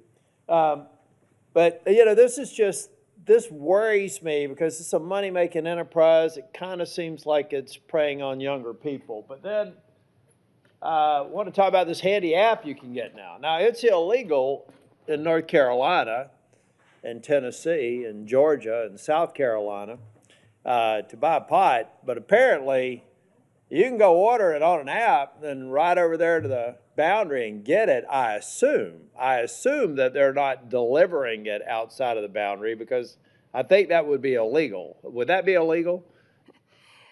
Senator, thank you for pointing that out. I was not familiar with that app, but we will certainly look at that. Yeah. Do you, if I get, let's say I get an illegal, let's get a vape from China. A lot of them are manufactured in China, not The subject majority. to anywhere near the sort of scrutiny that we have here in the United States. If that illegal vape let's say it's, I don't know what it's loaded with, but it gets if it's illegal in the state of North Carolina, and let's say it comes in, I'm using a hypothetical example, into the port of Wilmington, and then finds its way to New York or some other state that has legalized marijuana, is that an illegal transportation of a controlled substance? In other words, unless it teleports into a legal jurisdiction, wouldn't it have been illegally transported at some point? Based on federal law, Senator. Based on yes. federal law, okay. Now, do you, are you familiar with the science of teleportation? No, Senator. I don't think it's been perfected yet. And so it requires a physical movement from one place to the other. I've asked a number of people when they've come before this committee, and hopefully I can get your attention on this too, General Bondi. There's a growing operation in western North Carolina that is a part of the tribal lands. The problem is I can't find any legal way to get this pot that is grown here to the dispensary that's in another non-contiguous area of the boundary. So you see what I mean? I'm just trying to figure out how the eastern band of the Cherokee are legally transporting what they're growing at scale here to what they're advertising in Charlotte on the billboards as one of the country's largest dispensaries, and apparently also offering to let you buy it online. So can I get your commitment within the DOJ, not you personally, but that can I just get a definitive answer that there's no there, that they are legally transporting it, or that we do have something here that doesn't seem to comport with federal law? Yeah, Senator, I will absolutely have my team look at that issue, and I'm not familiar with that establishment. Yeah, well, it's, like I said, it's an island. I really think the federal government needs to step up. We need to get rid of this neither fish nor fowl sort of status that marijuana has in this country now. I think the people have spoken. Many red states, even your home state, my home state, has, I think, probably many states, I should say, not just the state of Florida, are trending towards legalizing it. We've got to get it solved at the federal level. We've got to capture revenue. That revenue needs to go back to federal law enforcement, and we need to have a lot more focus on what I think are unsafe and inconsistent practices across the state. So if I could get that, I would appreciate it. General Bondi, I'm kind of a boring management consultant, nerd that believes in best practices as a way to kind of move forward and create consistent outcomes. I'm having a real struggle right now with the National Guard being deployed and masking the abject failure of leaders at the state and local level. So give me some sense of if the deployment of the National Guard to Chicago or Portland is necessary to kind of create a shock to the system, do you believe that that's a best practice or just a necessary evil until we regen the extraordinary work I've seen on joint task forces every day in North Carolina with absolute cooperation between state, federal, and local officials? Is that the best practice that we should get to, or is this deployment of the National Guard a part of an emerging best practice that I just don't get yet? Yeah, Senator Tillis, seeing what's happening in Chicago, they need the National Guard. Our ICE members need the National Guard to protect the national buildings. Oh, 100%. I'm talking about when it wades into local law enforcement. See, I felt like deployment in D.C. made sense because of the hybrid nature of D.C. What I'm saying is outside of that defending federal buildings and federal law enforcement, addressing, I think you mentioned over 500 murders in Chicago, it would just seem to me that all those bums should be thrown out in an election. And are we masking an underlying problem that will come back the minute we leave? That's what I'm talking about. Not the protection of federal buildings and federal law enforcement officers, but almost the sense that they become an arm of local law enforcement. I don't consider that a best practice. It doesn't sound like you do either. Well, I don't believe our National Guard want to be doing that, but they're going to be where they have to be to keep Americans safe. In Memphis right now, the highest violent crime rate in the country. I was on the ground with Secretary Hegseth there, and our Guard was there, and they were thrilled. They're ready to help, and we used all Tennessee Guard there. Secretary Hegseth used all Tennessee Guard. They're working hand in hand with the Memphis Police Department, who I believe were very happy to have them there, helping them to keep Memphis safe. Can I go back to the vaping again that you brought up, please, Senator? So I went to Chicago, actually, with Secretary Kennedy, and it was just outside of Chicago in a suburb, and we were there talking about the illegal vapes and what parents need to know. This is a bipartisan issue. What people need to know, these illegal vapes, they're all over this country. You can buy them in convenience stores. You can buy them in grocery stores. One vape is the equivalent of, I believe, 20 cigarettes. The flavored ones are illegal, and they're targeting children, what you said earlier. Some of these vapes, and I had never seen this until we were there, even have video games attached to them. That's not targeting an adult. It's targeting a child. And they're also, the majority, are coming in from China, which is illegal, and they're lacing them with THC. Now, right now, I can't say that I have seen deaths with fentanyl laced, but we want to get on the front end of this because that's what's next. We have to, If we don't control this that, in every single one of our states, that's what's next. And for the first time, we're getting on the front end of a very serious problem around our country. And Senator Moody, you fought this as well. So thank you for letting me address that, Senator Tillis. And parents need to know that.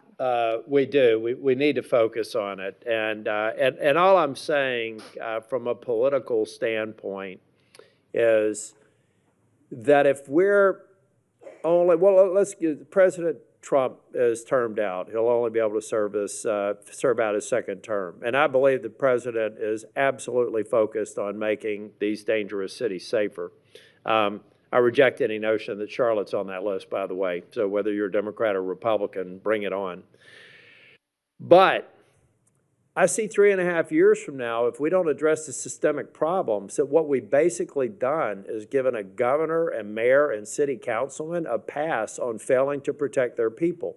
I was formerly Speaker of the House in North Carolina. If I thought I had to have the president deploy troops to keep North Carolina safe, I would have considered myself a failure as a state leader. And so I just hope we strike the balance so that we're not fixing a problem temporarily, only to come back maybe even worse than the problem we're fixing the moment this president who's committed to local safety leaves. And that's something that we have to talk about. So we're leaving something behind. And I'm going to yield back. Thank you. Senator Tillis. Senator Schiff. Thank you, Madam Chair. Attorney General Bondi, at your confirmation hearing in January, made a clear commitment you would not politicize your position. We are here today at your first oversight hearing 9 months into your tenure, at a time when hundreds of career prosecutors have quit because they were required to take unethical actions at odds with that promise, or feared that they would have to take such actions if they remained on the job. When over 1,000 former federal prosecutors have sounded the alarm about the unprecedented degree to which the powers of DOJ are being abused to go after the president's enemies. I approach this hearing with a heavy heart. As a former federal prosecutor myself, I served in a department that, whether it was under a Democratic or Republican president, would never use the office to go after the president's enemies or to hide the corruption of his friends. But today, the Justice Department has been used to cover up the possible corruption of the mayor of New York, or of a high-level administration official taking $50,000 reportedly in cash in a bag, or a child sex predator who befriended the president and some of his cabinet members. And instead of preventing partisan weaponization, your department has engaged in a brazenly political prosecution at the president's explicit direction. The department has become President Trump's personal sword and shield to go after his ever-growing list of political enemies and to protect himself, his allies, and associates. My questions therefore focus on these two themes: hiding the corrupt acts of his friends and prioritizing the political prosecution of his enemies. So let me start with the shocking allegations of bribery and pay to play. 2 weeks ago, 4 major media outlets reported that Tom Homan, the president's top deportation official working in the White House, took $50,000 in cash in a bag from undercover FBI agents in September 2024, just over a year ago. According to these reports, Homan indicated he would facilitate securing contracts in exchange for money once he was in office in a future Trump administration. Reportedly, this exchange was caught on tape. Rather than pursue this investigation without fear or favor, the department and the FBI under your leadership or that of your predecessor before you confirmed quietly shut it down. Once news broke, your deputy and FBI director issued a joint public statement confirming that the Trump administration closed the investigation. White House Press Secretary Caroline Leavitt denied Homan took the $50,000, telling a reporter, quote, "Mr. Homan never took the $50,000 that you're referring to, so you should get your facts straight." So today I hope you can help us get our facts straight. Was that true, what the White House press secretary said when she denied Homan took the money? Did he take the money? Senator Schiff, as I stated earlier, I was not in office. I was not confirmed when that was handled. So does that mean? Deputy Attorney General Blanche and Director Patel said that there was no evidence that Tom Homan committed a crime. Yet now you're putting his picture up to slander him No, I'm as much as you putting his can. picture up You know, showing an interview he gave with, I think, Fox, in which he was asked explicitly about these allegations that he took a $50,000 bribe, and he refused to answer. He said he didn't answer the question whether he took the money, so I'm asking you the question. Did he take the money? Senator Schiff, I answered that question multiple times. And frankly, you know. Well, I don't think, with respect, I don't think you did. But in case I just didn't hear you, what is the answer? Did he take the money? Senator Schiff, that happened prior to my confirmation as Attorney General. I said that. Do you know, sitting here, whether All he I took the money? know is that Deputy Attorney General Todd Blanche and FBI Director Patel said there was no case. And Caroline Leavitt is one of the most trustworthy human beings I know. So And, was she? You know, was Senator she? Schiff, Was she if right? you worked for me, Was you she- would have been fired because excuse you me. were censured No, by Congress for lying with your we can egregious stipulate to, you can stipulate to all your personal attacks on the Democratic members of the committee. personal attacks. You've been attacking my FBI director. You've been attacking my office. You've been attacking. But what we're interested in. Borders are. What we're interested in is the answer to these oversight questions. You want your So no, you were oversight. asked You you were were asked asked by my colleague. You were asked by my colleague. attacking good people. Regular order, Madam Chair, so I can ask a question. You were asked by my colleague from Vermont whether you will support providing a video or audio tape, if it exists, of Mr. Homan taking $50,000 in bribe money from the FBI.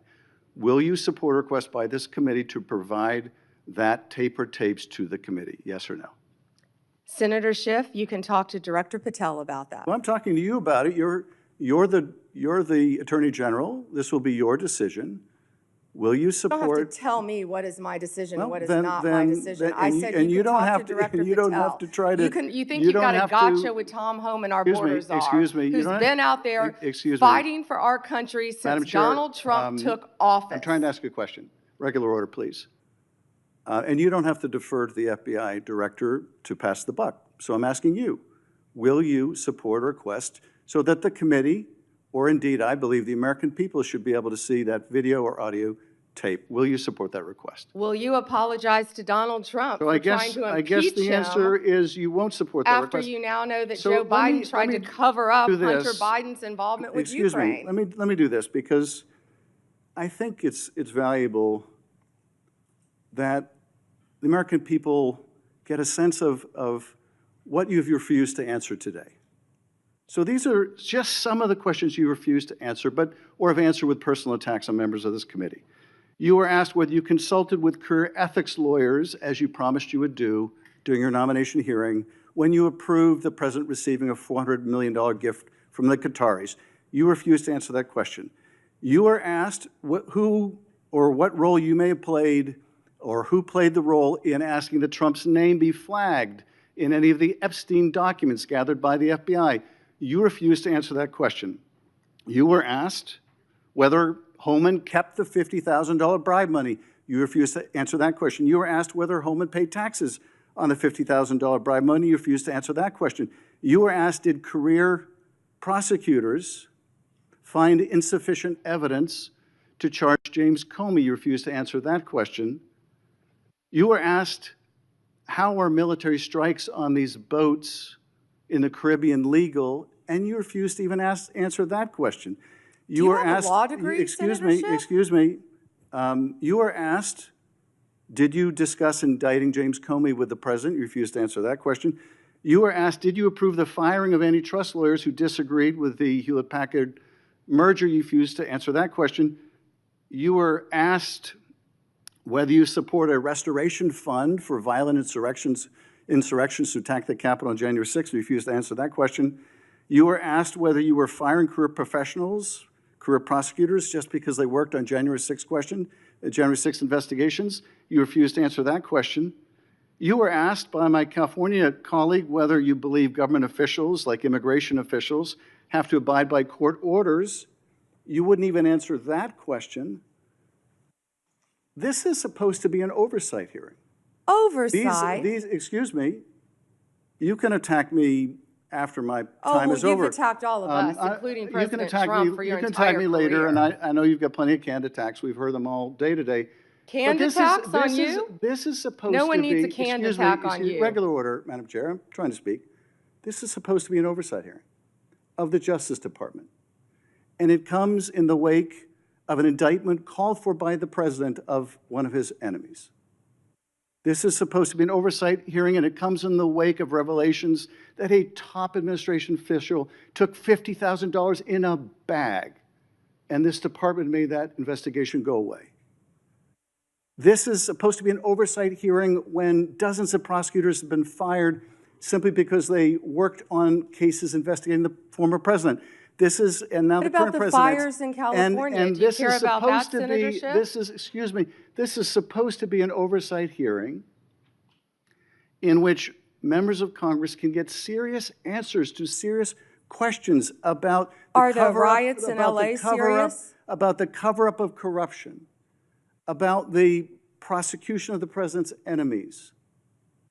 And I think you owe the president an apology. when will it be Your entire career, that the frankly. members of this committee on a bipartisan basis demand answers to those questions and refuse to accept Clearly, you're a personal, failed lawyer refuse because to you don't accept, understand when excuse someone me, can and cannot refuse answer to a accept question. personal slander as an answer to those questions. Personal slander. With Will you that, Madam Chair, apologize to I Donald yield Trump back. for slandering him? Personal slander. Senator Brett. May I ask unanimous consent, Madam Chair, to introduce into the record the statement of 1,000 former Justice Department officials who warned that the Comey indictment is a democracy-threatening abuse of power. May I also request unanimous consent for the introduction into the record of 282 former career officials at the Justice Department raising an alarm who were voluntarily or involuntarily forced to leave the department because of improper actions taken by the Department of Justice. May I introduce with unanimous consent the Justice Department manual that talks about when initiating and declining charges are subject to impermissible considerations. And finally, Madam Chair, may I introduce the letter from Michael Ben-Ari, a career counterterrorism prosecutor, DOJ, a letter he nailed to his door, which concludes by urging officials to do the right thing for the right reasons, to follow the facts and the law, and raises the alarm that the decision to remove experienced career officials from U.S. attorneys' offices, the FBI, and critical parts of DOJ undermines our country's abilities to counter terrorist organizations, malign nation-state actors, and countless others that seek to harm our nation and its citizens. And he believes that the priority is prosecuting the president's enemies or are you admitting? rather than Bondi, protecting Ms. the Bondi, country. one moment. May I have unanimous consent Are to you enter entering these that into the record? Without objection. Thank you. I yield back. Senator Brett. Senator Moody, may I clarify one thing he entered in the record? I just want to say that I believe he entered a letter by 200 and something former employees. Well, I believe the spokesperson for that letter was also the spokesperson for Jack Smith. Senator Brett. Thank you, Madam Chair. General Bondi, I want to talk to you about the next generation. I want to talk to you about our kids, people who don't have a seat at the table but need us to fight for them tirelessly. When you look at this, I see a couple of different buckets of ways that bad actors are taking advantage of our children, and in some of the most extreme situations, we lose that child, whether to death or to self-harm, and I think we owe it to them to do something about it. So first is social media. Tell me, what are you doing? I have sat across from a number of parents who have talked to me about their child either falling victim to sextortion, different schemes that are online. We also know that there is an element of human trafficking that comes here. Let's start with social media. What are you doing to hold bad actors accountable, to track them down, and to keep our kids safe? Senator, first, thank you for bringing that up. This, I believe, is what an oversight hearing should be about. Thank you. Not yell, oh, he's gone already. He comes in and leaves. This is what an oversight hearing should be about, trying to help parents and children online. Yes, Director Patel has been doing a great job. The FBI, we have an entire unit. Not only that, our National Security Division is working internationally. Well, and I want to talk about that too, because I think a lot of this comes from overseas. Yes. And so whether it's these schemes, this extortion schemes, et Yes. cetera, it's happening off our shores. How are you connecting the dots there? And then additionally, let's look at human trafficking. And you find a number of times people are lured into this from posts on social media. I believe that that is a global trafficking ring. I would like to speak to what are you doing to make sure you're holding those people accountable and getting to the bottom of it, finding bad actors and making sure that we're keeping these children safe. Senator Britt, we have made countless cases around this country, and many of them have involved global, international defendants. In fact, we've been extraditing some of them back. As many as we can get, we're bringing them back to this country. That's how we're holding them accountable and locking them up for as long as we humanly can lock them up. And Director Patel, our National Security Division, have been working tirelessly on that. We have entire units working on that. I think the most You feel important— like you've made better strides than we saw over the last 4 years? We have made incredible strides. I'm sorry I don't have the statistics in front of me, but yes, we have made, I'll I would love provide to those get to you. those from you. I want to make sure that we are doing that. I also obviously have worked diligently alongside Senator Blackburn and so many others to put the proper guardrails in place when it comes to social media to prevent these things from happening to our children, allowing them to still thrive online, but knowing the threats that are out there, it is incumbent upon us to actually do something about it. So I hope that those different pieces of legislation that would help keep kids safe, help give you additional tools, I hope that this body and ultimately Congress will take those up. Can I add something to that? Yeah, sure. That parents also, I always say your child has no right to privacy on the internet. And parents need to monitor what their kids are doing. Now, we all know that even elementary kids, school kids, so many of them have cell phones. Because they're at school, they're latchkey kids, they're riding the bus home. So many children have cell phones, but parents, you have to monitor. There are safeguards you can put on the phone, but you have to monitor what your kids are doing on the internet. I do think that there is some accountability that needs to be held even with social media providers. Absolutely. Because I know that, for instance, we had a Judiciary Subcommittee hearing where we heard from parent after parent whose child had, bought something online that they thought to be maybe a different type of drug. It was laced with fentanyl. They died. If that was happening on a storefront and a small business in America, we would shut that storefront down. We must do more to hold not only the bad actors online, but also the people who allow it to happen accountable. And I hope that you'll commit to work with me on that. I wholeheartedly agree. Thank you, So Senator. staying in that vein on parents, looking at illegal gaming across, again, this is a global thing, offshore illegal gaming. We have found that young men in particular have been targeted when it comes to betting and being involved in this legal gaming. We're finding that through whether it be advertisements or things that are directly targeted to get them addicted and get them pulled in and addicted on that. When it comes to illegal gaming, will you commit to me to taking a look at what is exactly happening offshore and also how they are utilizing different spaces to actually go after our children, getting them addicted, and ultimately pulling them in?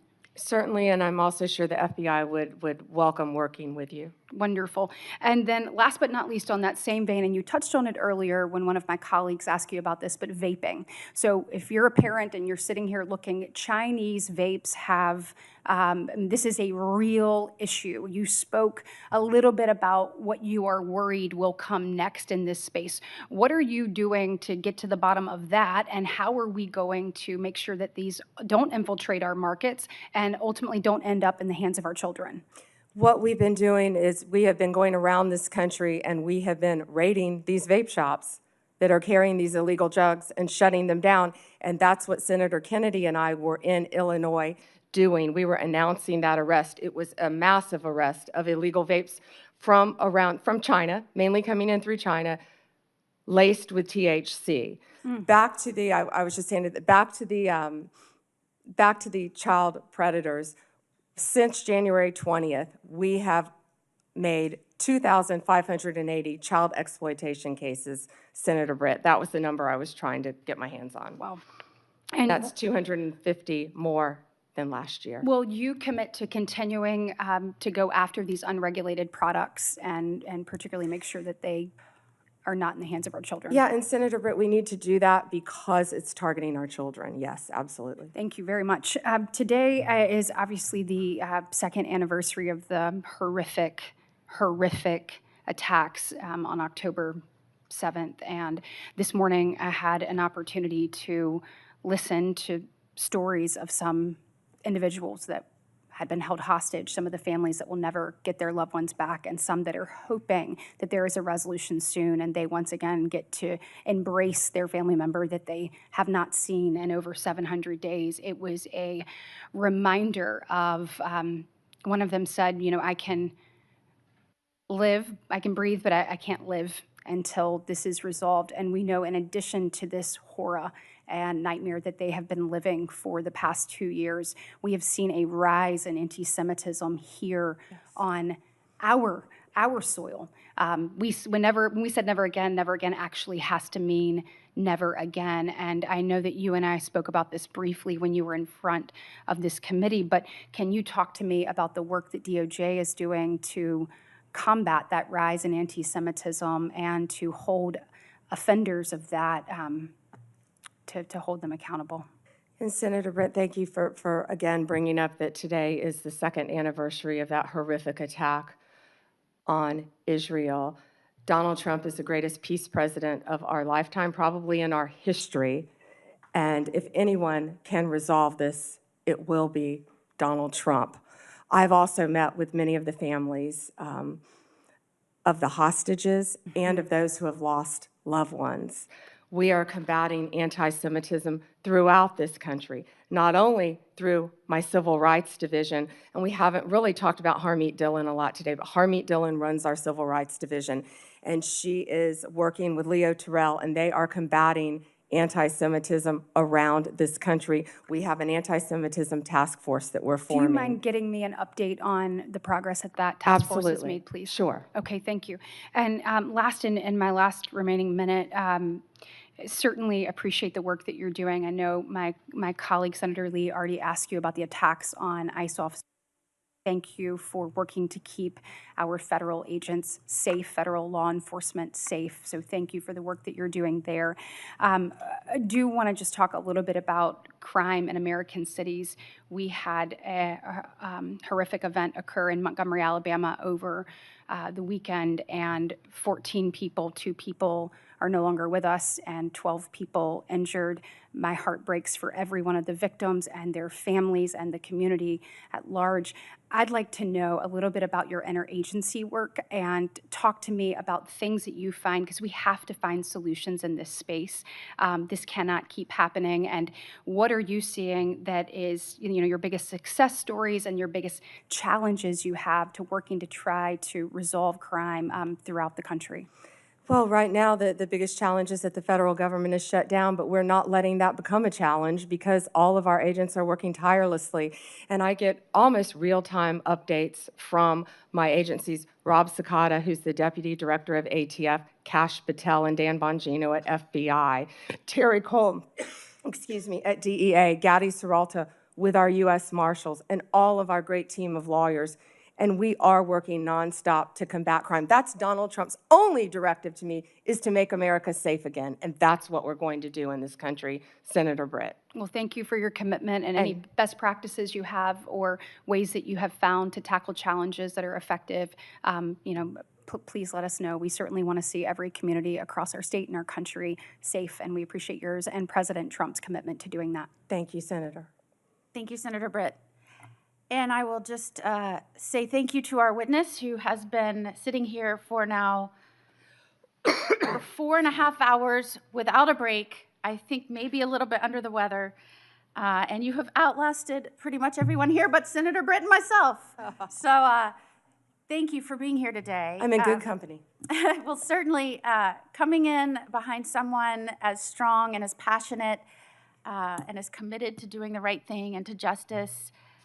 When you served as Attorney General in Florida, that was certainly a high bar that you set, and I was honored to come in after you as the Attorney General. You've touched on so many of the issues that you fought for in Florida that you are still fighting for now here in Washington, and whether that is protecting our children, protecting our law enforcement officers, protecting the rule of law.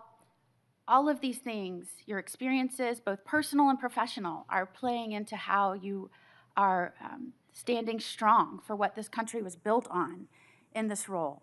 And I, for one, am proud not only to be here as a United States Senator, the most junior member of this committee, but to be here and working in Washington right now with the honor of serving as a senator and watching this administration, and certainly you, bring this country back to its bearing, that we are a nation that is a government for the people with the consent of the governed.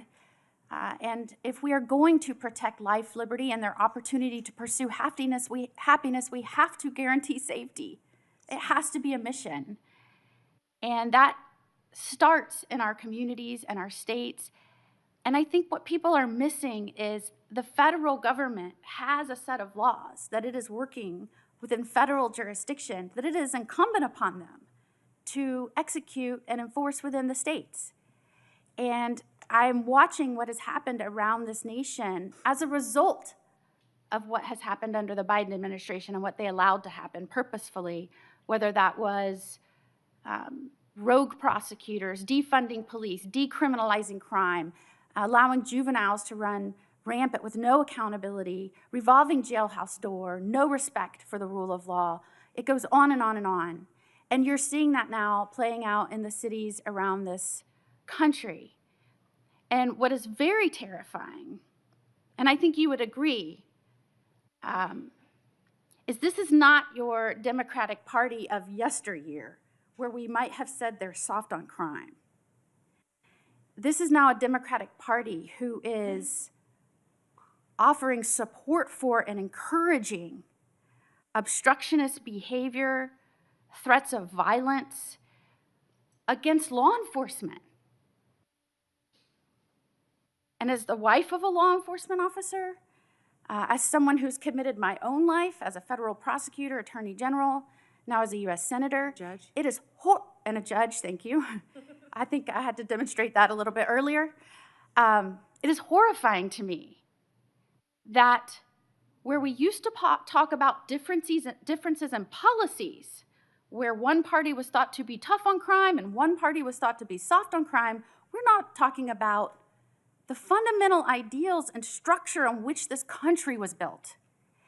And I have been horrified watching the partnership between a governor in Illinois and a mayor in Chicago, and the collaboration, some might say the corruption, and the rhetoric they are using. And I have to say this because I think for somebody like you and somebody like me, it makes you extraordinarily concerned for the success and future of this country.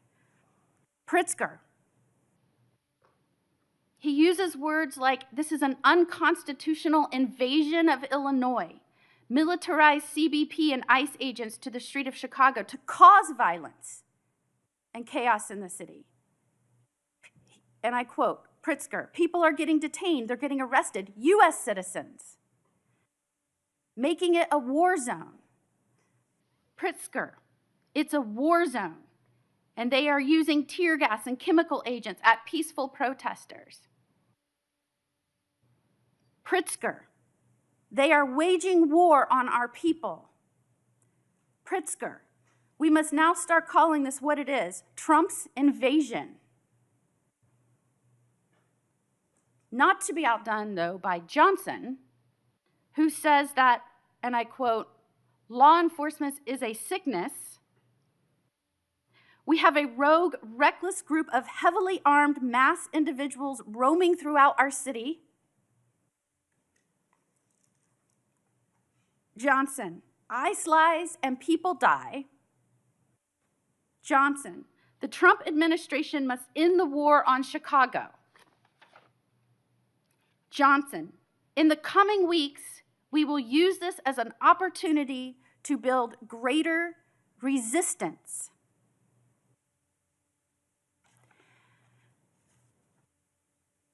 I am wondering if Pritzker and Johnson understand that there are federal laws that criminalize inciting violence against law enforcement. and federal agents. I am wondering if they are concerned at all about what their speech is doing and the danger it's putting not only federal agents in, that, by the way, swore an oath to protect other people, but the danger it's putting the citizens of their community in. Anytime you start pitting your own people against their own government, a government is only there at its core to protect rights and the safety of its people, that is incredibly dangerous. And I hear this rhetoric, and I think to myself, every foreign adversary of the United States of America in this country is saying thank you to the governor of Illinois and the mayor of Chicago. Thank you for doing their jobs for them, for undermining the strength and safety of this country, and for gaslighting the American people as we are trying to shore up the stability of our communities. And that puts you in such a remarkable, important position right now. You are the top law enforcement official in this country. And you have a responsibility to call out this rhetoric. And when it violates and crosses over from free speech into inciting violence, we have to call that out. We have to remind the American people that we are dealing with the aftermath of millions of undocumented allowed to flood into this country. I know because I litigated it and I fought against it. And when I had to get through litigation documents that showed their plan was to step back and let the border be overrun, when nobody believed that was happening, it was people like us that said, this is happening. They're allowing our country to be overrun. They're allowing, through rogue prosecutors and an undermining and demoralization of law enforcement, for our cities to fall prey to criminals. They are allowing this to happen. And they are doing so, trust me, cheered on by our adversaries. And it takes someone with strength and the ability to take the criticism for 4 hours and 40 minutes and sit here resolute in your commitment to uphold the rule of law. And I know the only reason that you can do that is because what you went through in your prior life, working hand in hand with law enforcement, seeing what their families went through, holding the hands of victims, not letting these people turn our heroes into villains, and certainly not letting these people make the United States of America appear anything other than what it is. It is a country that protects, first and foremost, our people's rights, and we do so by also guaranteeing, with the consent of our government, that we'll focus on their safety.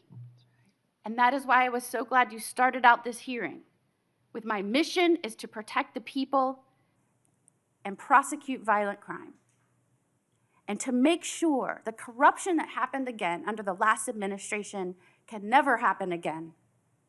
And as you sat here today and you heard the affect of the people whose friends and colleagues, and indeed even members of the judiciary, whose phones were analyzed and traced from a grand jury subpoena, and they're just finding out last night, assuring them that you understand what that feels like and that you will not let it happen again, no matter how much they want to disguise accountability as weaponization. Thank you for being you, Pam the prosecutor, Pam the person that cares about this country and its people and the future of America. Thank you for being here today. Would you like to end with any comments? Thank you, Senator Moody. And you know, they may try to destroy our country, but they won't. They won't be successful, nor will our foreign adversaries, because we have the greatest president in Donald Trump, and he will make America safe again, and he will keep us safe. Thank you, Senator, and thank you for all you do. And we will keep the record open for a week. I know Senator Whitehouse wanted to offer some comments for the record and any other additional questions, and we'd ask that you respond to those. I'm sure he did. Thank you so much. And with that, the hearing is adjourned.